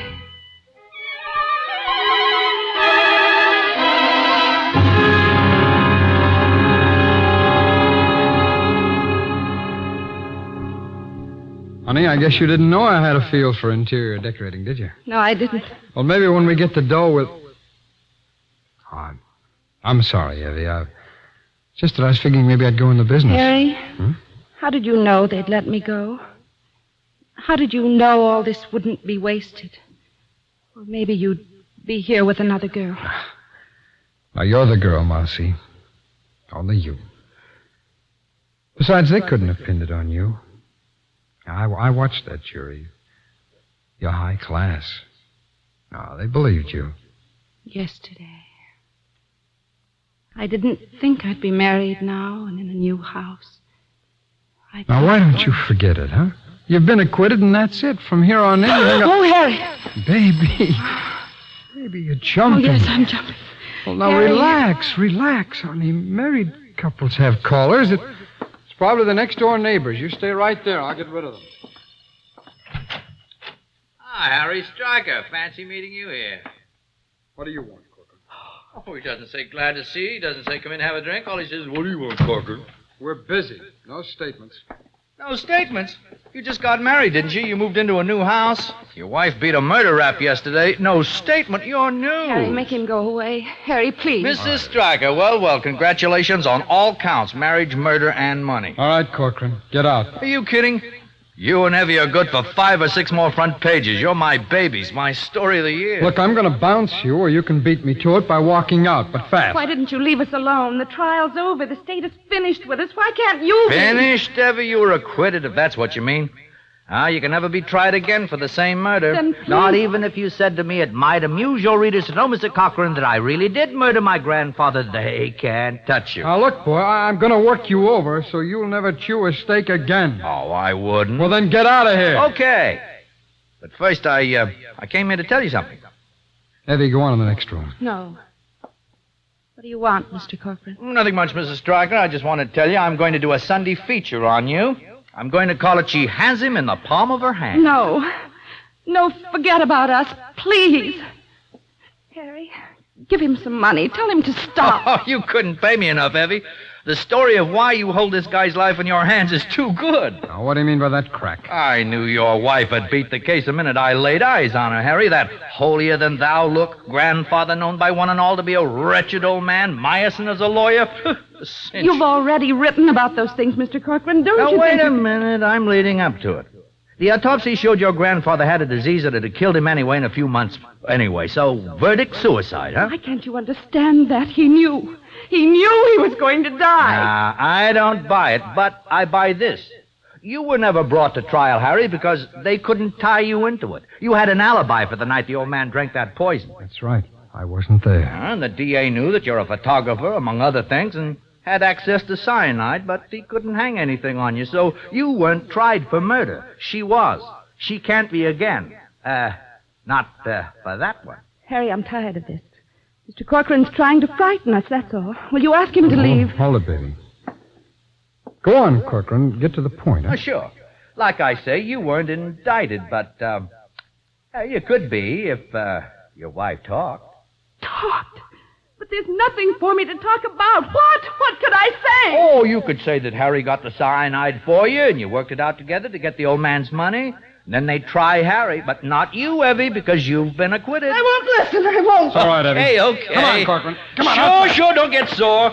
If you didn't do it, you haven't got a thing to worry about, Harry. But if you did, then you better be nice to Mrs. Stryker, because maybe someday she'll get mad, and if she talks, it's bye-bye, Harry. Come on, Corcoran. So long. Yeah, you got him in the palm of your Come on, hand, Corcoran. Evie. Remember, they can't touch you for it.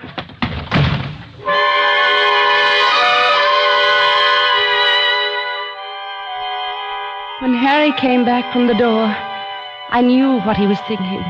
What that horrible newspaper reporter had said. He wouldn't look at me.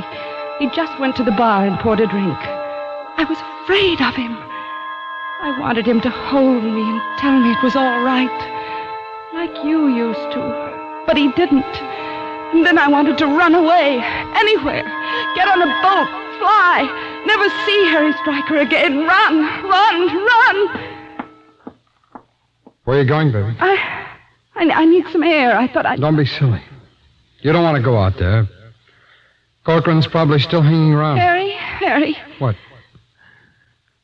What is it, Mouse? Harry, it's all right, isn't it? I mean, you don't believe what he said. Of course not. He's just a snooper, that's all. It wasn't the money, was it, Harry? You didn't want me just because of the money. Baby, I'm not pretty. I'm not clever. You don't love me, do you? Why should I attract a man like you? It was the money, wasn't it? Wasn't it? Look, baby, you're upset. Now, why don't you go lie down? It's okay. Everything's okay. Say it! Say you love me. You never have. Please, Harry, look at me. Tell me you think I'm pretty. Harry, say nice things to me. Tell me you love me, Harry. Keep your voice down, Evie. Listen, Corcoran's still outside. He's listening. Keep my voice. That was it then. All the time.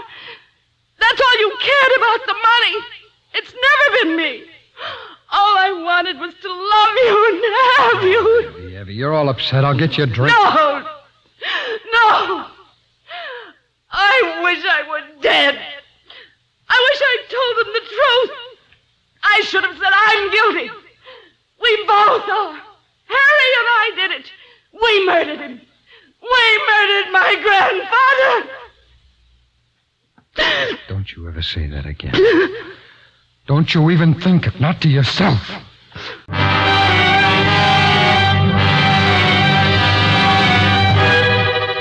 You are listening to When the Bough Breaks, tonight's presentation in radio's outstanding theater of thrills, Suspense.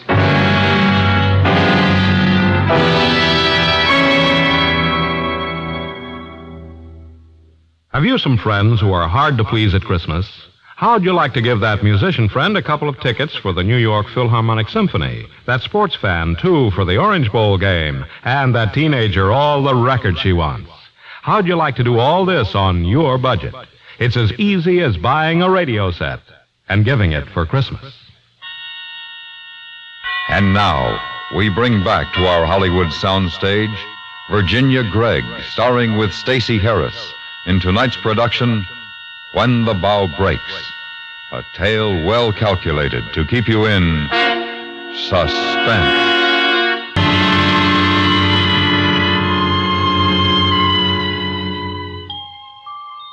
I remember the scent of our garden. I remember when you used to swing me in the evening before supper in the honeysuckle. Sweet, drifting about us. We were happy, weren't we? Not like the sadness that came afterwards, and the bitter taste that isn't the taste of honeysuckle. Why am I dying? Grandfather, where are you? Hold my hand, then I shan't be afraid. Afraid of Harry standing there so close. This dark, angry face looking down at me. Evie, you've got to get a hold of yourself. Do you hear me? Yes. Yes, all right. Now, this is no good. Evie, don't you see what Corcoran wants? If he can get us at each other's throats, he'll have us, and then his lousy story. But I wouldn't do anything to hurt you. How can you think such a thing? Well, then you've got to get straightened out. Now, the way you are now, you'll spill over the first time that anyone puts any pressure on. I won't, Harry, honestly. I'll never say a word. I won't. I just want to be happy with you. I want you to love me. Sure, baby. Sure, but you've got to understand, it's like Corcoran says, it's my neck now, not yours. You've got to be careful. Harry, maybe if I went away somewhere, alone, maybe I could rest and forget the trial and just go somewhere and rest. I'd come back. You wouldn't have to worry about me saying anything. No, Evie, everything stop would it, be will all you? right when I came back. You'll let me go, won't you, Harry? You wouldn't do anything to Evie, me, will you? Harry.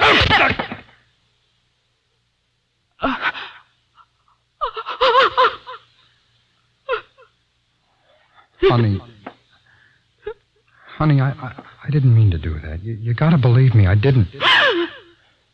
But you see what you're like? I've got to watch you, even take care of you.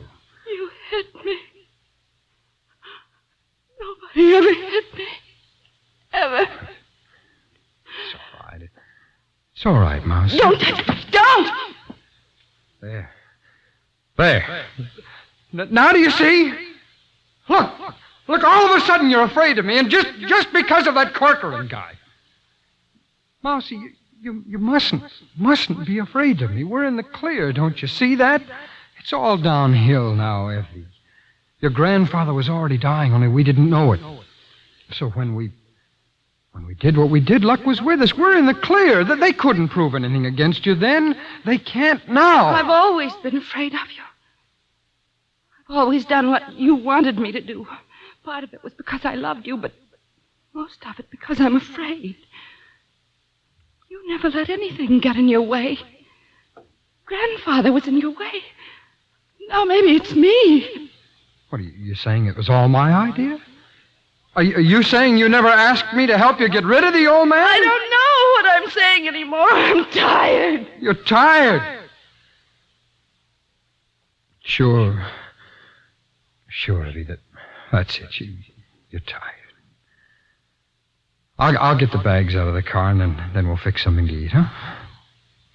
Come on. You got to start getting domestic, Mousy. You're an old married woman now.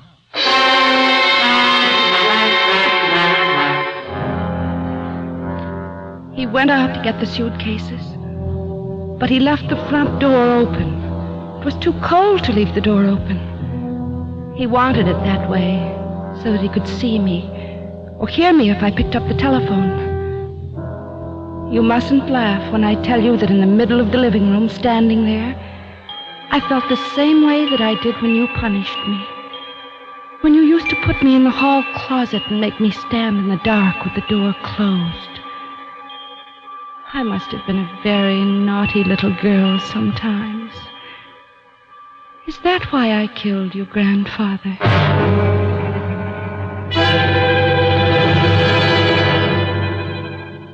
That night I had a dream. It was a funny dream. There was an enormous alarm clock in the middle of a field.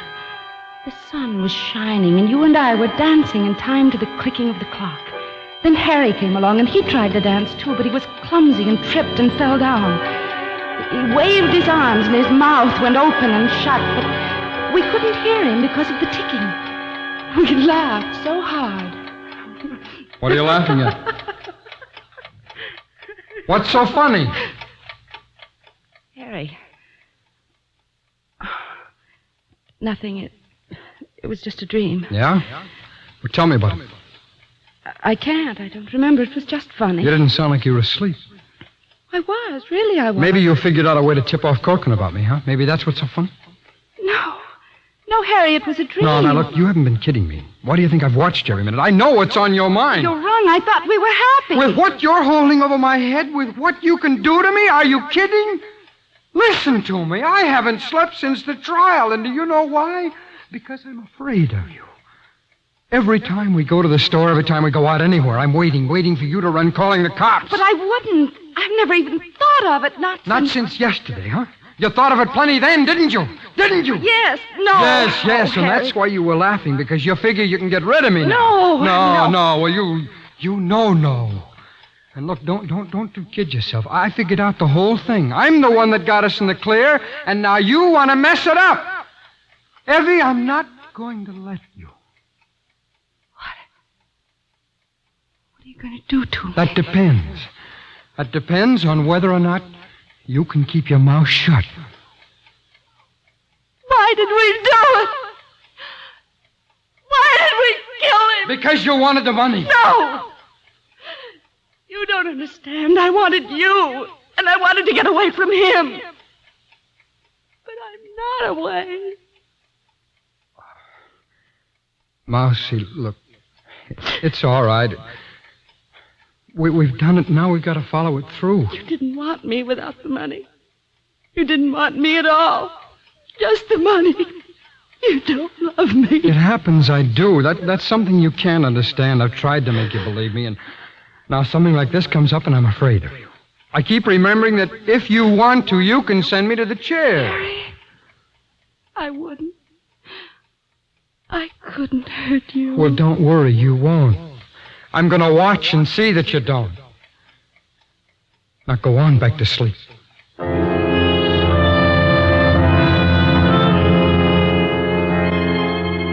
The next day, he didn't talk to me at all.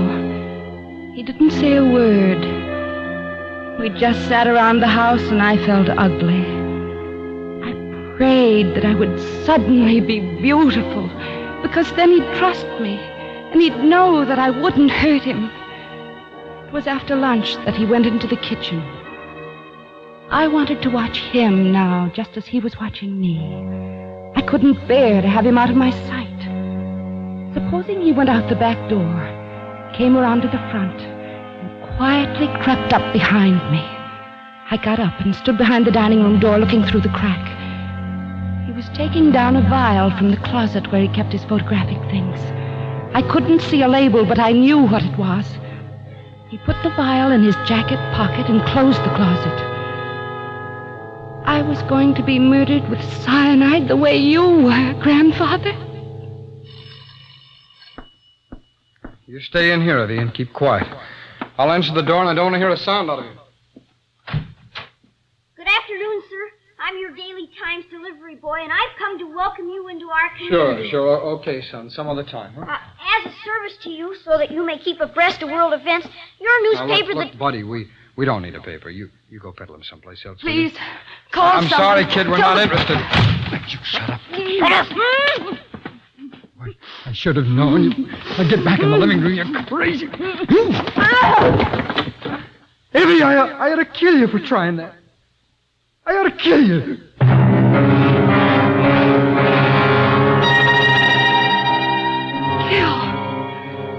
Kill me. That's what he was going to do. I had to get away, or use the phone, call the police. I needed you, Grandfather. I needed you to help me. He walked slowly back into the living room and took off his jacket. I thought how funny it was. Just like a man before a fight. Perhaps he thought I'd fight with him to save my life. What is it like to die, Grandfather? I used to ask you when I was little, when Daddy died. It's hot in here. I'm going to have a drink. Oh, I fixed the phone so you can forget that. I'll only be in the kitchen so I can hear you. Don't try anything. How was he going to use it? The cyanide. He hadn't taken it out of his jacket pocket. It was still there. I knew it was. I heard him open the refrigerator and get out some ice. I didn't even have to get up. I could reach his jacket from where I sat. I was very careful. Used my handkerchief to get the vial out. I'd learned about fingerprints during the trial. I knew just how much to put in a drink so that it wouldn't taste. Harry had taught me that. I was reaching for the cork in the whiskey bottle when I heard him coming back. Evie, why don't you keep some glasses in here? He hadn't seen me. He hadn't.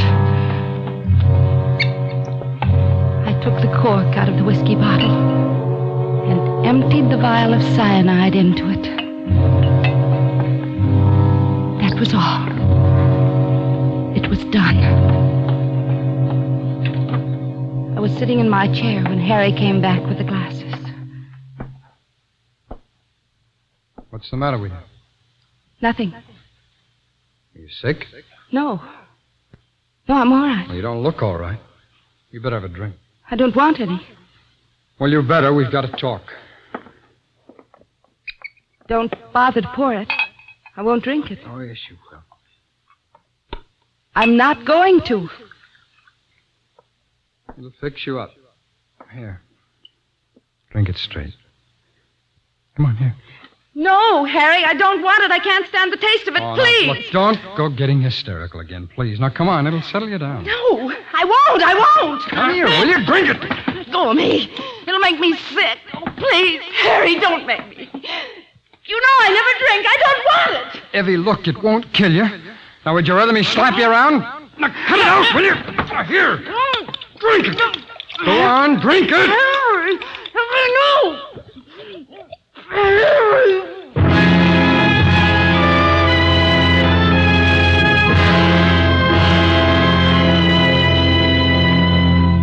There was a terrible burning, Grandfather.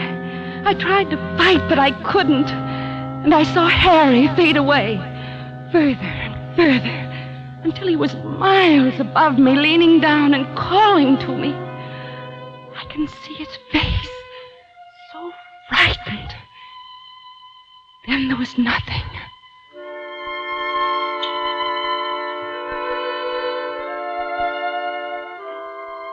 It was very quiet, except for the swing.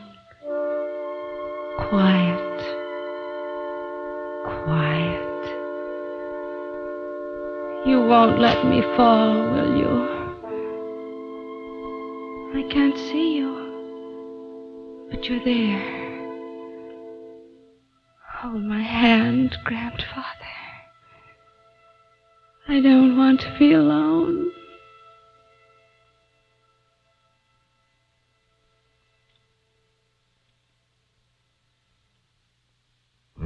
She's gone. Surprised she held on so long.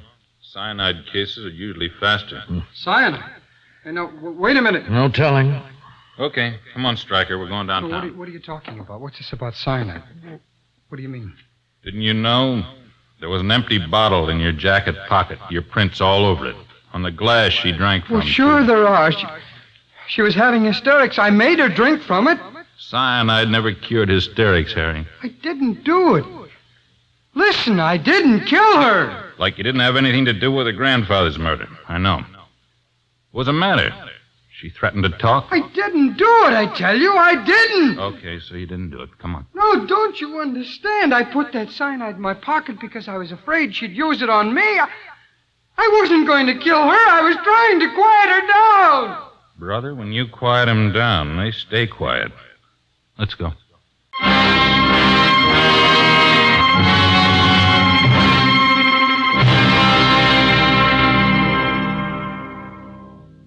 Suspense, in which Virginia Gregg starred with Stacey Harris in tonight's presentation of When the Bough Breaks.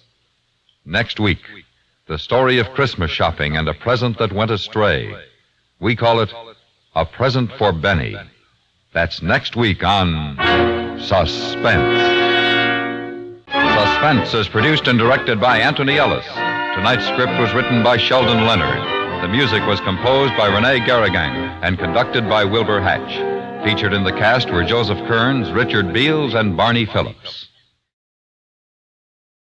In just a moment, Autolite presents Suspense, starring Margaret O'Brien. Over the river and through the woods to grandmother's house we go. The horse knows the way to carry the sleigh. Why, Hap, that's not the way to sing Hurrah for Thanksgiving Day. What are you telling me, Harlow Wilcox? Why, I've sung that No, song. Hap, this is the way it goes today. Over the river and through the woods and never mind the snow. Grandpa's happy with his jalopy, his battery's never low. Over the river and through the woods, blow high ye winds, blow low. The car's as snappy as Grandma and Pappy, with an Autolite Stay Full, you know. But, Harlow, Why, that's you not... see, Hap, Autolite Stay Full batteries have changed a lot of things today. Harlow, isn't anything sacred anymore? It's Thanksgiving Day. Let's listen to Margaret O'Brien on Suspense.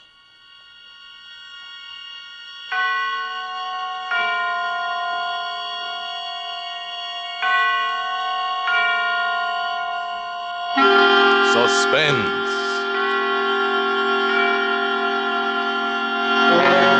Autolite and its 60,000 dealers and service stations bring you radio's outstanding theater of thrills.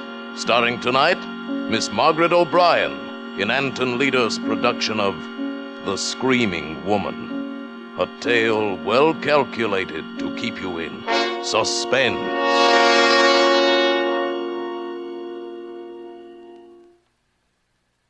I'm Margaret Leary, and I've got to tell you how it happened. It was Thanksgiving Day, and it was nice and sunshiny. Almost like summer, except cooler. Mama was cooking the turkey, and I was watching.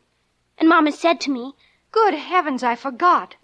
Your Aunt Cynthy's made some cranberry relish for us. Run over and get it, Margaret, so her feelings aren't hurt. And hurry. This turkey's done to a turn."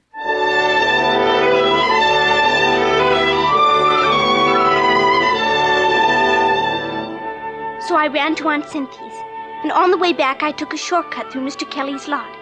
It's a big lot, more like the side of a hill that slides down to Monument Creek. It's a swell place to play Indians and cowboys, or explorers or hunting for treasures, because trucks dump all kinds of stuff there. Loads of dirt and junk, and even big things like old cars and big pipes and chunks of concrete. Well, this day, coming back from Aunt Cynthy's, I saw that a lot of new junk and dirt had been dumped there since Saturday. They'd even covered up our swell big concrete pipe that us kids called our fort. Covered it clear up. I was looking around to see where it used to be when, all of a sudden, I stopped and listened. The sound was coming up out of the ground. A woman was buried under the junk and dirt and glass, and she was screaming all wild and horrible for somebody to dig her out. I started to run. I fell down and got up and ran some more. It was an awful, awful long way to our house that day. Mama!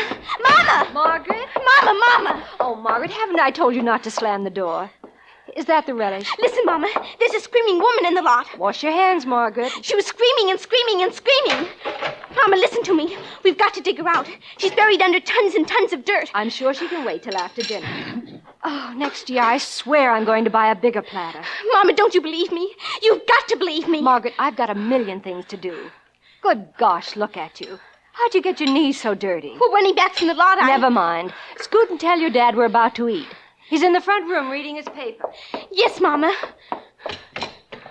Daddy! Oh, Daddy, I've got to tell you something. Getting hungry, baby? Daddy, there's a screaming woman in the lot. Well, I never knew a woman who didn't. Smell that turkey. We've got to get picks and shovels and dig her up, like for an Egyptian mummy. Oh, Daddy! I don't feel much like an archaeologist today, Margaret. I can't think of anything but food.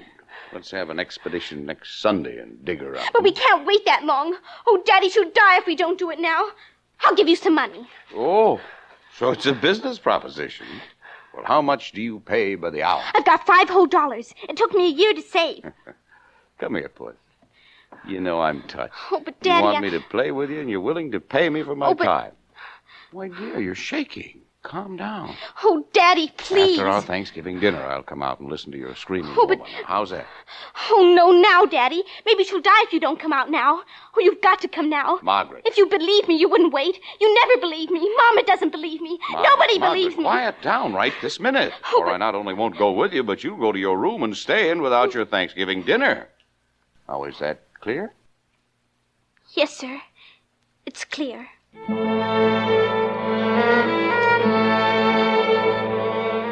I always liked Thanksgiving, almost next best to Christmas. But that was an awful one. Dinner was a million years long. Everybody moved so slow, like a slow-motion movie. Forks and knives and spoons moved slow, and Dad's cheek muscles moved slow when he chewed. I'll try to make things faster. Margaret, you heard your mother now. Don't eat so fast. But, Daddy, the screaming woman, we've got to hurry. My dear young lady, this is Thanksgiving dinner, an occasion when we do not hurry. No, I intend to eat 4 or 5 helpings of everything until I can't eat any more. And I'm going to make an extra effort and find room for pumpkin pie, a few walnuts, and stuffed dates. Oh, please, please, Daddy. Now, if you pester me any more, if you mention her again, this screaming what's-this, I won't go out with you to hear a recital at all. That understood? Yes, sir. It's understood.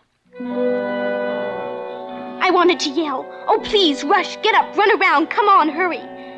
But I had to sit still, while out there in the lot with the sun shining down, all alone with nobody to hear or to help her, was the screaming woman. I could hear in my mind, screaming. Mom and Daddy couldn't hear. They just kept on eating and talking. Well, now that I can be thankful for a full stomach, I guess we should consider what other things we have to be thankful for, Well, we're all healthy. Prices are sky high, but we're not in debt. Yet. Those are mundane things, my dear. I'm thankful for my big daughter. Right, Puss? Yes, Dad. And for my loving wife, who is still the most romantic woman I know. Oh, silly. I'm thankful I didn't marry somebody else. You nearly married Dora Lampell. Even gave her a ring. No, I never meant a thing. No one... No. You're the only one who's been the serious competitor since we were all kids. Oh? There's only one. One other. Helen Nesbit. Oh. Yeah, Helen was my first love. When she was about as old as Margaret, I gave her a present one Christmas, and she gave me one, and I still have it. Oh, that paperweight on your desk. Mm-hmm. Funny how we hang on to things that were important when we were kids. Daddy. Just a little longer, boys. Warm up my coffee, will you, dear? You know what I'm thankful for, dear? Seriously. That we stayed here in this same town where we grew up. Here you are, dear. Thank you. The same friends. Even the same street. It's been a peaceful life. Not very exciting, but... Daddy! Margaret finds it pretty exciting. Yes. You better take her out to the lot before she collapses.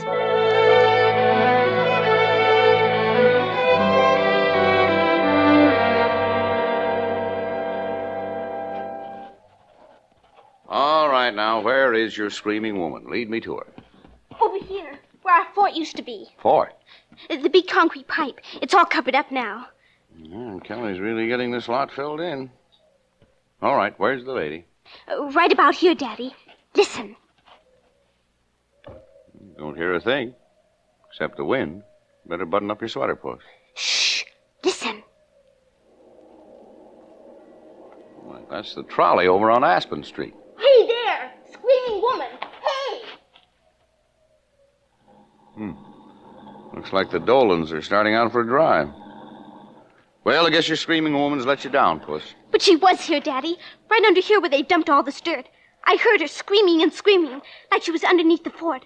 Somebody's dumped tons and tons right on top of our fort. Yeah, too bad they buried your fort, Margaret. I saw 2 of Kelly's big trucks backed in here last evening. There was a dump truck in here this morning, too. It isn't because they covered the fort. It must be your screaming woman doesn't like grown-ups. Only delivers her solo for kids, I guess. Maybe she can't scream anymore. Well, I'm going back and take a nap. Let my dinner settle. Well, aren't you going to help me dig? Now, listen, my dear. Don't you think this is a sort of a silly game? But it's not a game. Now, don't stay too long, dear. Mama probably likes some help with those dishes. Daddy! Daddy! I know I heard her scream. I know it. Oh, darn, darn, darn! You're there! You're still there! Hey, screaming woman! Oh, why did you scream before? Why didn't you scream so Daddy could hear you? Don't just scream for me. I can't help you all by myself.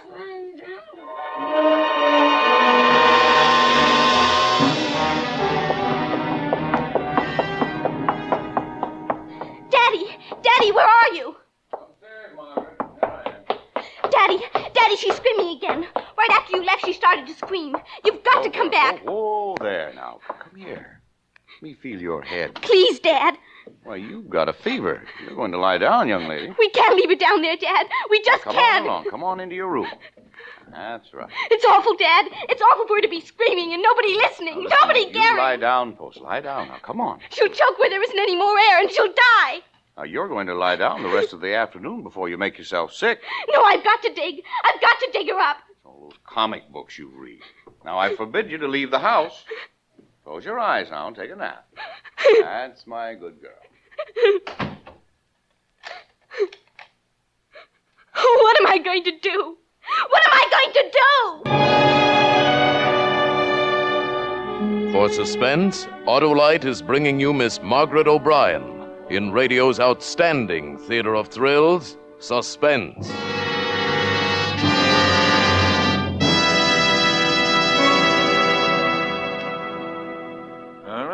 I have a hunch you're going to give me another Autolite Stay Full Battery Thanksgiving song. No, not me, Hap. No? No, sirree. By Cornelius, I'm going to tell a Thanksgiving story. It's a fable. Couldn't be anything else if you told it. Now, listen to this, my trigger-tongue trooper. Last year at this time, my car called me out to the garage. Quite a car, too, Hap. Once a year, she overhauls me. Wow, and on Thanksgiving Day, too. Harlow, she said, I have an empty feeling, and I'm so confounded thirsty all the time, I think you ought to do something about it. I'd like to end up Thanksgiving Day with that fine, full feeling that lulls you to sleep as soon as the mince pie disappears. Well, how, my pretty, says I, can all this be accomplished? Easy, she chimes. I need to switch to an Autolite Stay Full battery. Why, with an Autolite Stay Full battery, I'll never be thirsty, and if you use me normally, I'll need only 3 drinks a year. And what's more, with the oversized electrical capacity and fiberglass insulation of that Autolite Stay Full battery, I'll have more power, stay lively longer, and save you time, trouble, work, and worry. And Harlow, for a fellow as lazy as you are, think what all this means. Well, when she came up with all those points in my favor, I hurried, I hastened, I hurtled till I was exhausted. And by Christopher, I got an Autolite Stay Full battery and gave it to Clarissa. I call my car Clarissa. Thanksgiving morning. We took a spin, and I could tell she was happier than a penguin with skis. It sounds like Harlow in Wonderland.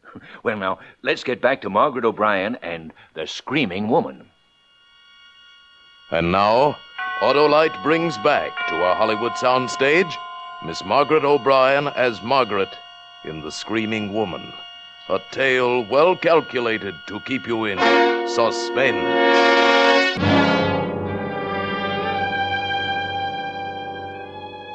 After a while, I stopped crying. I had to get back to the lot where that woman was screaming, but I was locked in. I tied a sheet to the bed and let it out the window and shinnied down to the ground. Then I ran to the garage and got shovels and ran to the empty lot. The sun was almost down and it was getting cold. I started to dig fast. Hiya, Maggie. It was Dippy Smith, who was 10 years old, the same as me. He goes to my school. What you digging for? For a screaming woman. She's down in the ground and I'm going to dig her up. You can help me dig, Dippy. There's an extra shovel. I don't hear nothing. And I don't dig unless I hear a scream. Then listen. I don't hear nothing. Just wait. You will. There. Did you hear it? Hey, that's okay. Do it again. Do what again? Scream. Do it again. Go on. I'll give you this Aggie if you teach me to do it. Hot dog, did you get that ventriloquist book for a dime from that magic company? You got one of those tin things in your mouth? I won't tell unless you help me dig. Okay, swell. Give me the shovel. Hot dog. And you got to dig fast, like this, Dippy. Boy, you'd think she was right under our feet. You're wonderful, Maggie. Say, what's the screaming woman's name? You must have made her up a name. Oh, sure. Her name is Wilma Schwager, and she's a rich old lady, 160 years old. And she was buried by a crook named Spike. Come on, Dippy, dig.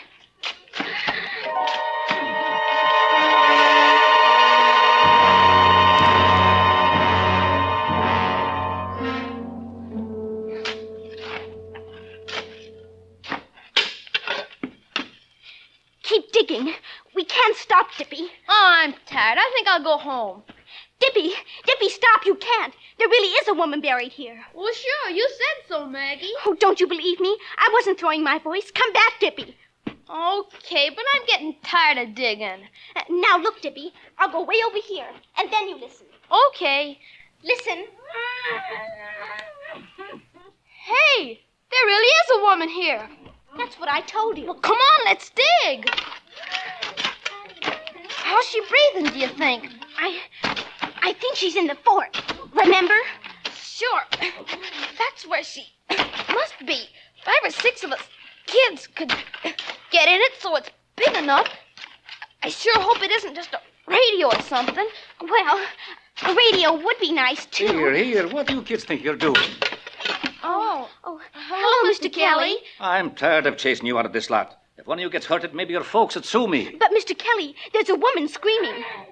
You kids beat it, do you hear? Yes, sir. But listen, Mr. Kelly, don't you hear her? There.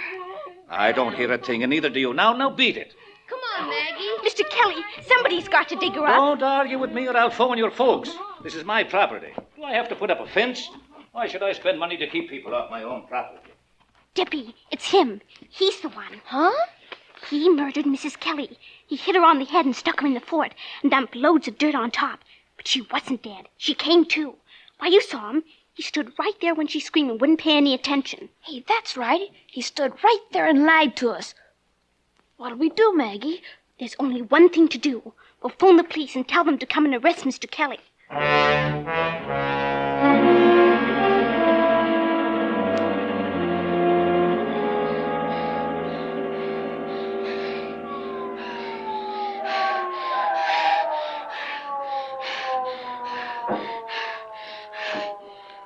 Hey, they sure got here fast, Maggie. Shh! Don't make a sound. Is Mr. Kelly in the house?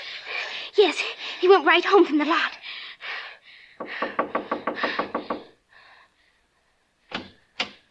Yes, officer. You, Mr. Kelly? Yes, sir. What can I do for you? Is Mrs. Kelly at home this evening? Why, sure. Can I see her, sir? Why, sure. Hey, Anna. What's up? We got a call.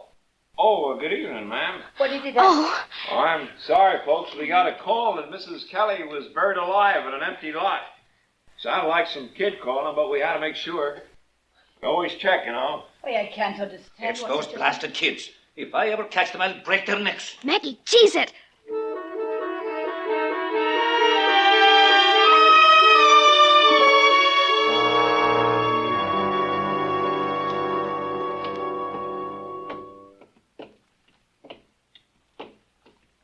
Boy, if Mr. Kelly telephones my dad, I'll get a licking. What'll we do about the screaming woman? What the heck with her? I'm not going near that lot again. Wait, Dippy. Huh? I know why he didn't hear the screams. Kelly's sort of deaf. Mama says he's hard of hearing. He heard us, didn't he?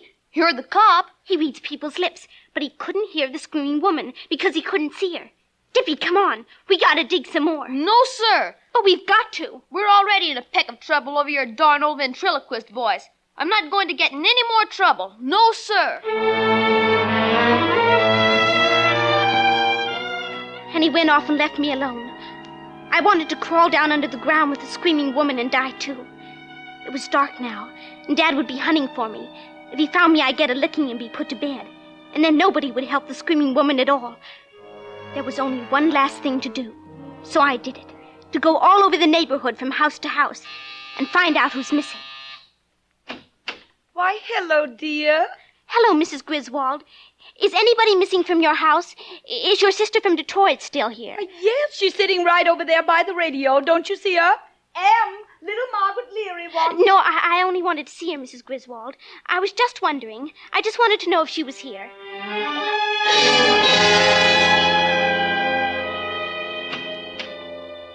Hello, Mrs. Pikes. You're looking good. I'm glad to see you're at home, Mrs. Pikes. I'm awful glad.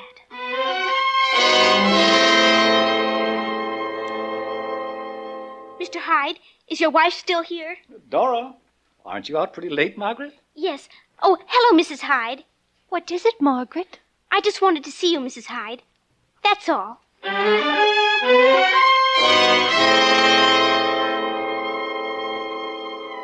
The hours were just rolling along, and I rang bells and knocked, and I rang bells. I was about to give up when I came to the Nesbit's house. The house was quiet, like nobody was at home, but I saw a dim, spooky light inside somewhere. So I just kept knocking and knocking.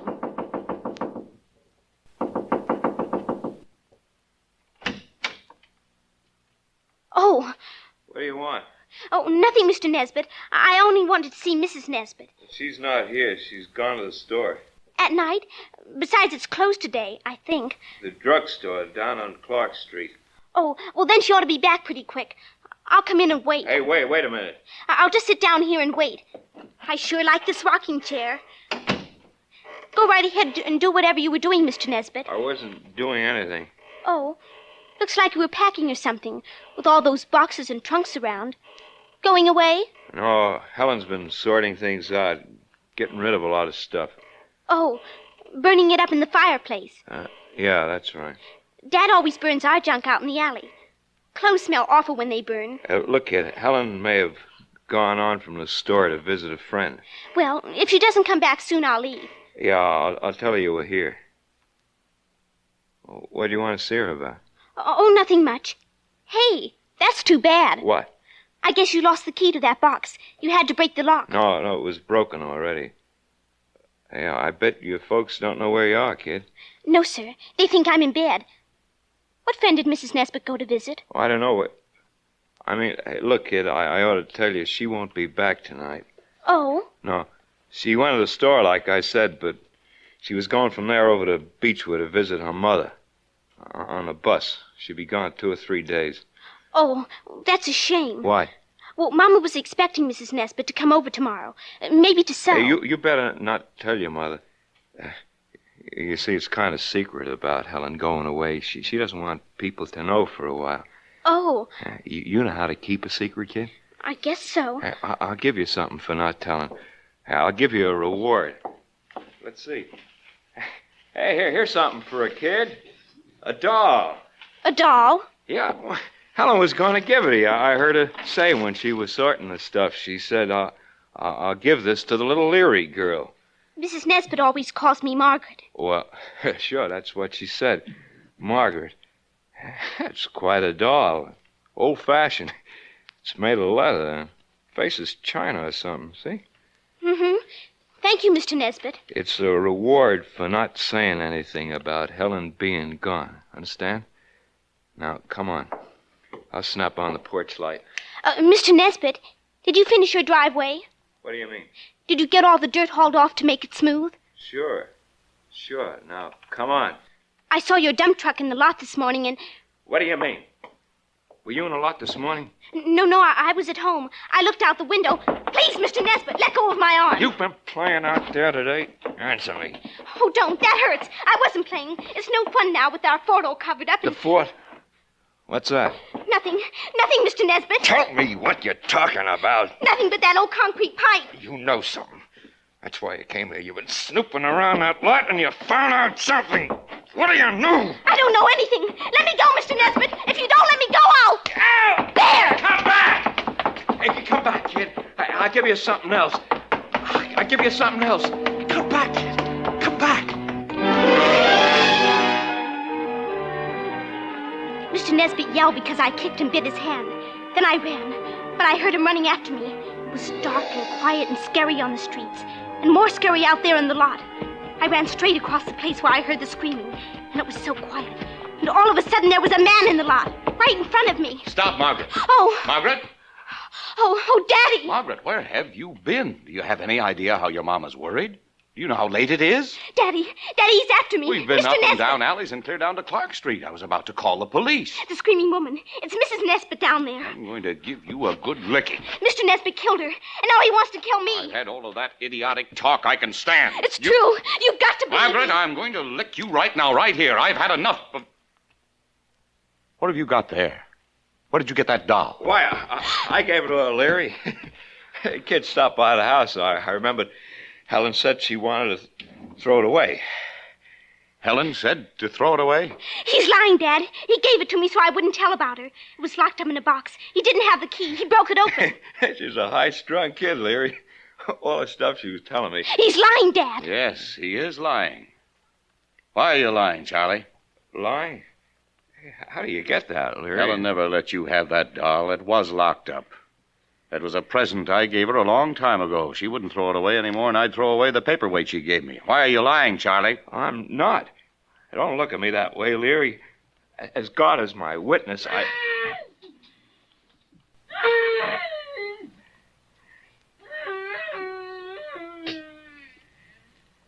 It's her. Dad, it's the screaming woman. As God is your witness. No, Leary, don't! No!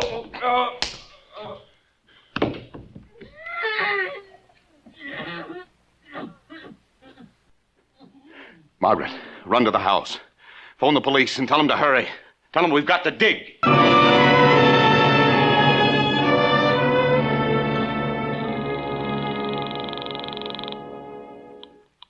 Hello? Hi, Dippy. Everything's fine. Everything's worked out clean. The screaming woman isn't screaming anymore. And they've got a lot of people down there digging her up. Hey, that's swell. Hot dog. And you know what else, Dippy? They're going to uncover our fort again. Oh, Dippy, wasn't it a keen Thanksgiving?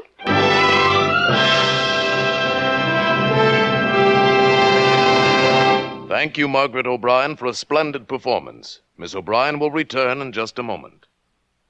I know that Autolite Stay Full Battery fable wasn't bad, coming from a fairly fabulous fibber. Ah, but you haven't heard all of it, Hap. Why, by Cornelius, Clarissa, that's my car, spoke to me again this morning. Thanks to you, she said, and that Autolite Stay Full Battery, this has been the happiest year of my life. Why, even these cruel, cold mornings, I've got that Autolite pep, that Stay Full Battery get up and go. Well, Clarissa, I says to my gas buggy, you're the queen of the May, the lass with the delicate air, and the pride of Wilcox Alley all in one. What do you want now, my Thanksgiving precious? And she says, just to go to sleep out in the garage once again. Why, Harlow, you can even use my Autolite Stay Full Battery for a pillow. Happy slumber, and good night, everybody. And remember, Autolite means batteries. Stay Full Battery. Autolite means spark plugs. Ignition-engineered resistor spark plug. Autolite means ignition system. And now here again is Miss Margaret O'Brien. It's been just wonderful being on Suspense, and I hope you let me come back again sometime. We will, Margaret. And now let me tell our listeners about next week. Claude Rains and Vincent Price in the famous mystery story, The Hands of Mr. Ottermole. Another gripping study in suspense. Margaret O'Brien appeared by arrangement with Metro-Goldwyn-Mayer, producers of the Technicolor picture The Three Musketeers, starring Lana Turner, Gene Kelly, and June Allison. Tonight's suspense play was by Ray Bradbury, adapted for radio by Sylvia Richards, with music composed by Lucien Morawek and conducted by Lud Gluskin. The entire production was under the direction of Anton M. Leader. In the coming weeks, Suspense will present such stars as Rosalind Russell, James Cagney, Ronald Coleman, William Bendix, and many others. Make it a point to listen each Thursday to Suspense, radio's outstanding theater of thrills. And next Thursday, same time, hear Claude Rains and Vincent Price in The Hands of Mr. Ottermole. This is the Autolite Suspense Show signing off. Good night. Switch to Autolite. This is CBS, the Columbia Broadcasting System.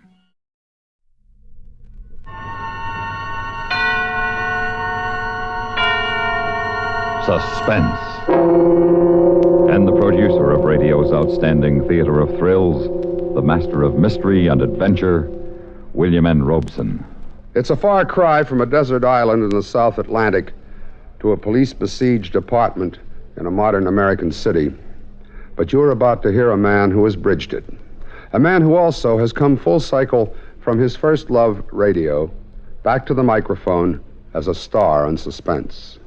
He is Dan O'Herlihy, whom you will remember as the bearded, lonely, and silent Robinson Crusoe from the picture of the same name a few seasons back.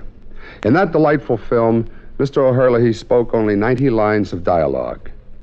In the play you are about to hear, he has considerably more words to say.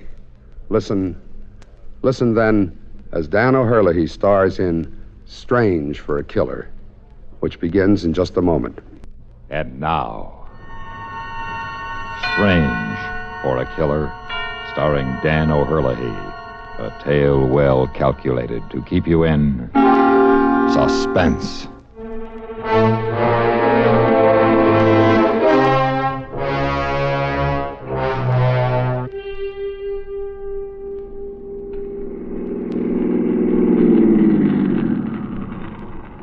All right, mister, this is as far as you go. Why? What's the matter, officer? What's wrong? You'll have to park here for a while. The street's closed. But I live on this street. I've got to get home. My wife's waiting for me. She just had a baby. And... You'll be a little late. Now, just a minute. Look, will you keep your voice down? Oh.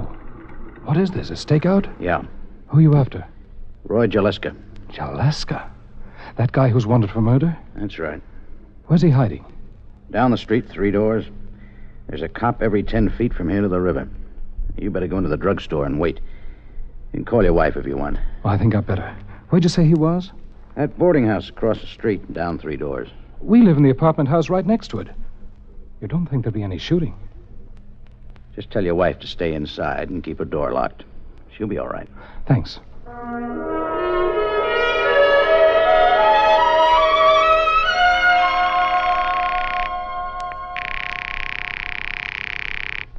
Funny. She's got to be home. Hello? What's the matter, honey? I thought you weren't going to answer. I was looking after Johnny. He okay? Yes. Just getting hungry. Well, go ahead and feed him. I'm going to be late. I don't want to scare you, Jess, but there's going to be a little trouble next door. I don't want you to leave the apartment. Trouble? The police are after someone who's been hiding out in the boarding house next to us. The whole block is surrounded, and I won't be able to get home till it's over. And remember, you're not to come out. All right. There's nothing to be afraid of, Jessie. Just stay inside and keep the door locked. There's no need for that now. Goodbye, dear. What? Jessie? Hello, Jessie?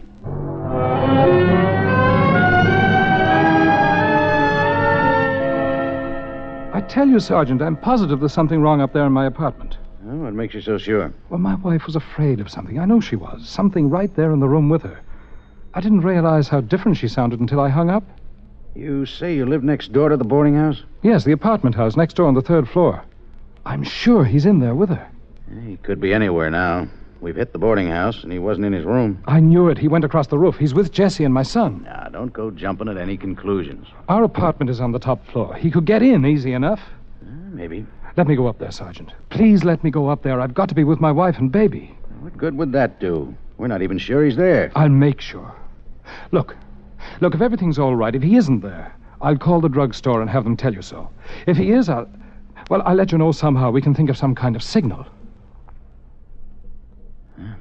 All right. Now listen to me. Yes. Go straight to your wife. If you pass anyone you don't know on the stairs or in the halls, keep going and don't look back. He's trapped and he's scared now, and he'll kill you if he thinks you're onto him. I realize that. If he's not in your place when you get there, call the drugstore. If he is there, well, there's nothing I can tell you. You'll be on your own. But don't try to signal. You wouldn't get away with it, and it's not necessary. If I don't get your call 10 minutes after you go in, we'll know. Yes, sir. Remember this, mister. If he's there, don't try to be a hero. Just do whatever he tells you. Keep a good distance from him and don't make any quick moves. He's been in spots like this before, and he'll know what it means. I know. That's about all, I guess. Just be careful. We want this man. We want him bad. But we don't want anyone hurt getting him if we can help it. You understand? I understand. And thanks. Okay, mister. You can get going.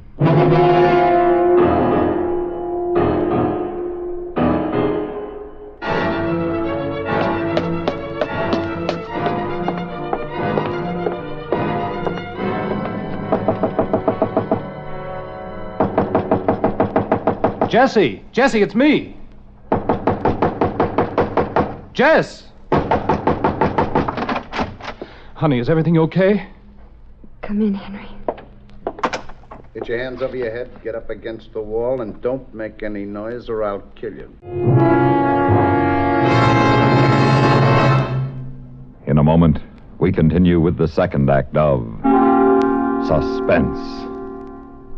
Memo on Metals. Interesting information about our military awards and decorations. Campaign medals were authorized by Congress in 1905 for all officers and men engaged in specified wars and military action, including such widely divergent battles as the Civil War in the United States and the Boxer Rebellion in China. The Navy and Marine Corps have a special Manila Bay Medal for members of the United States Asiatic Squadron under command of Commodore George Dewey in May of 1898. The Haitian Campaign of 1915 is commemorated with a medal, as is the Santo Domingo Expedition, which suppressed a revolt in that country and preserved order during elections in 1916. The Army has its Mexican Service Medal for those involved in any of several expeditions or engagements from April 12, 1911 through June 16, 1919. There is also the Army of Cuban Pacification Medal for United States troops who, from October of 1906 to April of 1909, helped establish a stable government in that island nation. The Victory Medal was initially awarded to all United States service personnel in World War I expeditionary forces, including, for the first time, women serving in the military units. There is a story behind every American medal, a proud story of devotion to country and unselfish service to keep it strong and free. And now, starring Dan O'Hurley, Act 2 of Strange for a Killer. Don't try anything, mister. I'm not afraid of your gun. That's because you've never been hit by a .45. I'm warning you. You won't never know what it means to wish you could die till you get a .45 slug in the stomach. Henry. Don't worry, Jesse. I know he means it. I mean it. It won't do any good, you know. No matter what happens to us. No matter how long you stay here. They'll get you. Listen there, guys. Just like me, those blue suits don't make them Superman. They make mistakes like everyone else. They already made a big one. What? They shouldn't have sent you. Nobody sent me. My wife didn't sound right when I spoke to her over the phone. I came up to find out why. Yeah, she gave it away. She's sorry about that. Jesse, did... It's all right, Henry. Please, it's all right. Did he hurt you, Jess? Never mind that. She just got out of the hospital. Would you like to see her go back? I hope they kill you. I might. I thought about it. I guess maybe you better start thinking about it, too. It'll happen next time you make a crack like that. Henry, don't. Don't. I'm going to ask you a couple of questions. And you're going to give me the right answers. The right answers, mister. The first time, or you'll get hurt bad. What do you want to know? Where were you when you made that phone call? Drugstore. At the corner. And your wife don't sound right? You think maybe something's wrong? Yes. You want to get up there. You want to find out why? Yes. What takes you so long? What? We don't hear you coming up the stairs till almost 10 minutes after she hangs up. What are you doing all that time? Well, you see, at first I wasn't sure she sounded like there was something wrong. It was only after I hung up and got to thinking about it that I started to worry. And then I made up my mind to come up. You don't stop to talk it over with the cops? Oh, why should I? How could I know it was you in here? Cops all over the block looking for me, searching every building. Streets probably closed off, and your wife sounds scared over the phone. She don't say why. Sounds like someone's with her, and she don't say who. And you don't think it might be me? Well, yes. Maybe. You don't say nothing to the cops, though? No. You just come up all by yourself? Yes. You're sure of that? Yes. Okay. No. No! Henry! Oh, Henry. It's all right. I'm all right, Jess. What do you think I am? There's a line of cops 5 feet thick around every building in the block, and no one gets through unless they let them. You're here because they put you here. I'm giving you just 5 seconds to tell me why. What's the big plan? He's hurt. Can't you see you've hurt him? I don't know about that plan. I don't know what they're going to do. But they know you're in here. Go on. I did go to the police when I thought you were here with my wife. I don't think they believed me at first. But I talked them into letting me come anyway. If you weren't here, I was supposed to call them right away. And if I was? Nothing. Just wait. And if they didn't hear in 10 minutes, it meant It meant I couldn't call. That you were in this room. What time is it? Too late. Much too late. They know Jaleska. They've stopped searching. They know you're here. You haven't got a chance. I got a chance. As long as I ain't alone, I got a chance. You, lady. Go get that kid. No. Why do you want him? We'll do anything you say. You look okay. You don't want to hurt the kid. Nothing'll happen if you do like I tell you. Get him, lady. All right, Jesse. Henry. It's all right, I'm sure of it. You haven't got much time, Jaleska. You know it. Killing our baby is something you wouldn't do. You can bring him in, Jesse. If you say so. You're so sure this is the end of the line for me. And those cops down there, they're so sure. Well, I'm telling you, I got lots of time. And you're going to help me take it. Yeah? That's right. Now back up to the wall and peel off that jacket. What? You heard me. Take off the jacket. And throw it on the floor. Sure. All right. What are you going to do? I'm not going to do anything. You're going to take it for a while. Well, what do you mean? You don't get it, eh? I'm kind of surprised. I don't see any way out for you, if that's what you mean. They know you're here. Yeah, they know I'm here. You made sure of that, didn't you? So they're covering every way out. Doors, windows, alleys. What do you suppose would happen if I tried one of them?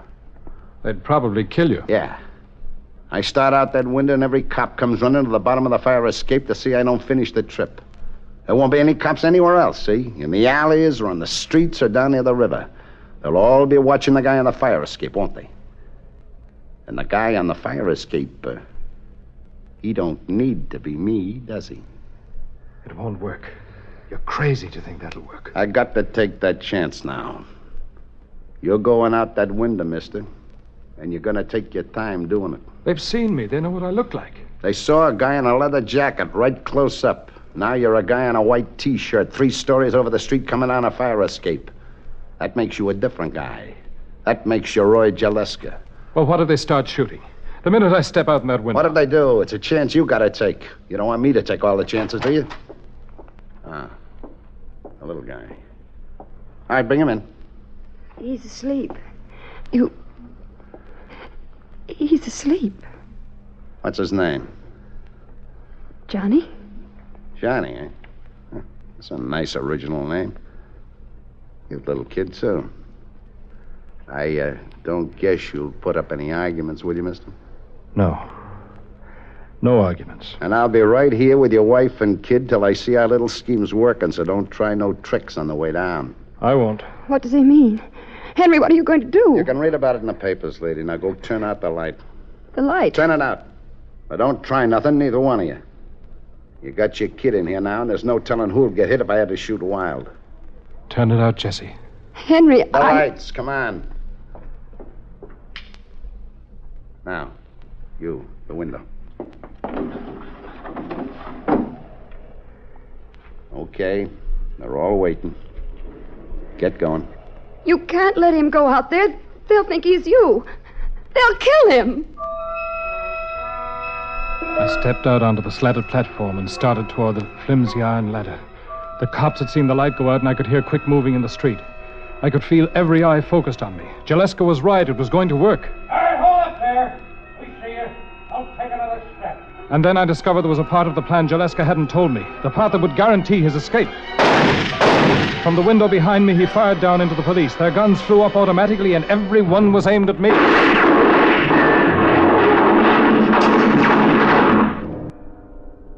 In a moment, we continue with the third act of Suspense.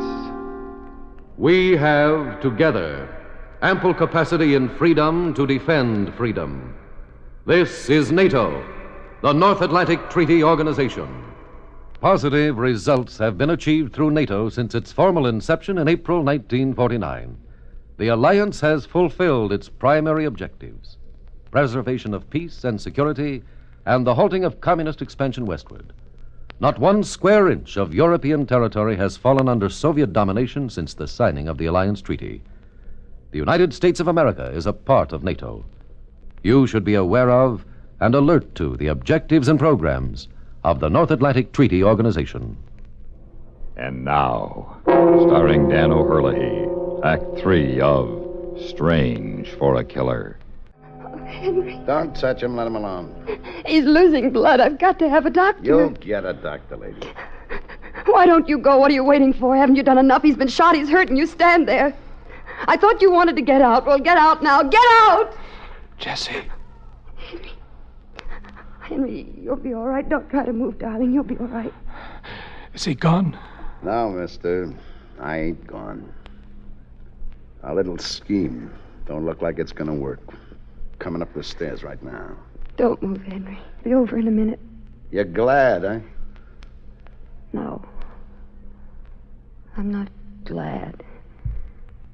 I feel sorry. For you. Don't. I've been running a long time. I think it'll feel good to stop. Funny. When they're after you and you're running away, you look the same, you act the same as you always did, but it's different on the inside. You're all tight and twisted. No matter what you're doing, you can't relax. You can't get a good, deep breath. Yeah, I think I'm almost glad. Come on out, Gillespie. Those guys are going to do a lot of bragging tomorrow. We know you're in there. Come out with your hands up, or we're coming in after you. And they finally get me, Gillespie, the guy they're all afraid of. You killed a man. Yeah, I killed a guy. I got mad, real mad. Things happen when you get that way. Things you can't stop. When it's over, no matter how it happened, you're different from anyone else. You're a killer. One day, you're just a guy, and then something happens, and you're a killer. Please go, please. Haven't you heard us enough? Sure, I'll go. Why not? Won't make much difference now, huh? Buddy, you know what I mean, don't you? You're just a guy. Yeah. Put your gun down. Maybe they'll give you a chance. Chance? What chance? I've been waiting for a chance all my life. Give her the gun. It'll be better. Forget it. Get out of the way, lady. I'm going out. Why don't you let me have your gun? Get back. Get way back. Jessie. It's all right, Henry. That's right. Stay there. Stay just like that. Okay, Gillespie. Hold it right there. Don't come any farther. Where's Johnny? In the other room. Way in back. There's 6 guns on you. You haven't got a chance. Drop that thing and come down with your hands over your head. Oh, no.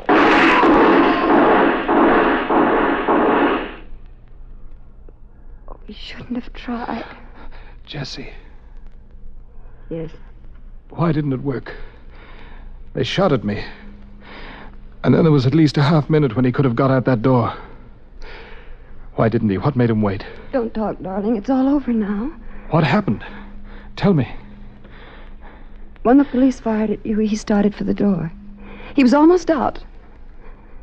And then he stopped. He came back, Henry. They were still shooting. He went out onto the fire escape and lifted you into the room. Then he started for the door again, but we could hear the police on the stairs. It was too late.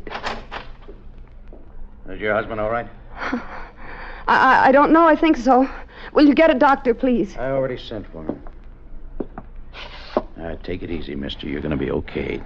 Just lie easy. Yeah, sure. You know, it's funny. Not funny. Strange. Strange for a killer.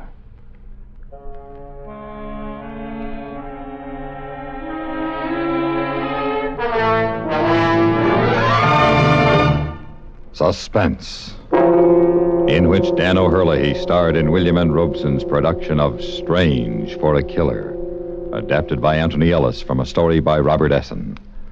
Supporting Dan O'Herlihy in Strange for a Killer were Joan Banks, Jack Moyles, and Ted DeCorsia. Listen. Listen again next week when we return with The Last Kilometer by Michael Frost, a tense, action-packed story of the Rallye des Alpes, one of Europe's greatest sports car races. Another tale well calculated to keep you in suspense.